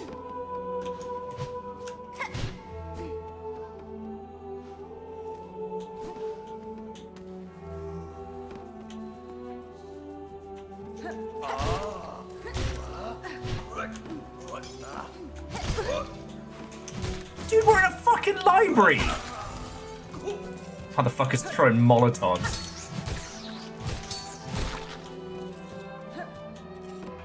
That is not smart!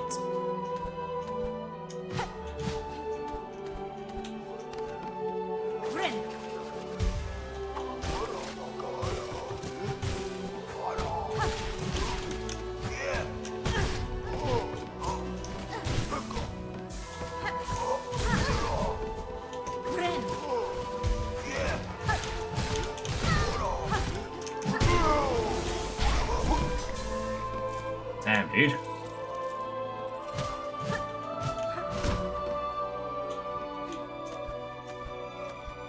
Ha ha ha!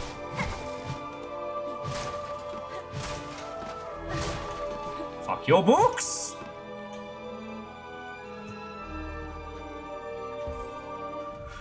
$70, eh?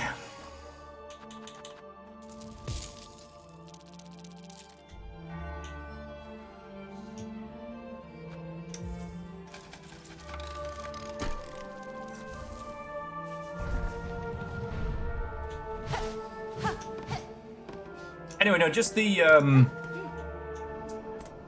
curse and how it affects folks. All the nightmarish things happening in this strange world. Just... I think it's because Hollow Knight is a very solo journey, right? While you are playing as a specific character, you're still kind of like the nameless bug. You are the Bug Knight. In a world long dead, long lost, long forgotten. Aside from a few wonderful, if not slightly oddball characters. This is a story of people. You know, this place once glorious turned to horror. You are the hunter. Everything about your playstyle is designed to make you more aggressive, more, like, attack.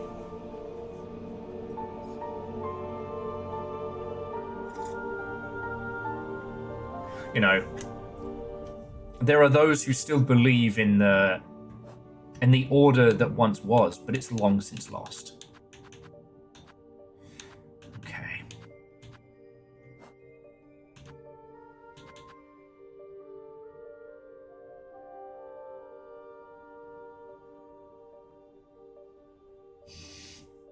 I'm not sure. I mean, it gives you a map per se, so I think the fact that it's paid for by rosaries, I think the machine gives you a like a printout. I think in its heyday, the Citadel was pretty much funded by pilgrims coming up to up through its varying steps.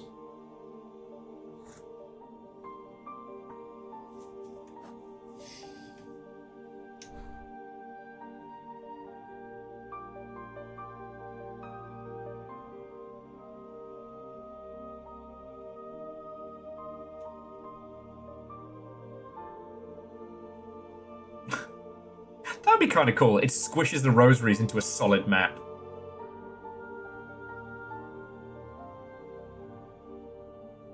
Yeah, so DJ Coil and Almost a Hamburger, Bloodborne is very, very good. It is deserved of the praise and the conversation that tends to happen around it. But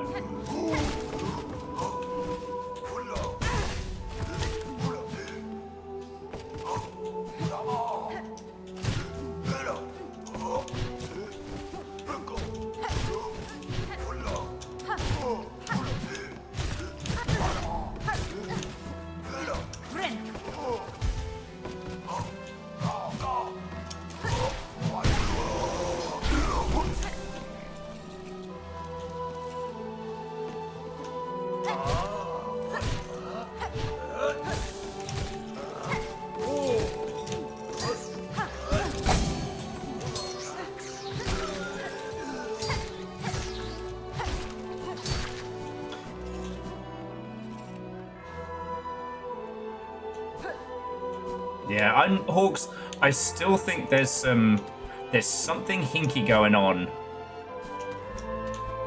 with Sony and Bloodborne. I just can't prove it yet.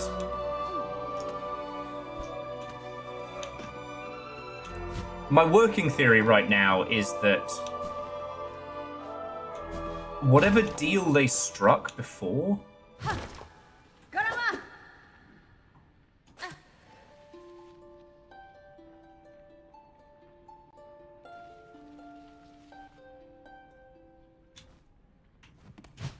Alright, Simple Chaos, don't get me started on the Bloodborne TV show, because you know I won't shut up about it. Ourselves a bookworm in here.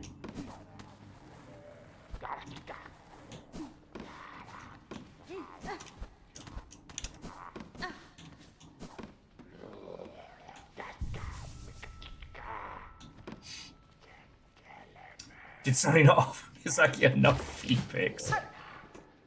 Oh, he's not a feet man, is he?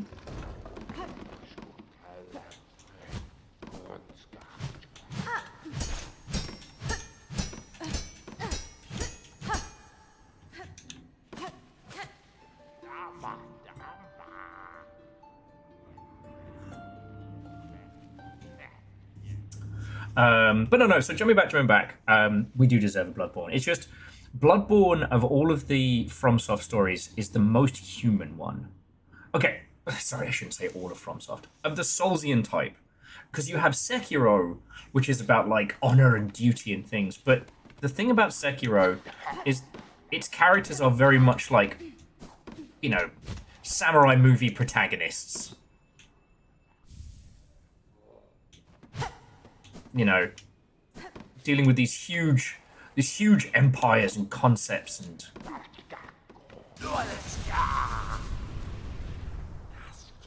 She carries the precious cylinder. She must keep it now. Share it, claw to claw. Pass it. This Vaultkeeper shall grant the wisdom. Just a small taste and tickle, a glimmer of our citadel's sacred understandings. Any reason not to give him that?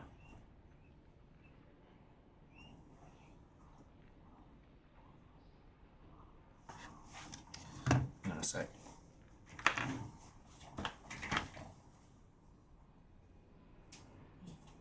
Okay.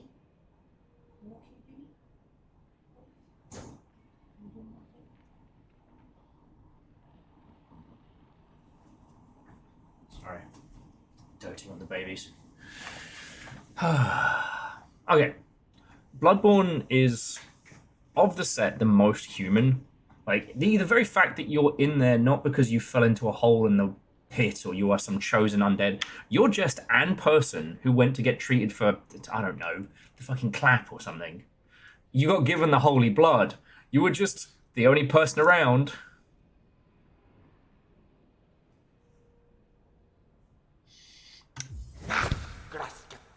She gives it his hours. I passed the relic Vault Keeper. Now uphold your promise. Fool! Demanding of a Vault Keeper. Here is impudent enough to bring death. Should not carry the scent of Weaver Spawn.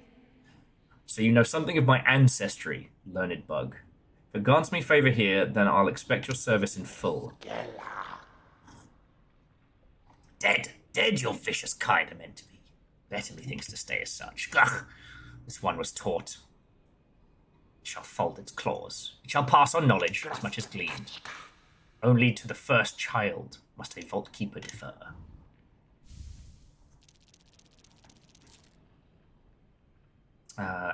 So we can listen to these.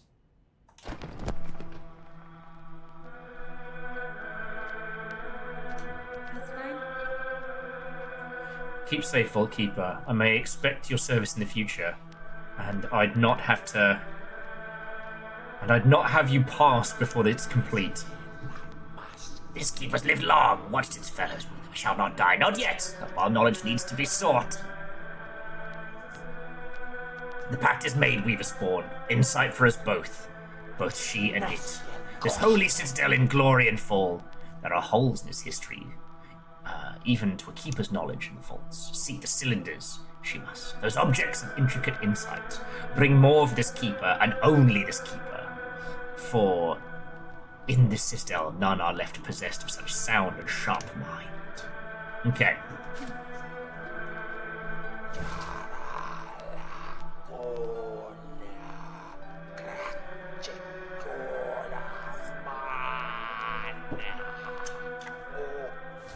Yeah, you don't get to die until I'm done with you. Hornet's not fucking around. Anyway. Later.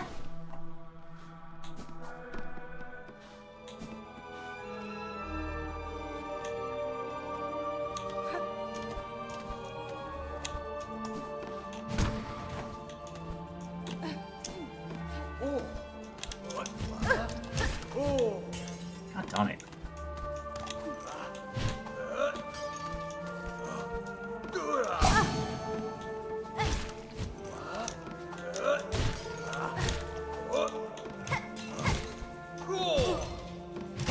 Worst librarian ever, of all time.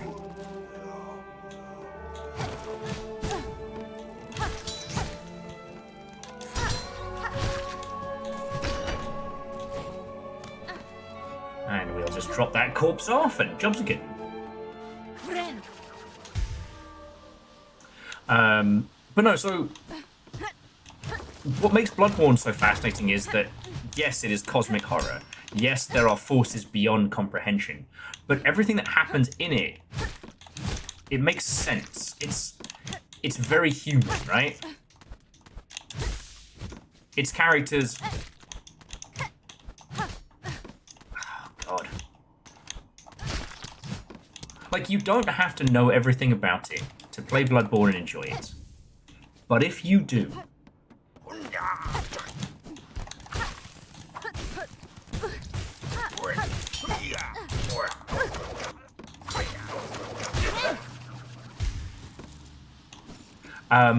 But if you do engage with it, if you do read up on the story and the meaning and everything behind it, it's so fascinating.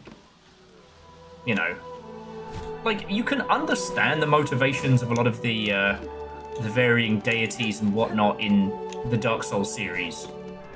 But again, it's still epic concepts on a huge scale. You know, what's his name? Gwyn burning all of his knights so that he might try and keep his lineage. Anna Londo being basically a great big PR campaign so so they can pretend like it isn't already over.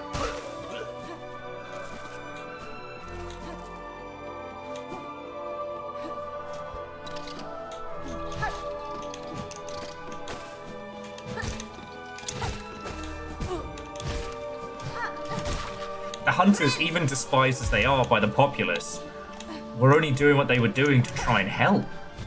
You know?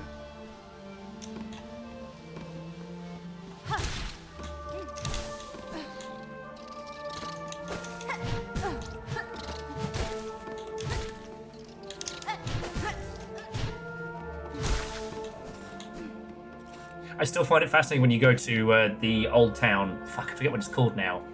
Where most of the populace have turned into beasts. There's a dude with a fucking chain gun on a roof. It's old Yharnam, isn't it? But, like, he and the other hunters are there. Old Yharnam, okay, yeah. To stop people like you.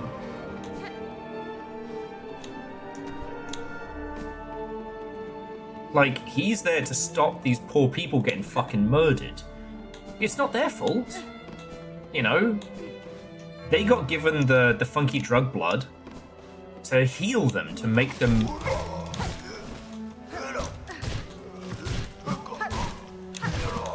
to cure them of what ailed them, you know?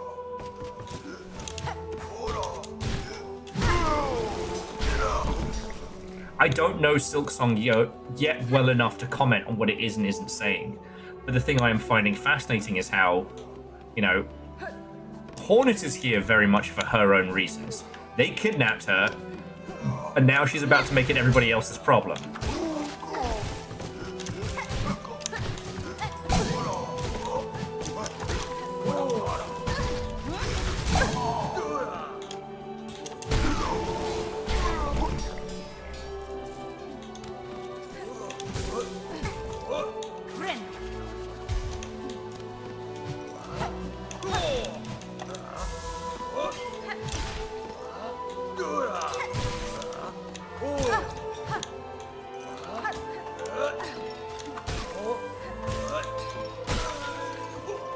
Get poisoned. Get poisoned, nerd.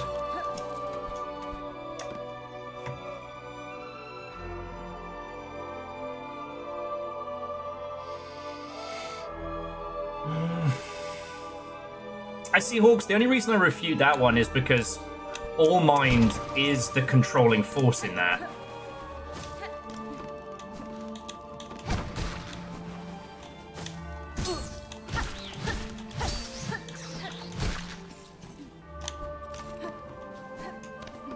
Like, it's not impossible, but, I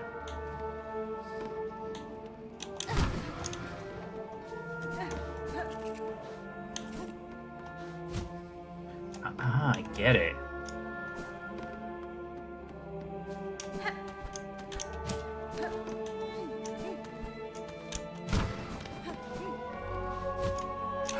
Fucking hell. Alright, I nearly fell to my fucking doom there. But, like, I really like Armored Core, as I'm sure you've well guessed.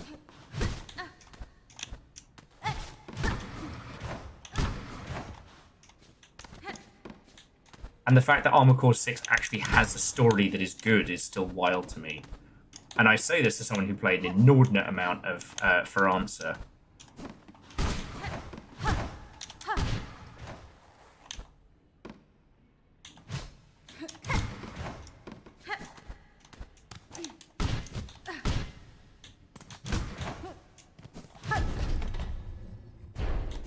You shortcutting here? Oh. Ooh.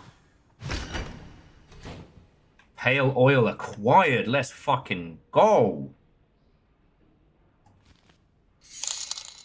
Hey. Sorry for the interruption, Will, but I need one if not all of y'all to tell me to go to the gym plaza. Well, how have you been healing? Because didn't you get super hurt? Maybe I'm hallucinating. I've been a bit of a mess for a while. And don't you like cycle everywhere now as well? You might be one of the healthiest folks I know. go to the gym, Deus.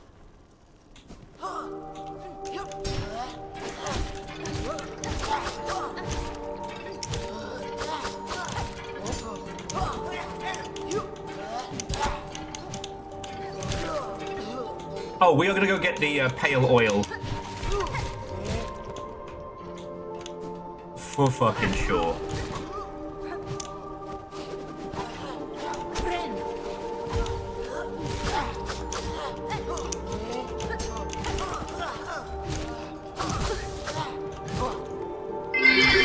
So, Deus, thank you for the 200. We all lift 200. together. For the 2. Some lift spirits, other lift weights. Get those gains. Oh, you're training for a half marathon?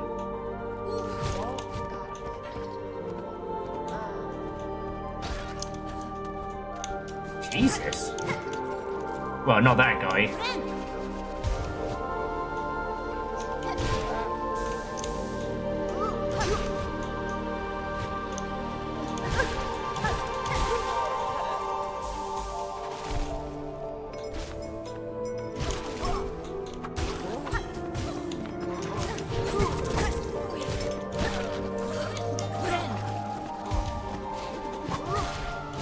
But if you do decide to hit the game, have fun, mate. What's your, are you a podcast while you train person? I know there are some folks here who will actually put this on while they're training, which is wild to me. Because I am by no means a good example of good health.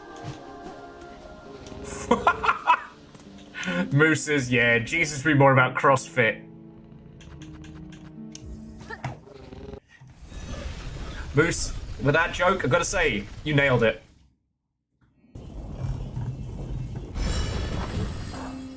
And that's a good point. What gym leader would Deus be? Right, sing your little heart out, friend. I need to go get cool nail shit.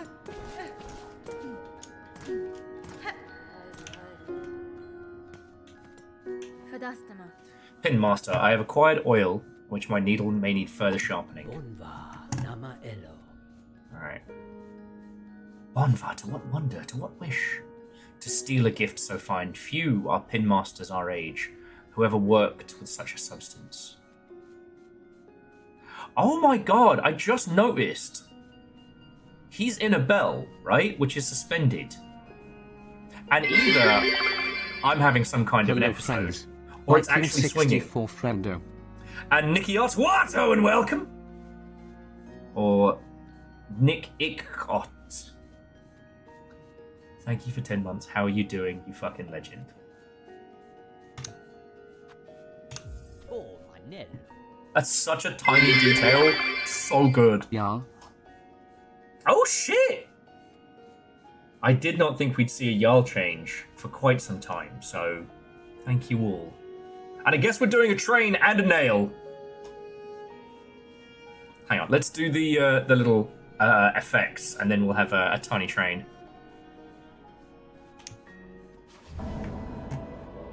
Wish granted.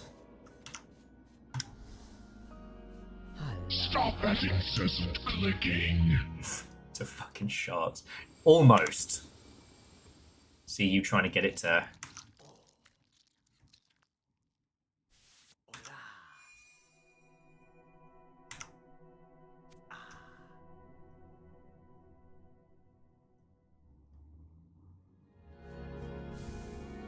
Needle sharpened. Marvels of Pollume, see how it gleams with your long fine blade. Avast! That the pins of our land once held such shine. So much have we lost. 'Tis a fine service, Pin Master. It's been a long age since I've seen and my needle such. I had not remembered the finesse of its forging. Welly ho! 'Tis certain yours is a blade of finer make than most, one of the few that could bear even more sharpening. If ever upon your long road more oil is required, seek my service with haste. Train!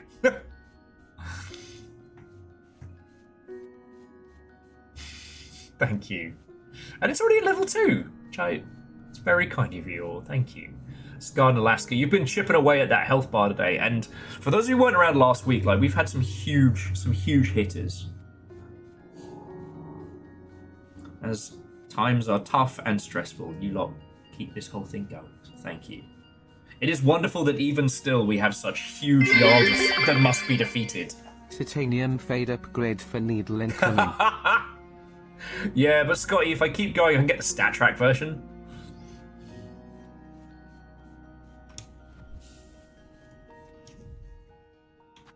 It's so pretty.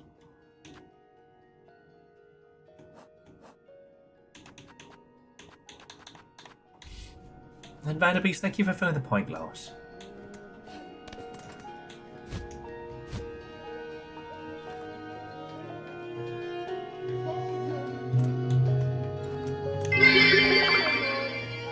Even still, is that the sequel to Stephen Flon? Stephen Flo! God damn it! Stephen Flo! Stephen Flo! The Australian version comes with a free hat.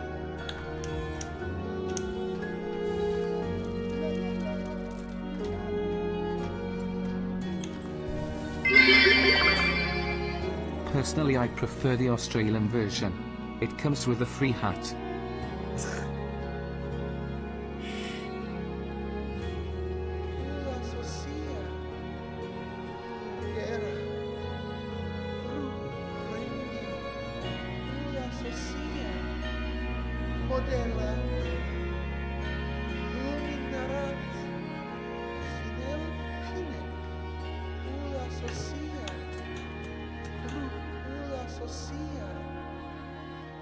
A home's been hoisted and the squire shines. Your generosity is a guide for others. We have only one thing now sorely missing. Bugs. What is a town without residents? Age scarcely thread. Bellheart is beset by dead ills. Now it's just remaining the few you've met. In recognition of your noble efforts, one small step to solving the problem. I have decreed a grant gift should be given to Bellheart. Holy fuck! Okay. Hello? Who the fuck was that? I mean, okay, it's anonymous, so I don't know. I don't know why I thought asking would answer that question. Jesus. Just jump 2 fucking stops. Well, whoever that was in the Hunters of Housecarl, you legend and thank you. You managed to hit a ghost of sugar and spice, orange-footed pimpleback, masked angel, Alozingi, Homestar Baby, Nonny, Jenko Thestral, Beacon Agency, please be nice to Yaz, and Sympathy Plan. Yeah, no, Verdon, I mean, maybe if the train goes on far enough, like, maybe.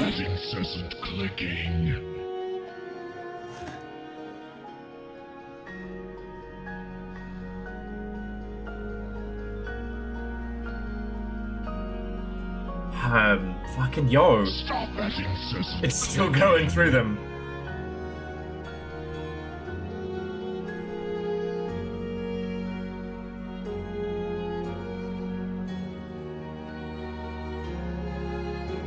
Stop that incessant clicking.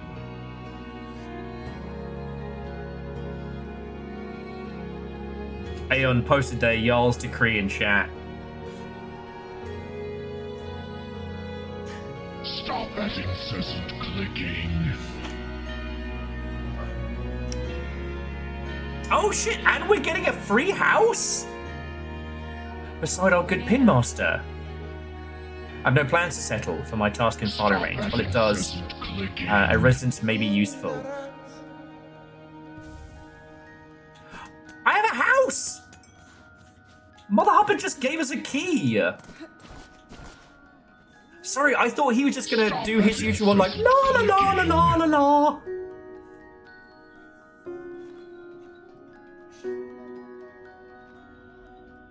But I guess we're getting a place.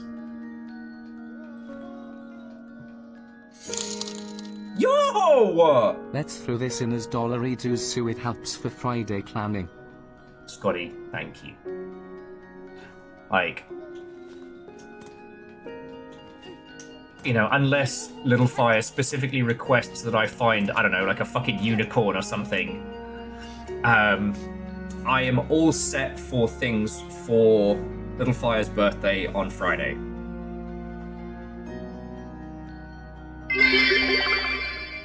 Everything is coming up Melua. I mean Hornet. Chaos, thank you. But, like, Scotty, it is very grateful.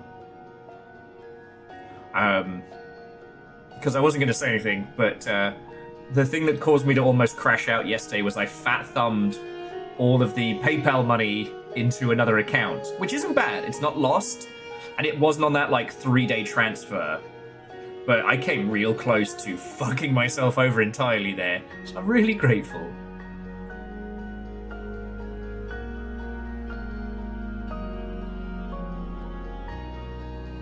Oh shit, in Simple Chaos, that was the 300.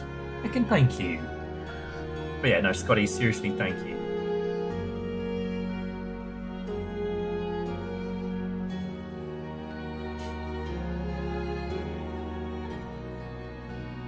I will say, if Little Fire doesn't pick anything specific, I think I'm gonna do another round of the coconut curry. I'm really proud of how I got it last time.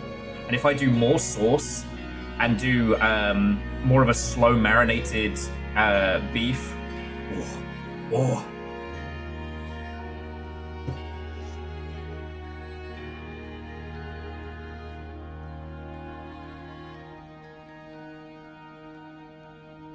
Although, Scotty, yeah, that's a good question. Whose house was this before? I was going to keep quiet. I was going to see if we were going to hit another stage. You fucking legends. Thank you.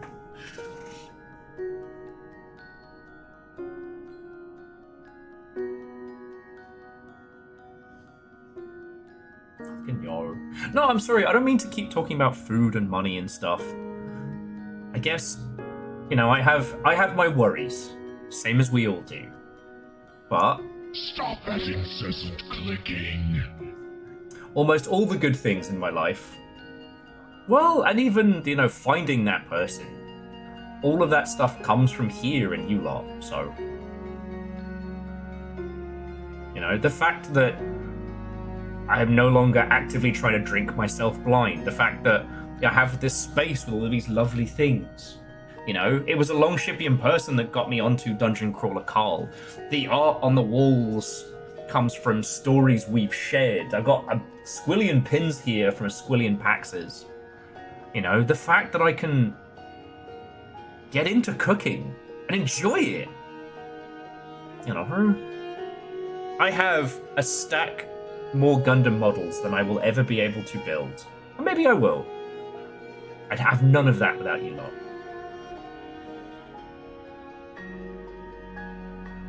Shit, I mean, the Longship stayed going long enough to go from Hollow Knight to this.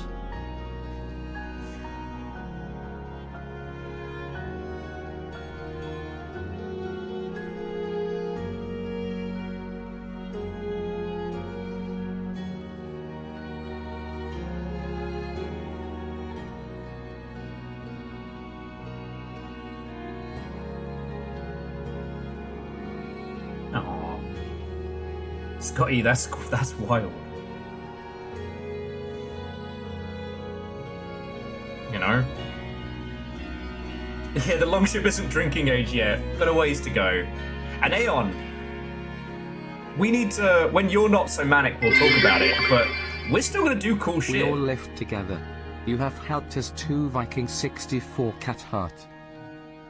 I hope so. You know, I don't have any ego about what I do, but I know there are quite a few times in my life where I really would have loved to have found you lot a little sooner. Maybe I would have been slightly less of a disaster prior. But then, I don't know, maybe I needed to be enough of a fuck up to start this proper, and I don't know. I still fuck up. Still a mess in a bunch of different ways, but I'm definitely better.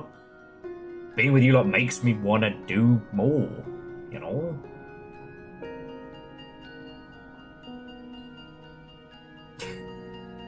Oh, yeah, no, Aeon. We will do cool shit.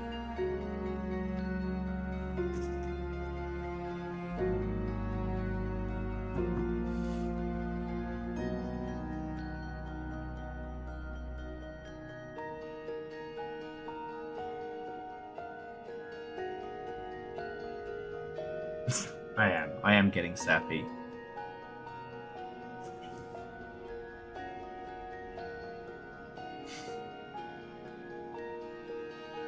Well, I was hamburger. I was just gonna wait till the train concludes.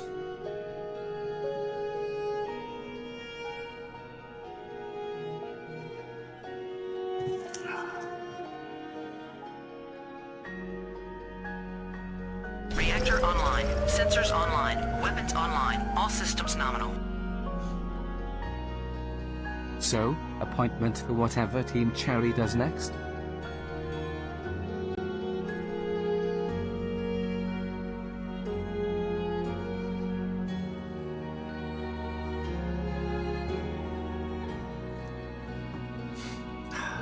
Moose, heckin' thank you.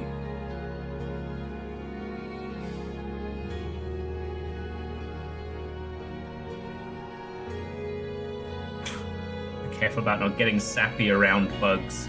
That's how Jurassic Park happened. I mean, 1,000 years later.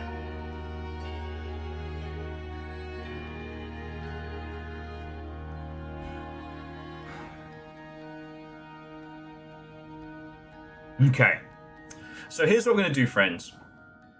As this is a beautiful place to spend a little bit of time, as the hype train is concluded, I need to go let Little Fire into the...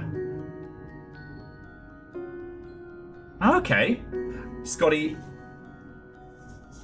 that is a...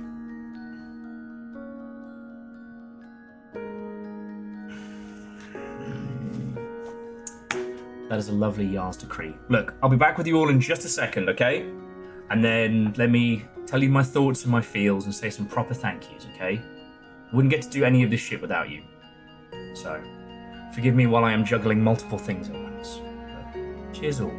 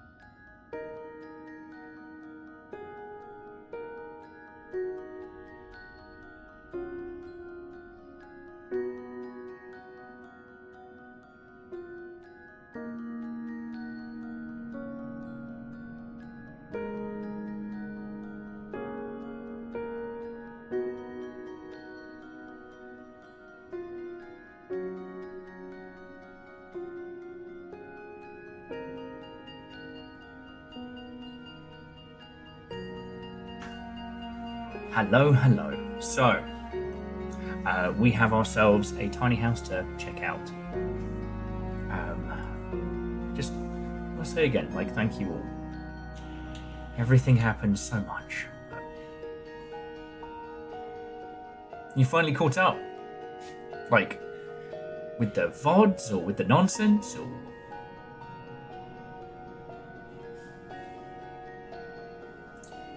whatever's in this little place we get to check out. Just, again, friends, thank you. Yeah, it's good to be back.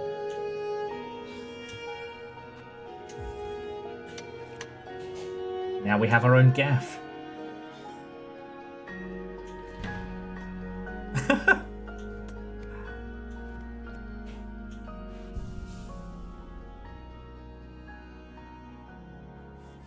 It also gently sways as well. Oh, actually getting a nap in. God. You could wake the heck out of someone just by buzzing a rock at the side of this. It's the first time Hornet's probably actually slept since this whole thing began.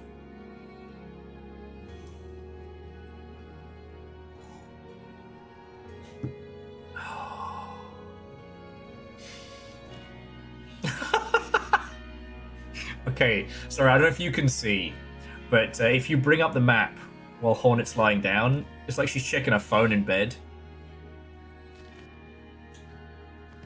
You could throw a rock and wake the entire region. True. Now, is there anything we can do with this? Or is that a later question?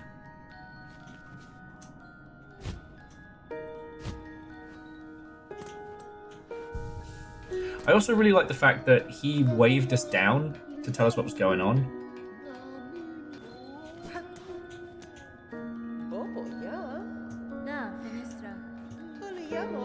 However long you're with us, I've been holding on some fine goods that will cozy up your home.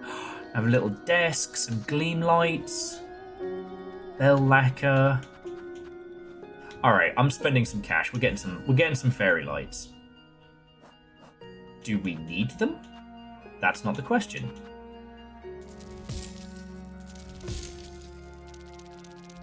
Oh, the desk is the important thing. All right.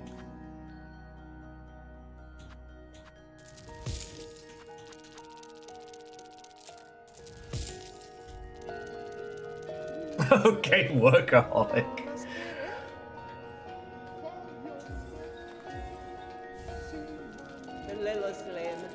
Allow us a moment, we'll get it set up in your bell home.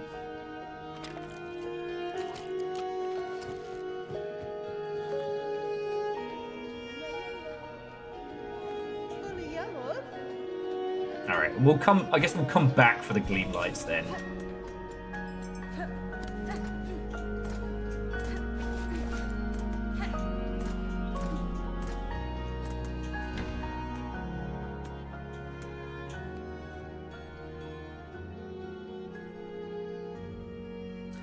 Oh, that's cool. So all the relics that we've translated and walked around, now we can actually see them all together.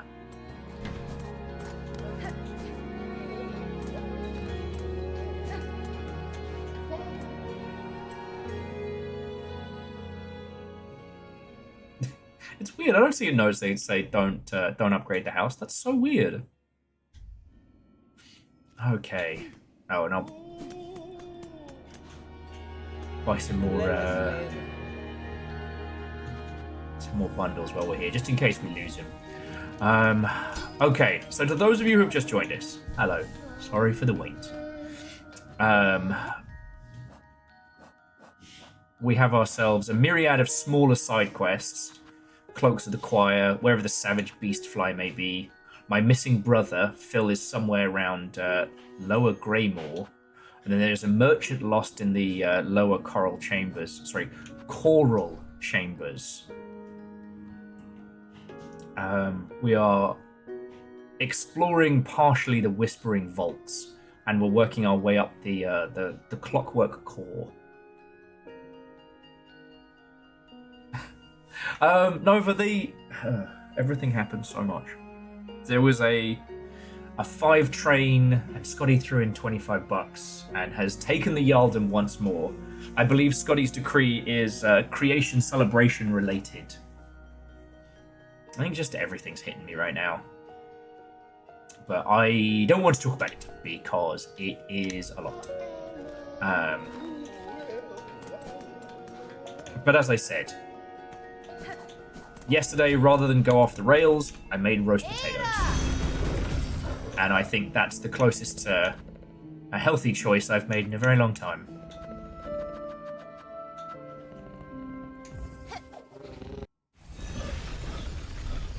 So anyway, yeah, I hope you're all doing splendid.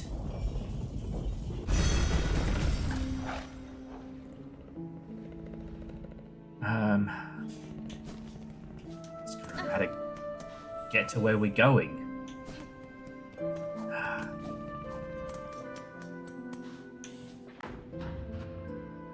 Okay, so Scotty's saying, sharing the creations was the previous one. Oh, Scotty's just here for the pet tax. Scotty knows what's up.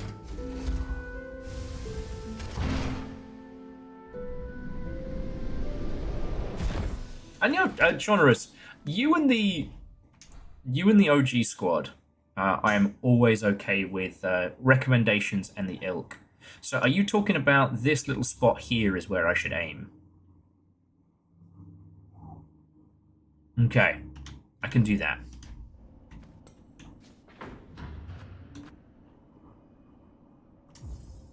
I can do that.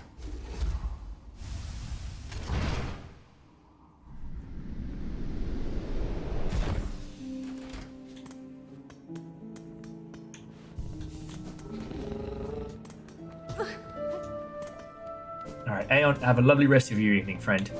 And to be continued.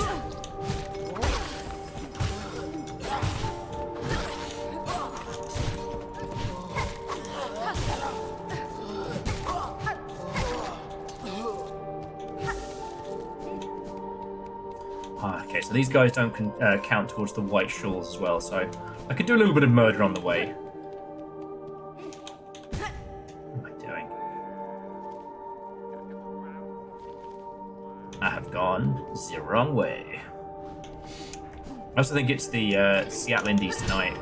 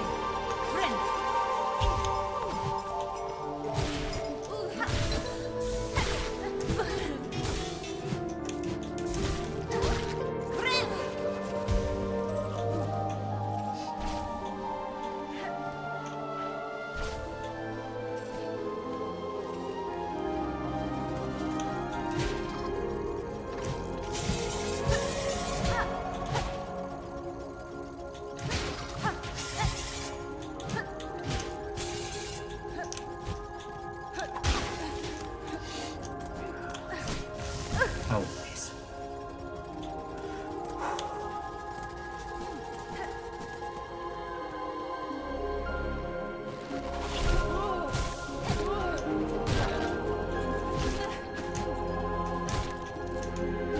Okay, it's not what I wanted to do, but ooh. I forget how many of these we need to grab. So yeah, I talked a little bit about it earlier. I didn't get the schedule done last night, which was the only real kind of major casualty of me sketching out.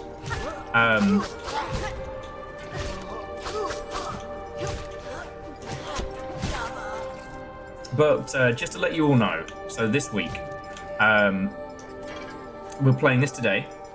Tomorrow is going to be Weird Indie Wednesday.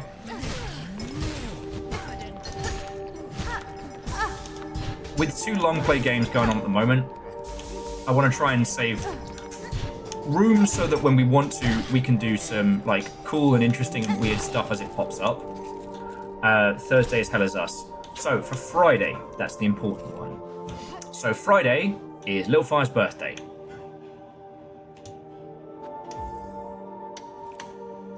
As I said earlier, and this is both a crime and a travesty, that Little Fire's work hasn't given them the day off. There will be vengeance. But unless that changes, it means that we're going to be doing like a birthday stream for Little Fire in the evening over on their channel. I'll probably do like a little, I don't know, maybe a cooking stream with you lot or a kitchen stream or something. Just we'll hang out Friday, but no formal plan on that one because Little Fire's birthday is the big thing, you know?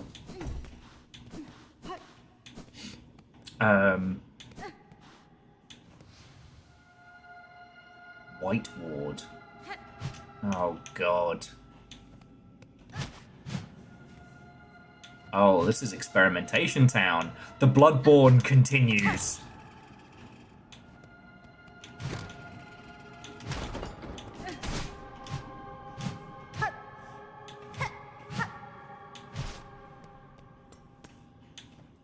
They've been doing silk experiments here, something fierce.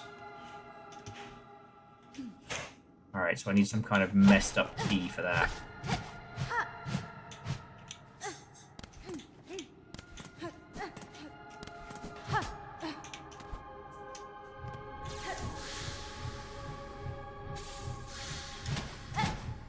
Oh yeah, no, Moose. Birthday weekend is in effect.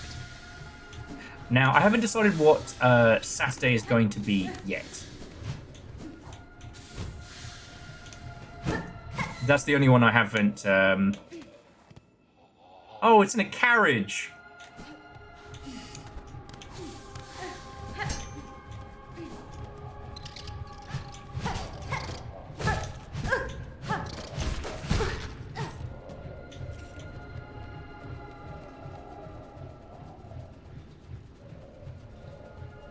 There's a collectible underneath the elevator I just rode. Do you recommend I go get it now? Before we get further into fucking Bloodborne Town. Well, not Bloodborne Town. Putting the born in Bloodborne.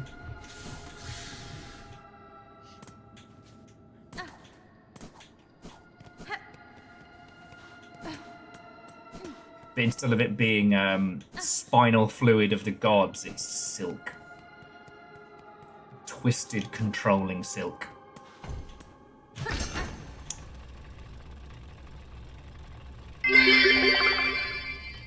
Jesus Christ, that's Jason Bloodborne.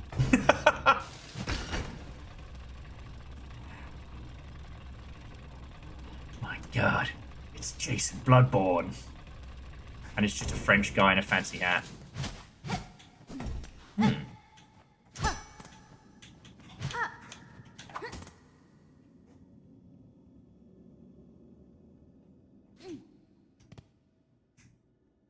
Okay, you get it by... Oh, so heading back up, re-summoning the elevator from up there. Okay.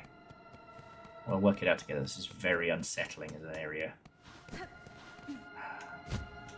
Sorry, we've talked a lot about Bloodborne today, and... Do you know the thing that struck me when it came to Bloodborne was how... That game was not as well received critically as it should have been, i.e. Bloodborne, at its initial release. And it does fascinate me that people will still talk shit about the Chalice dungeons and stuff like that.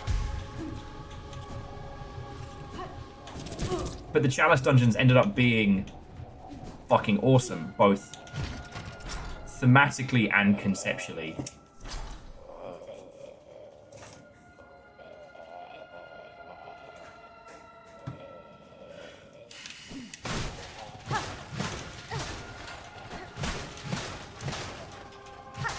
That's a lot of prams. Oh, that's where the nightmare is. I'm just going to cut through broken pram central.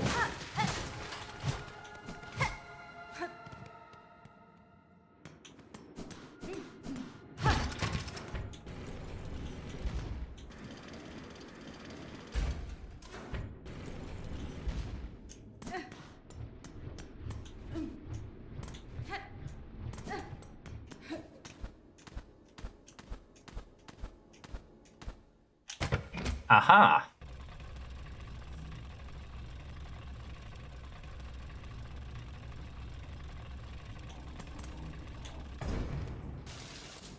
Did I just fuck up there?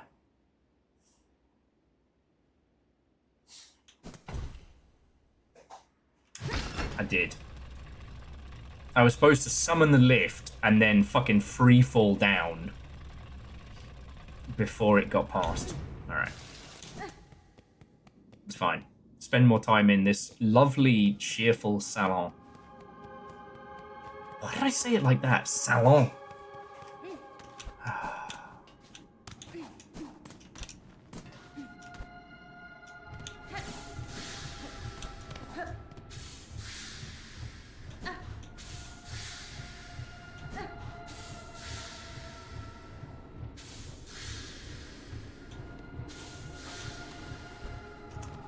Favour sakes, if you've been here long enough to know, this is not a place where games get done in a quick and timely manner.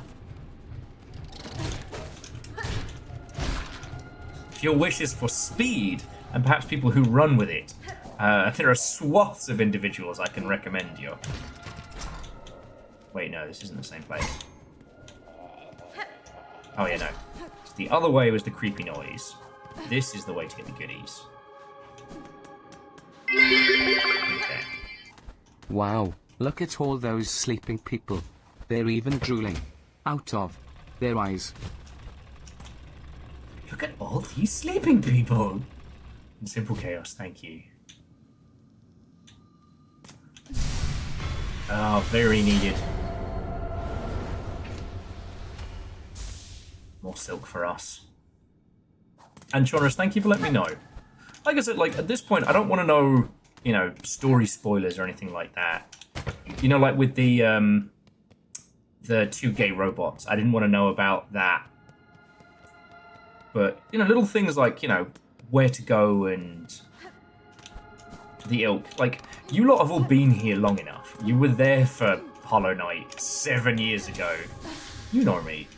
Now, if someone jumps in called, what was it, like, no Silksong spoilers, and then it's like, yeah, I beat this boss first time, account created 10 minutes ago, I'm like, yeah, dead. Alright,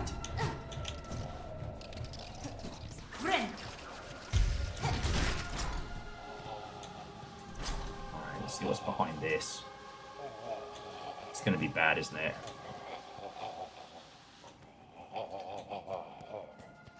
Whose baby is that?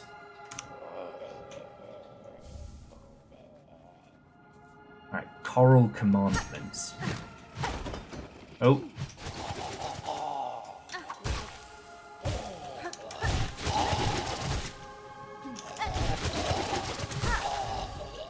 Okay, so it's an Eldritch Abomination made of silk.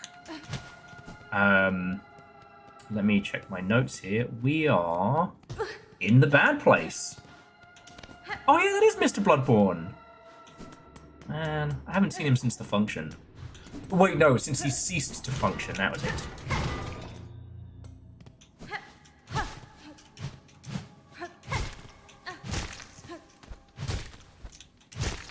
Oh yeah, no, the Citadel is absolutely baddies.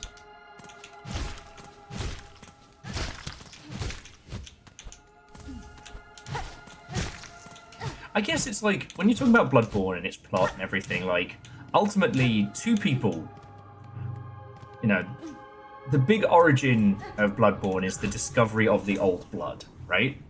And the 2 people who found it both disagreed on what it should be used for. You know? One said it was too dangerous and that we needed more insight into its effects. The other thought that, you know, its ability to heal should be used on the people. You know, we have this incredible wonder drug. Why shouldn't we use it? We now know why. Oh, fucking hell!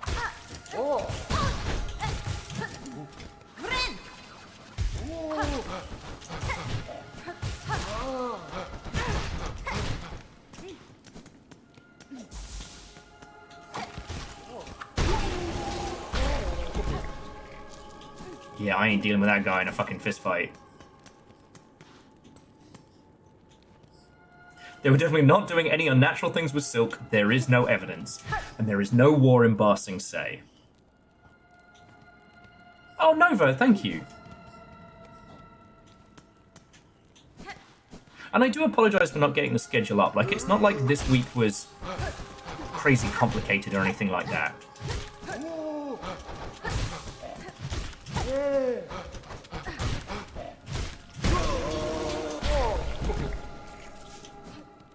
Like,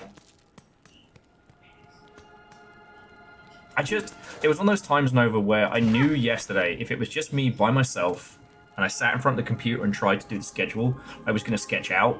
And then, yeah. No, I don't want to be the problem. Fuck. Alright. That guy just fucking... Alright.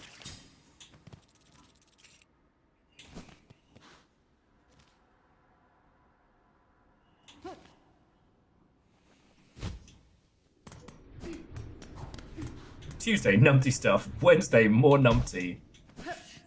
Thursday... No, Friday is bethumpty.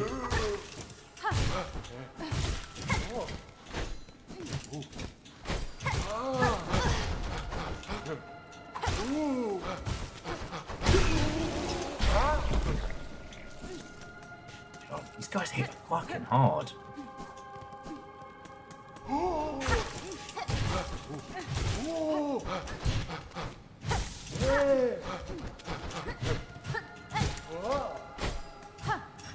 Also, you know what's worth noting? Look at how many corpses are behind these guys.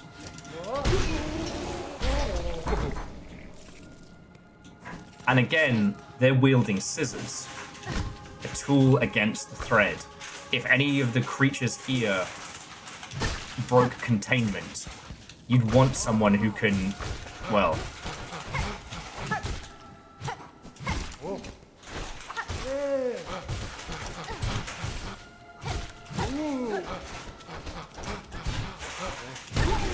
You'd want someone who's able to cut thread.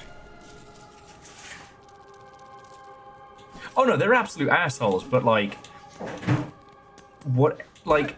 Down here are the furnaces where they disposed of the bodies. Upstairs is where they experimented on people with silk. But in this case, scissors don't quite cut it. Fershi, I'm gonna need a formal apology on my desk for that joke. So bad. Thank you for the best. Thank you all.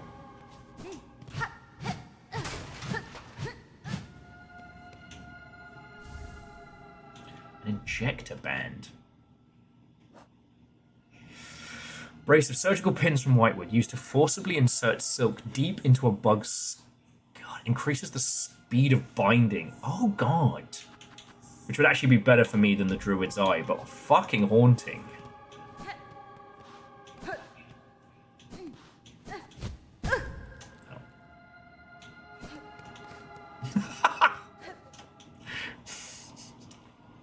Nailed it, Vershi, nailed it. Alleged, we're definitely deep in the silk right now. And it's, let me look at my notes here, fucking terrifying. How are you?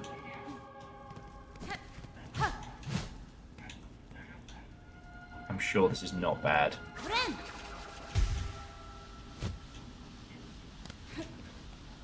Should probably have my magma cloak on, shouldn't I?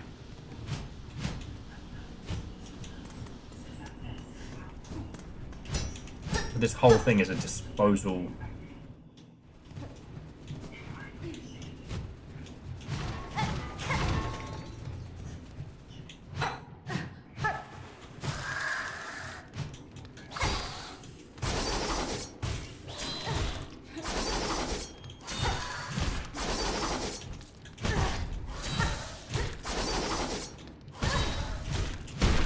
Jesus. I was about to yell, like, just like silent. Like Cypress Hill, I ain't going out like this. I walk into some horrifying bug's nest.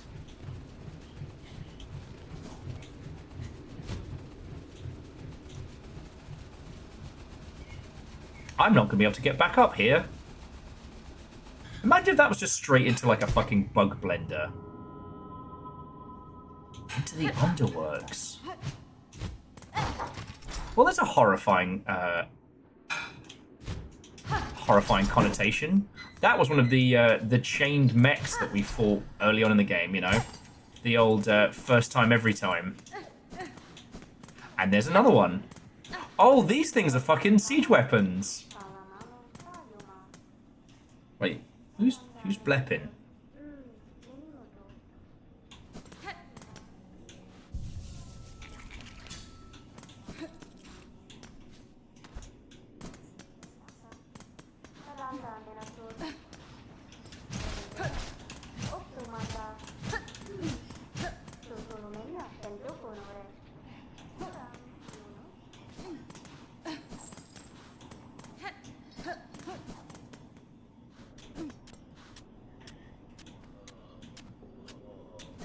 Yeah, so now we're back down here.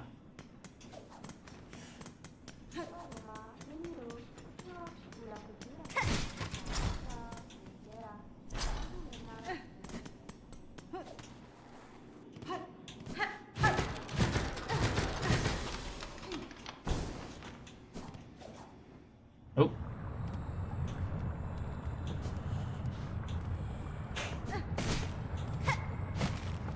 Where are we now?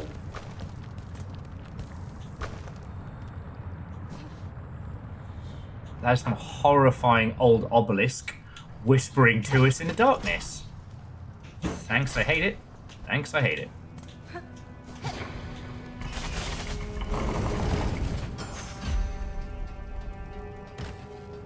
Wait, have we been here before?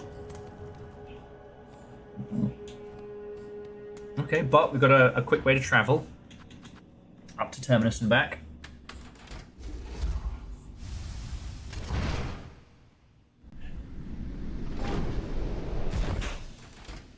Ah, okay. Moose, I don't want to start guessing too hard, because I don't think I want to know just yet.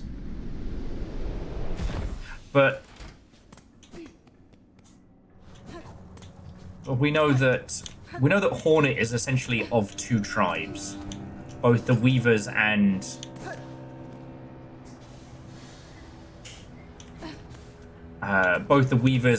the other ones, whose name I totally remember, but I'm just waiting to see if you lot remember. I didn't forget.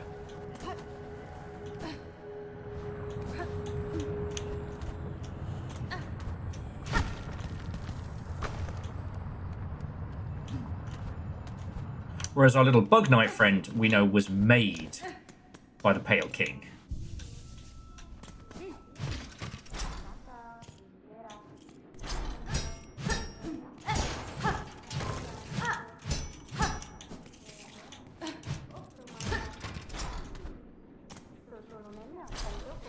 Okay, so whoever that person is, we need to be able to do our little cool move before we'll be able to hang out with them. But yeah, so you're right. Now we have access to the... It was a dark time before the Weavers. Until then people had to make their own cigarettes. So Scotty, thank you for the 200 there. Apparently the Welsh guy can't say Sigourney? Does he hate good, cool characters in movies? What's up with that? What's up with that? Okay, and I didn't go up this way, did I? No.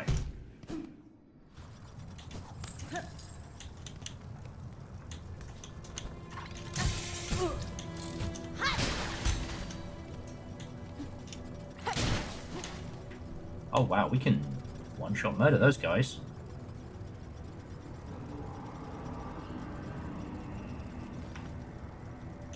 Yeah, confirmed Welsh guy hates cool women. Can't believe he's done this.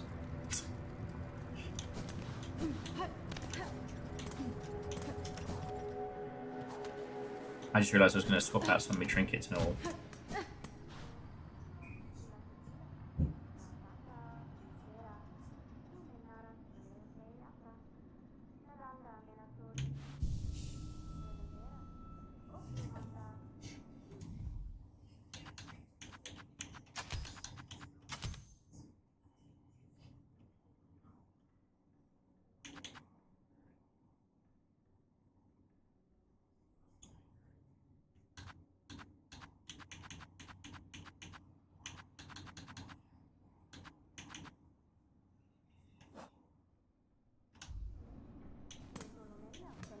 Yeah. Well, it's also like how much sentience and... Well, not sentience. How much intelligence the Bug Knight has and what he's all about is also another thing that we could learn a lot about still.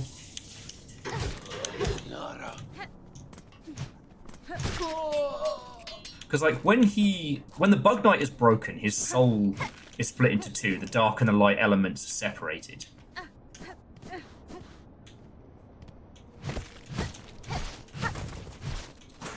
When Hornet is killed, well, and Hornet is like the dark element is contained within Silk.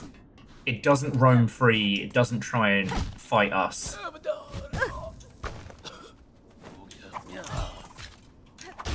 think I just fell for a...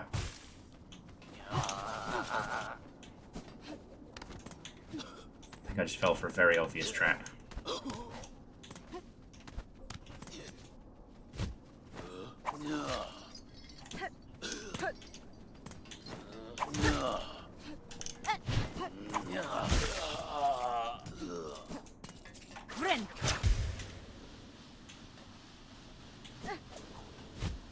I spot the polyp for the hot bell. Alright.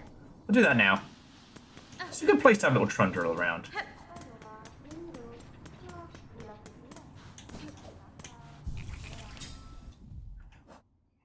I guess I don't want to go too deep into...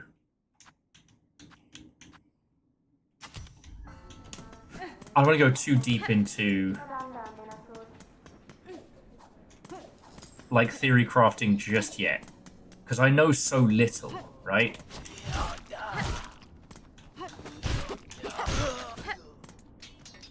You know, it's pretty clear that whoever the weavers are of this land wanted to bring Hornet over here specifically.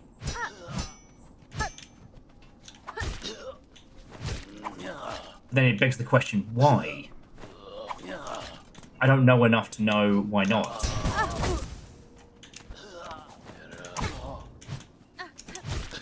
Because he seems pretty good at wrecking their plans. Thought in the plans? Well, are you? What? Thought in the plans? If you were, that'd be bad.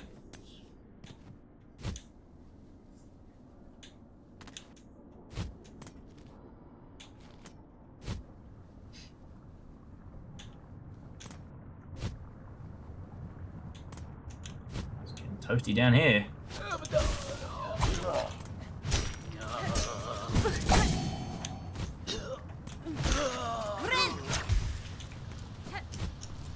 Oh, let's hear it for that.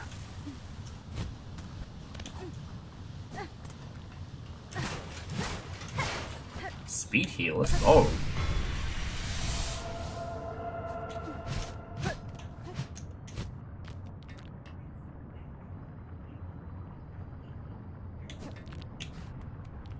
Okay.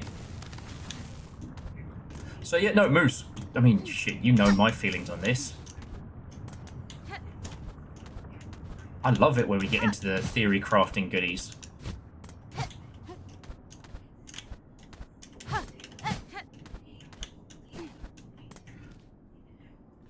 And I find it kind of fascinating that, like, you know, the Bug Knight, I forget what his official name is, like the Vessel or something wanky like that.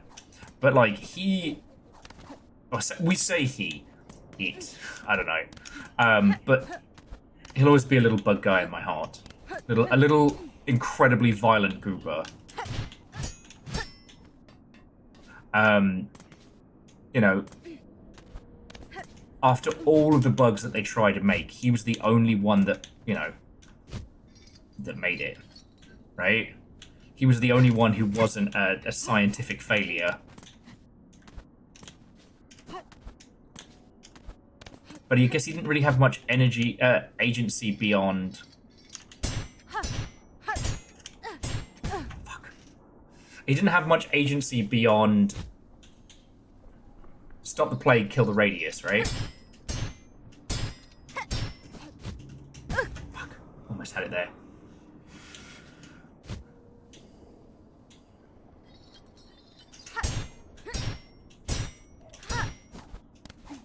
There we go. That was not worth the work it took to get there.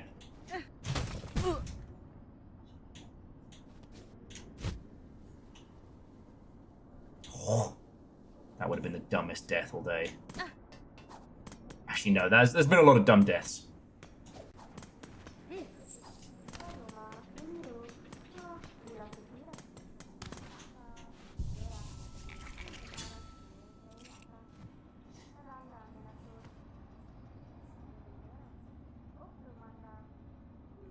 Yes. Cram the radiance into a single vessel and hope it fucking holds was not smart thinking.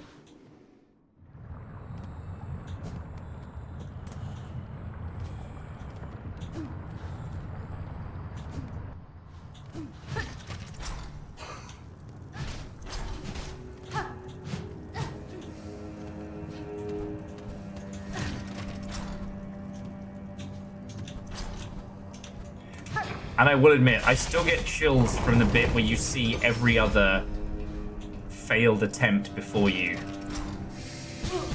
Oh. Steamed bug, anyone? You know, heading down into the abyss. But maybe, you know, and I know it's a little surface level, but that's where a lot, at least in my heart, the comparisons between the two come together, right?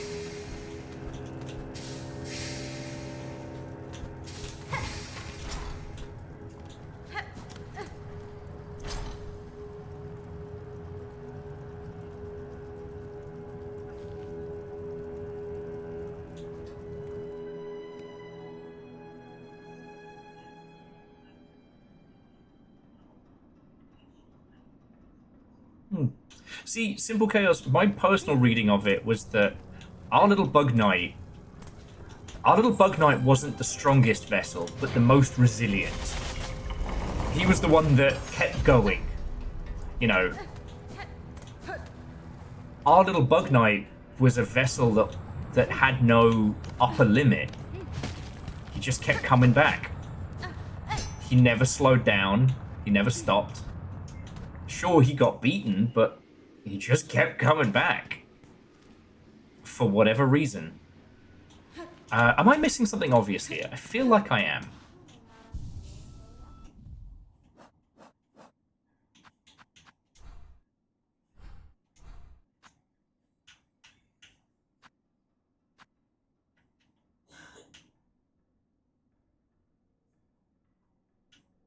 Ride the vent. Go down to the center of the room next to you. Okay.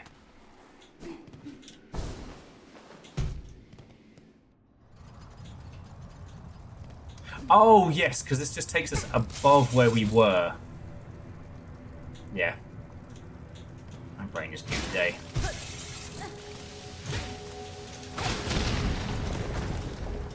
Easy there, Crazy Pants.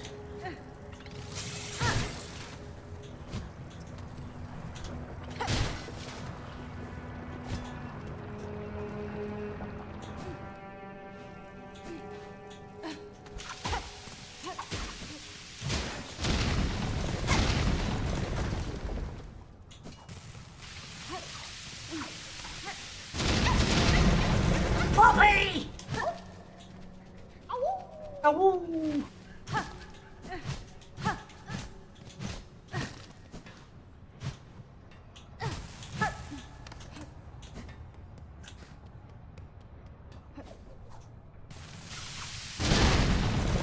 Oh, good, they come back.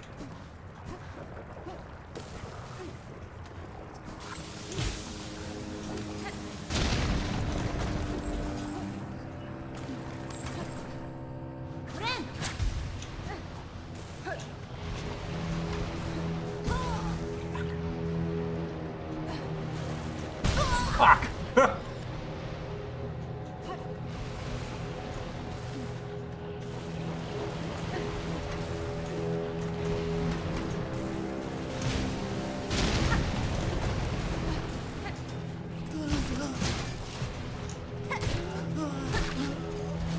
Oh no! Oh, he's not going to be in Silksong too.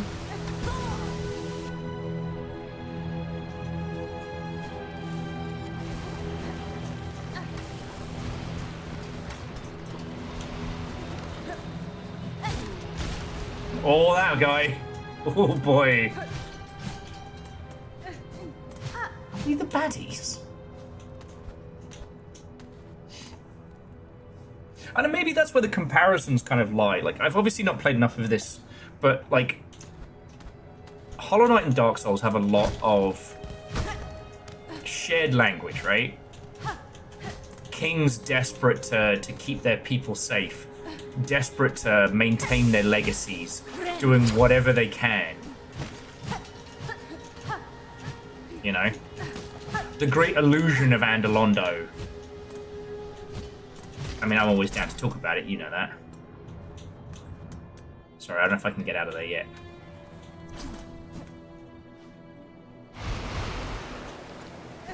Oh.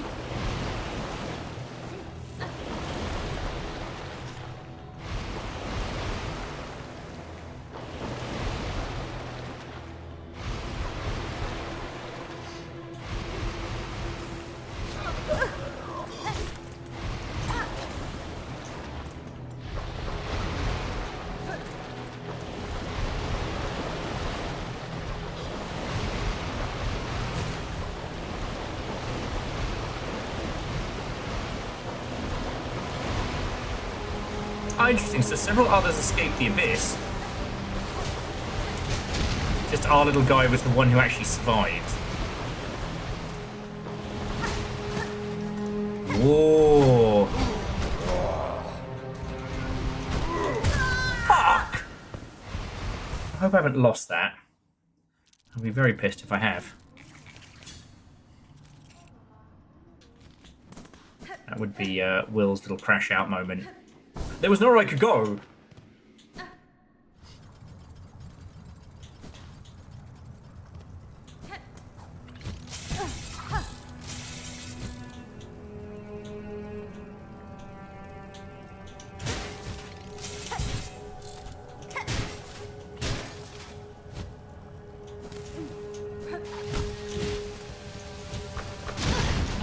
Fuck you, mate.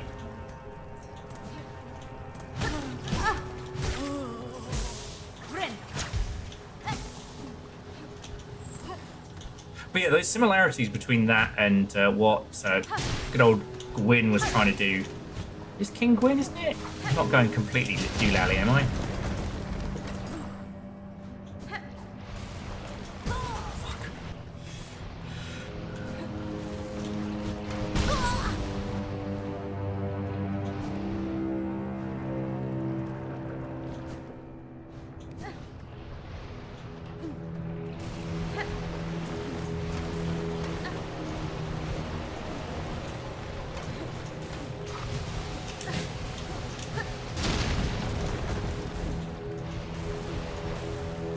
No!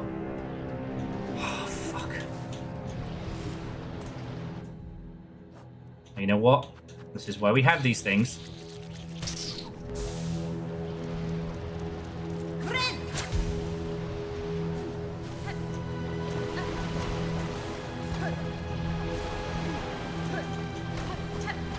So yeah, Mr. the Pale King trying to keep his kingdom alive by hook or by crook. You know, I'm not saying he was good, but he was coming at it from a means of like, I've got to keep my people safe. You know.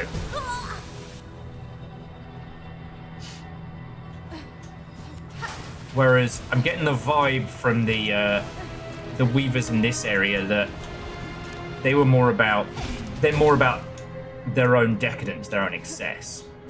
Maybe they were trying to help the people once. And I guess we'll learn about this as it goes.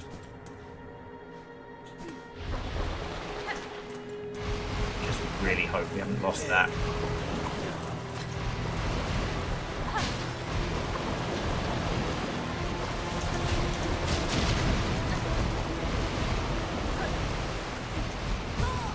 Fuck.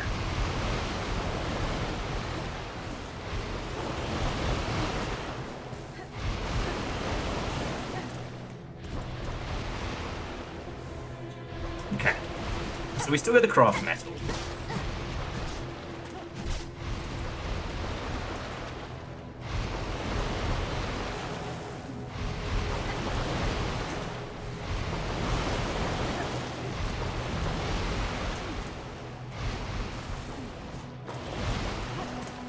Okay.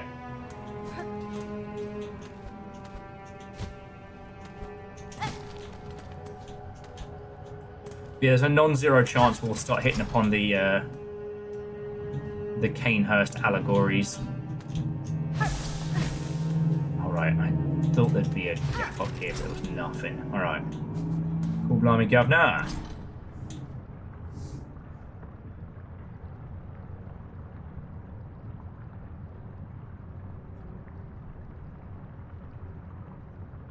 Yes. Sorry, Jonas was just saying that the Pale King side of the story, he was the only one sacrificing things. He didn't see the Hollow Knight and our little guys as... Fuck.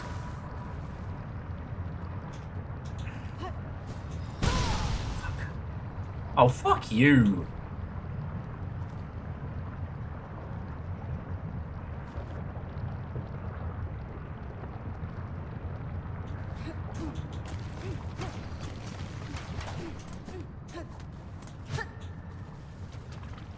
Ah, poop. But yeah, he didn't see the Hollow Knight as a proper child. Not quite full-on bad dad syndrome, but real close. Real close to a bad dad.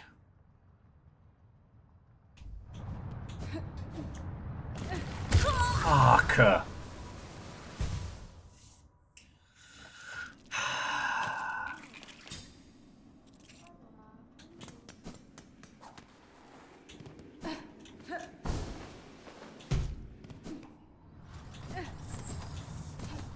Anyway, once I've gotten further in this, we'll be able to have some fucking great banter about it.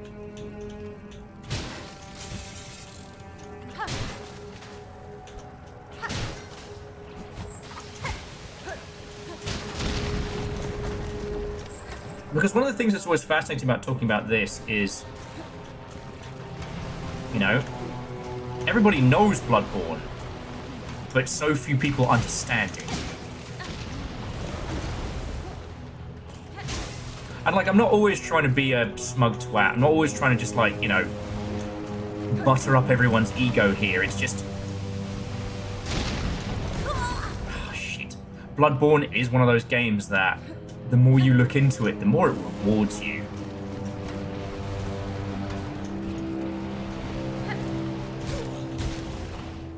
And, like, with Hollow Knight, same as, you don't need to have done everything to enjoy it, but it fucking rewards you if you go hard.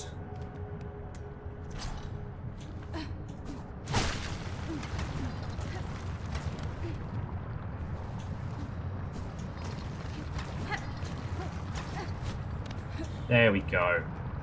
Alright, now what fucking heated nightmare. Bugborn! Damn it, that's better!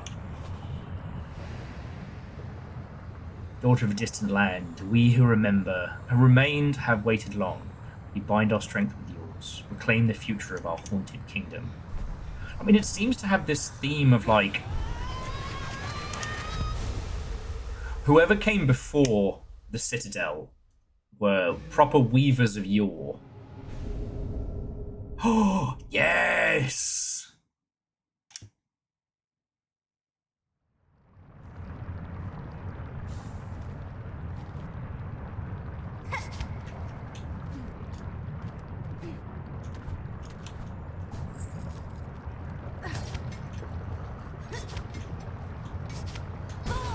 Shit.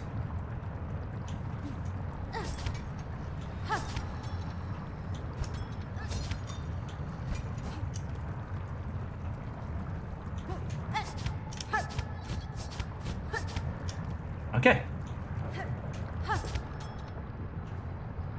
So we can't fire the claw line up yet.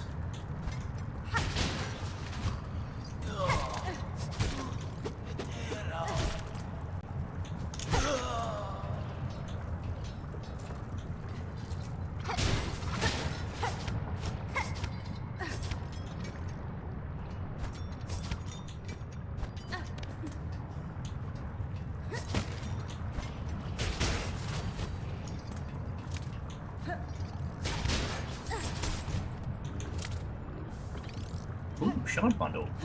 Love to see it.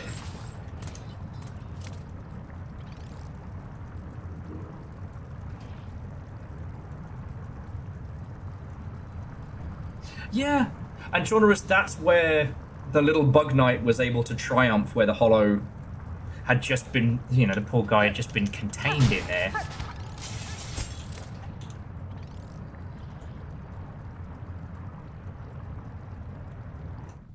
Good time to equip the Weave Light if you have it. Oh, that way we've always got a little bit for doing some silk-flavored nonsense.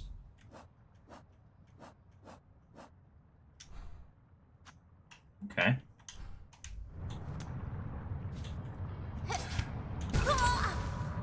That was stop it.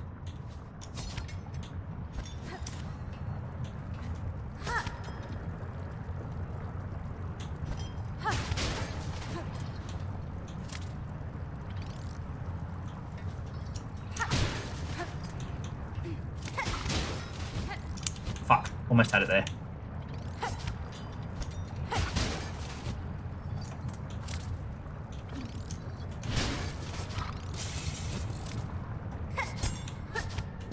Fuck.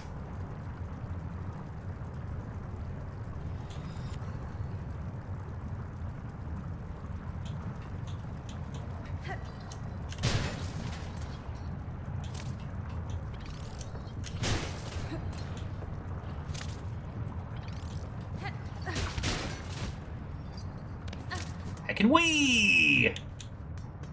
And now...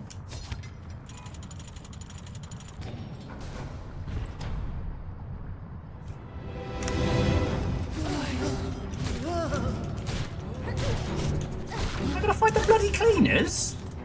This isn't a fair fight. Oh, wait, no, he's got bombs.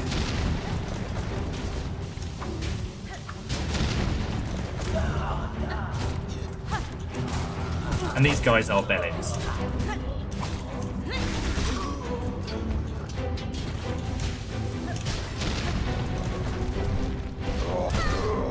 Fuck you, buddy.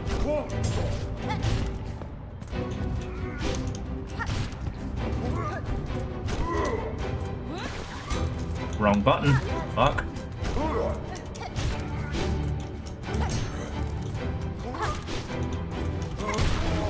Oh!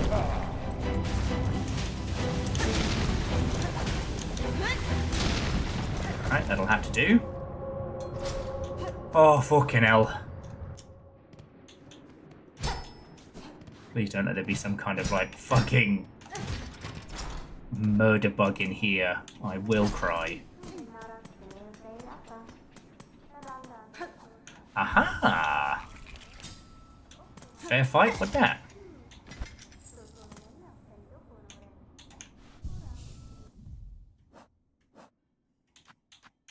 Okay, so...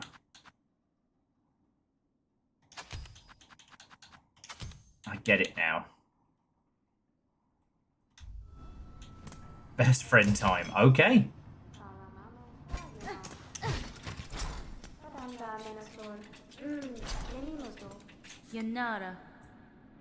Master, you've seen the lone maker left in the citadel. Are you my enemy? The other constructs of this place object aggressively to my presence. Bugred! I'm a maker, yes. Enemy? No. I am an architect. Only an architect. To build, automate is not choice. It is our nature. Directive, cage. You're a weaver type, yes. A first child. Rare. Extinct? Or not, so it does not seem... I don't want to do the stutter, lest it lapse into my regular nonsense. You see, it is true, Master. I bear the lineage of weavers along with other strands equally strange. Then on your request, Bugred, as the directive demands, the Parlim's first children and our kingdom eternal, I shall craft. Ooh! The cogwork wheel. You have an affinity for such radial blades. I can bind them upon your knowledge. The sawtooth circlet. This band of metal, sheep and dark, wear them within your red layer. A hidden weapon. A flexible prosthetic. It would enhance a weaver's ability, allowing for evasive options. The architect's key. Okay, well, good thing we've got enough. Alright, so... The Scuttlebury seems to be another... Now Hornet can be her father's daughter, throwing buzzsaws all over the place. Yeah. You know, if you don't have a home to go back to, bring a little bit of home with you. And if that is a buzzsaw from the fucking White Palace, so be it. Yeah, well, so, Hamburger, I'll probably bring things... Hey, Will. How is the underworks? You know what, Lucums? If you'd told me the name before we got down here, I would have expected much worse, but we're doing good. Kicking ass. Continuing on to chaos.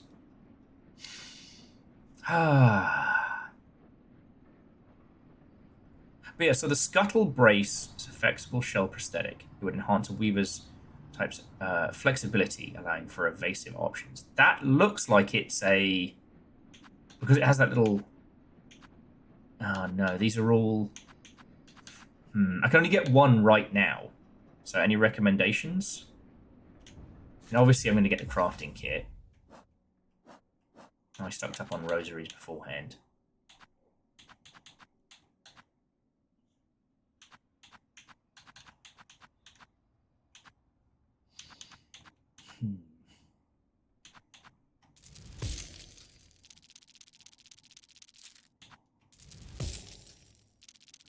Because, yeah, those tools saved my ass repeatedly.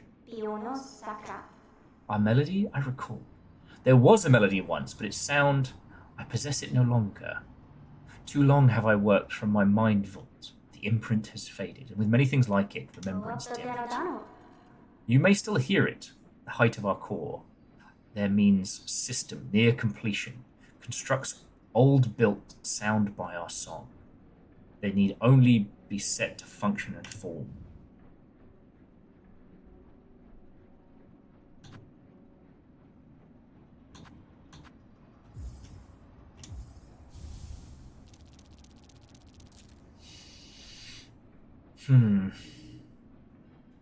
So the cogwork wheel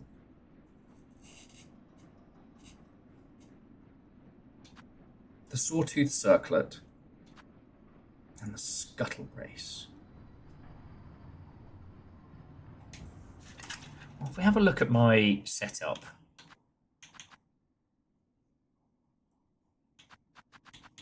oh god, you can see the pad having a hard time sometime. Holy Rosary, I've been needing cash for far too long. I mean, blue we're more likely to swap out. Oh, yes. Sorry, you're right. It's all about the key. So I need 110 for the key. Jobs are good.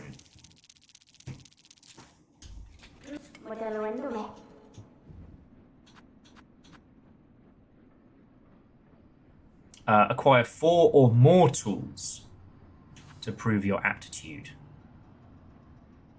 And how many tools have I got?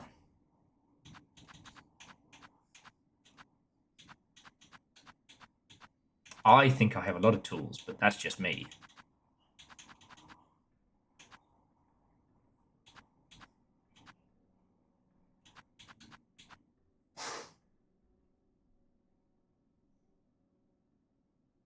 Oh, so I have to buy her set. Okay, well then let's get the scuttle brace to start with, and then we'll go from there.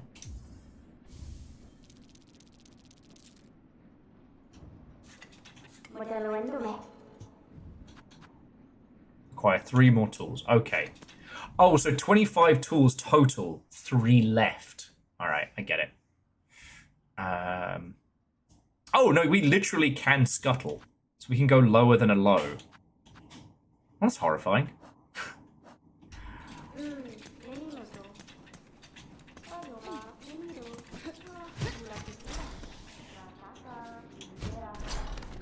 Right, let's explore this area.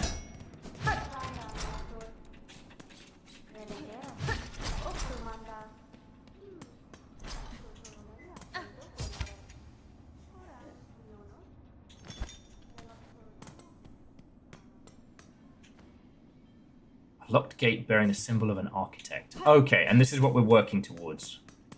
Alright. So, friends, we've hit the 6-hour mark. I think this is a good point to bring our adventures to a close. I'd like to find somewhere...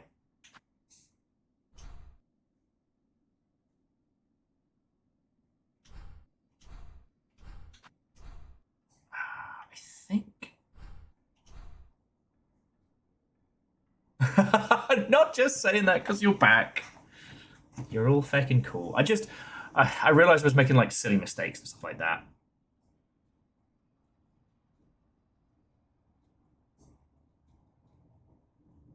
Once you have claw line, you can get double jump. I mean, clawline now means there's so many places we can revisit and go.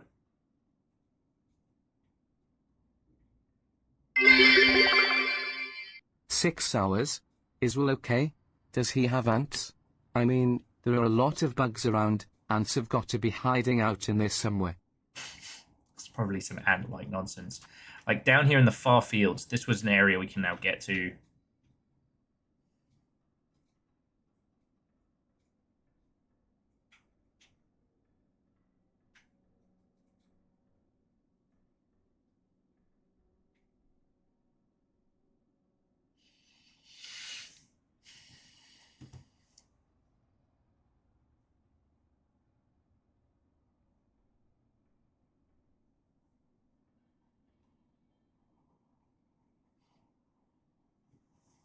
So it's an exit from the bellway in the slab. All right, so if I can get to the bellway, or if I can remember where the ruddy...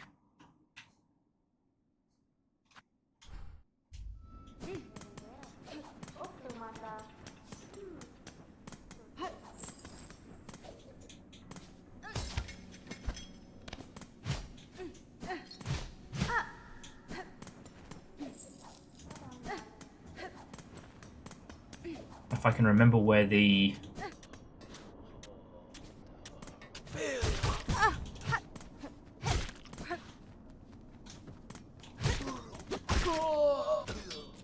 Job's done.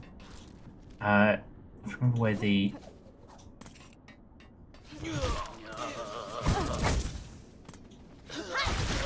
Mine's better.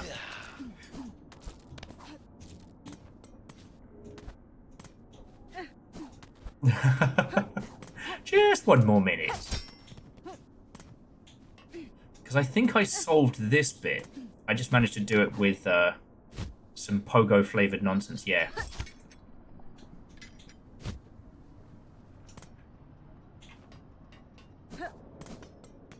Sorry, I think I'm just fading fast, friends.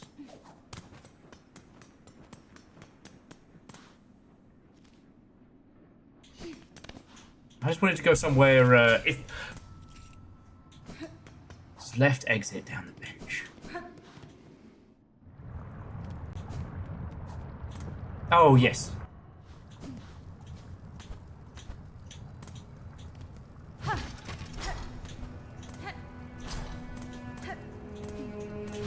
I know, this is Meowkitty Sakura. I mean, you'll remember when it was 8 hours was kind of like the baseline.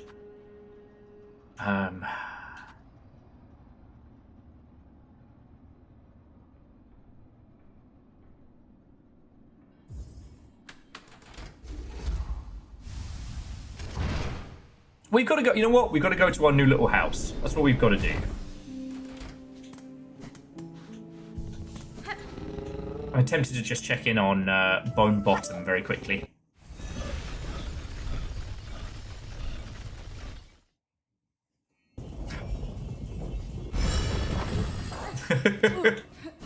Sorry, Vershi being with Will has acquired what is known as a life.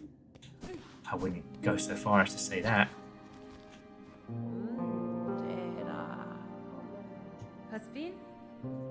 My steps are soft, Master. If I've disturbed you, it was not my intent. Even your speech is too loud. I can scarcely hear my thoughts. You lot are not okay down here. Oh. Caught you a moment, miss. You've done a fair service to this camp, giving more than most. I've been thinking about all your efforts, set to make a little something to repay them. It's only a token, really. I put all my talent into it, as much as I've got. Something to keep you company on the lonely roads ahead. Hold on to your travels and remember, you're always welcome down here with us. Little hornet statue. Break it into 60 shard shells? Never!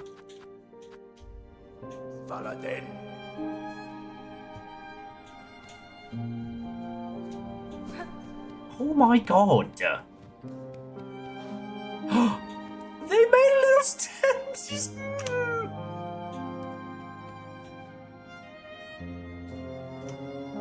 I am very fragile today. Game good. Game good. Alright, let's head back up to our new shiny home. We'll take the puppy up. Puppy! Big puppy.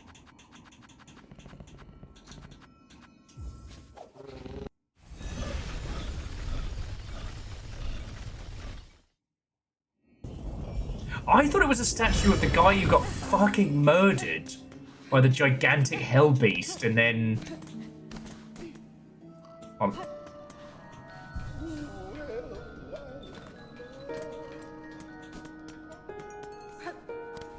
Okay.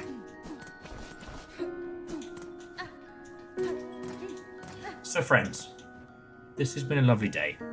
Tomorrow, I bring you Weird Indie Wednesday. I have a few choices of what I will bring to you, but I haven't solidified on it yet. But there will be stream tomorrow. I'm hoping to start for, you know, noon, 1 o'clock.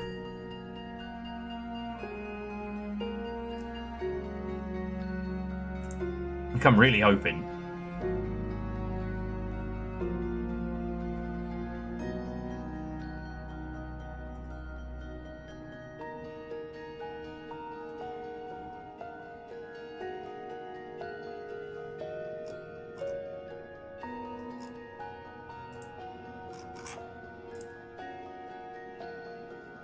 And I'm just looking to see where we shall, where we could go next.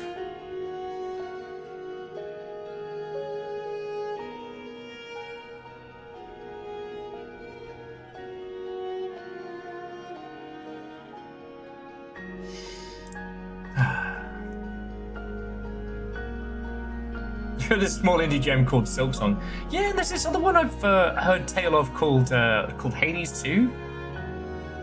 Baldur's Gate 3. I've seen people try and describe Tarkov as indie, and I had to try not to spit pellets about that one. That's not a story. I don't know, Project Silverfish? What is it? Like a fishing mini game? Do you have to keep grain dry? Kind of... I can't even joke about it.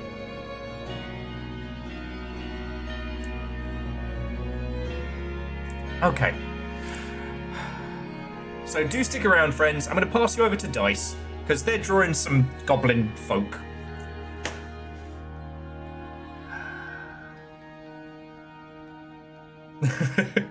No, joking aside, Borlex Pit is amazing. As is.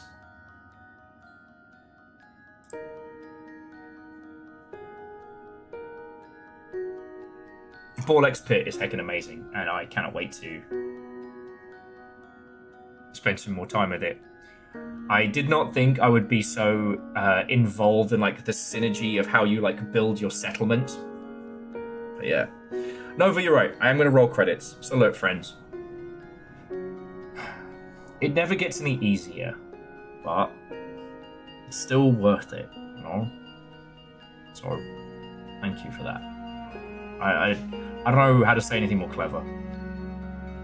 I love this. I want to do it for as long as possible, and hopefully keep you all entertained in the process.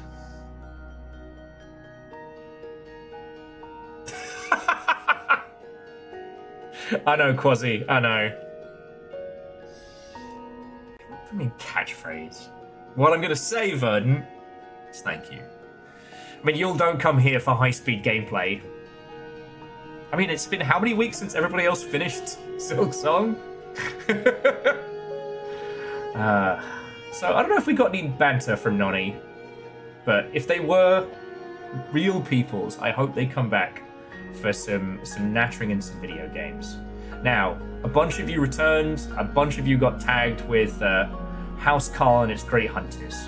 So to Asari Greenfire, to John of House Soul Splitter, CMC Passed By, Pinball Geek, BYO Battleship, The Super Professor, Captain Stephanie Barnes, Neb Crazy, ET3 Stooge, Night Starlight, MacGyver, Matthias, Virals, Nicky Ott, Sharks, just the general concept.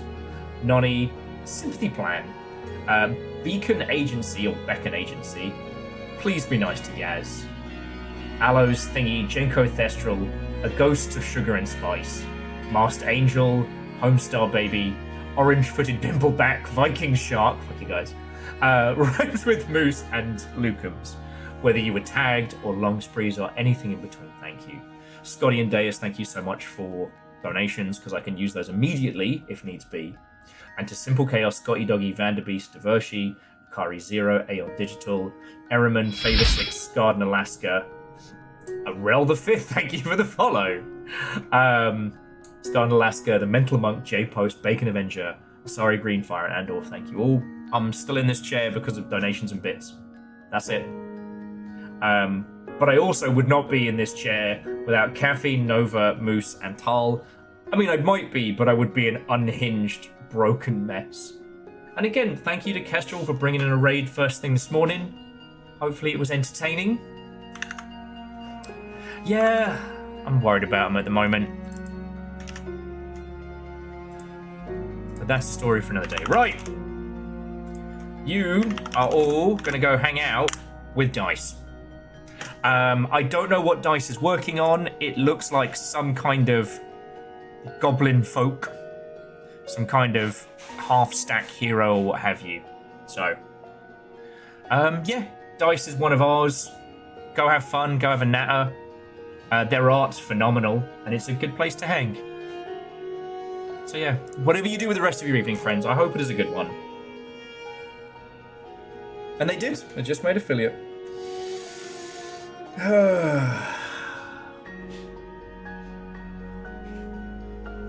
Whatever we get up to tomorrow, friends, I'm looking forward to it.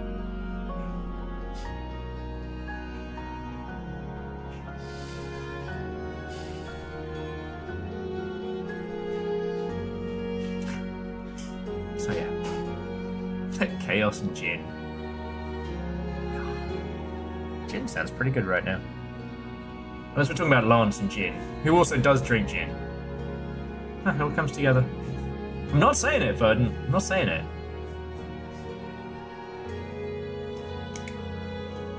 I don't know. Intros and outros. I don't even do a proper intro. I just hit go. Just greet you all as you open.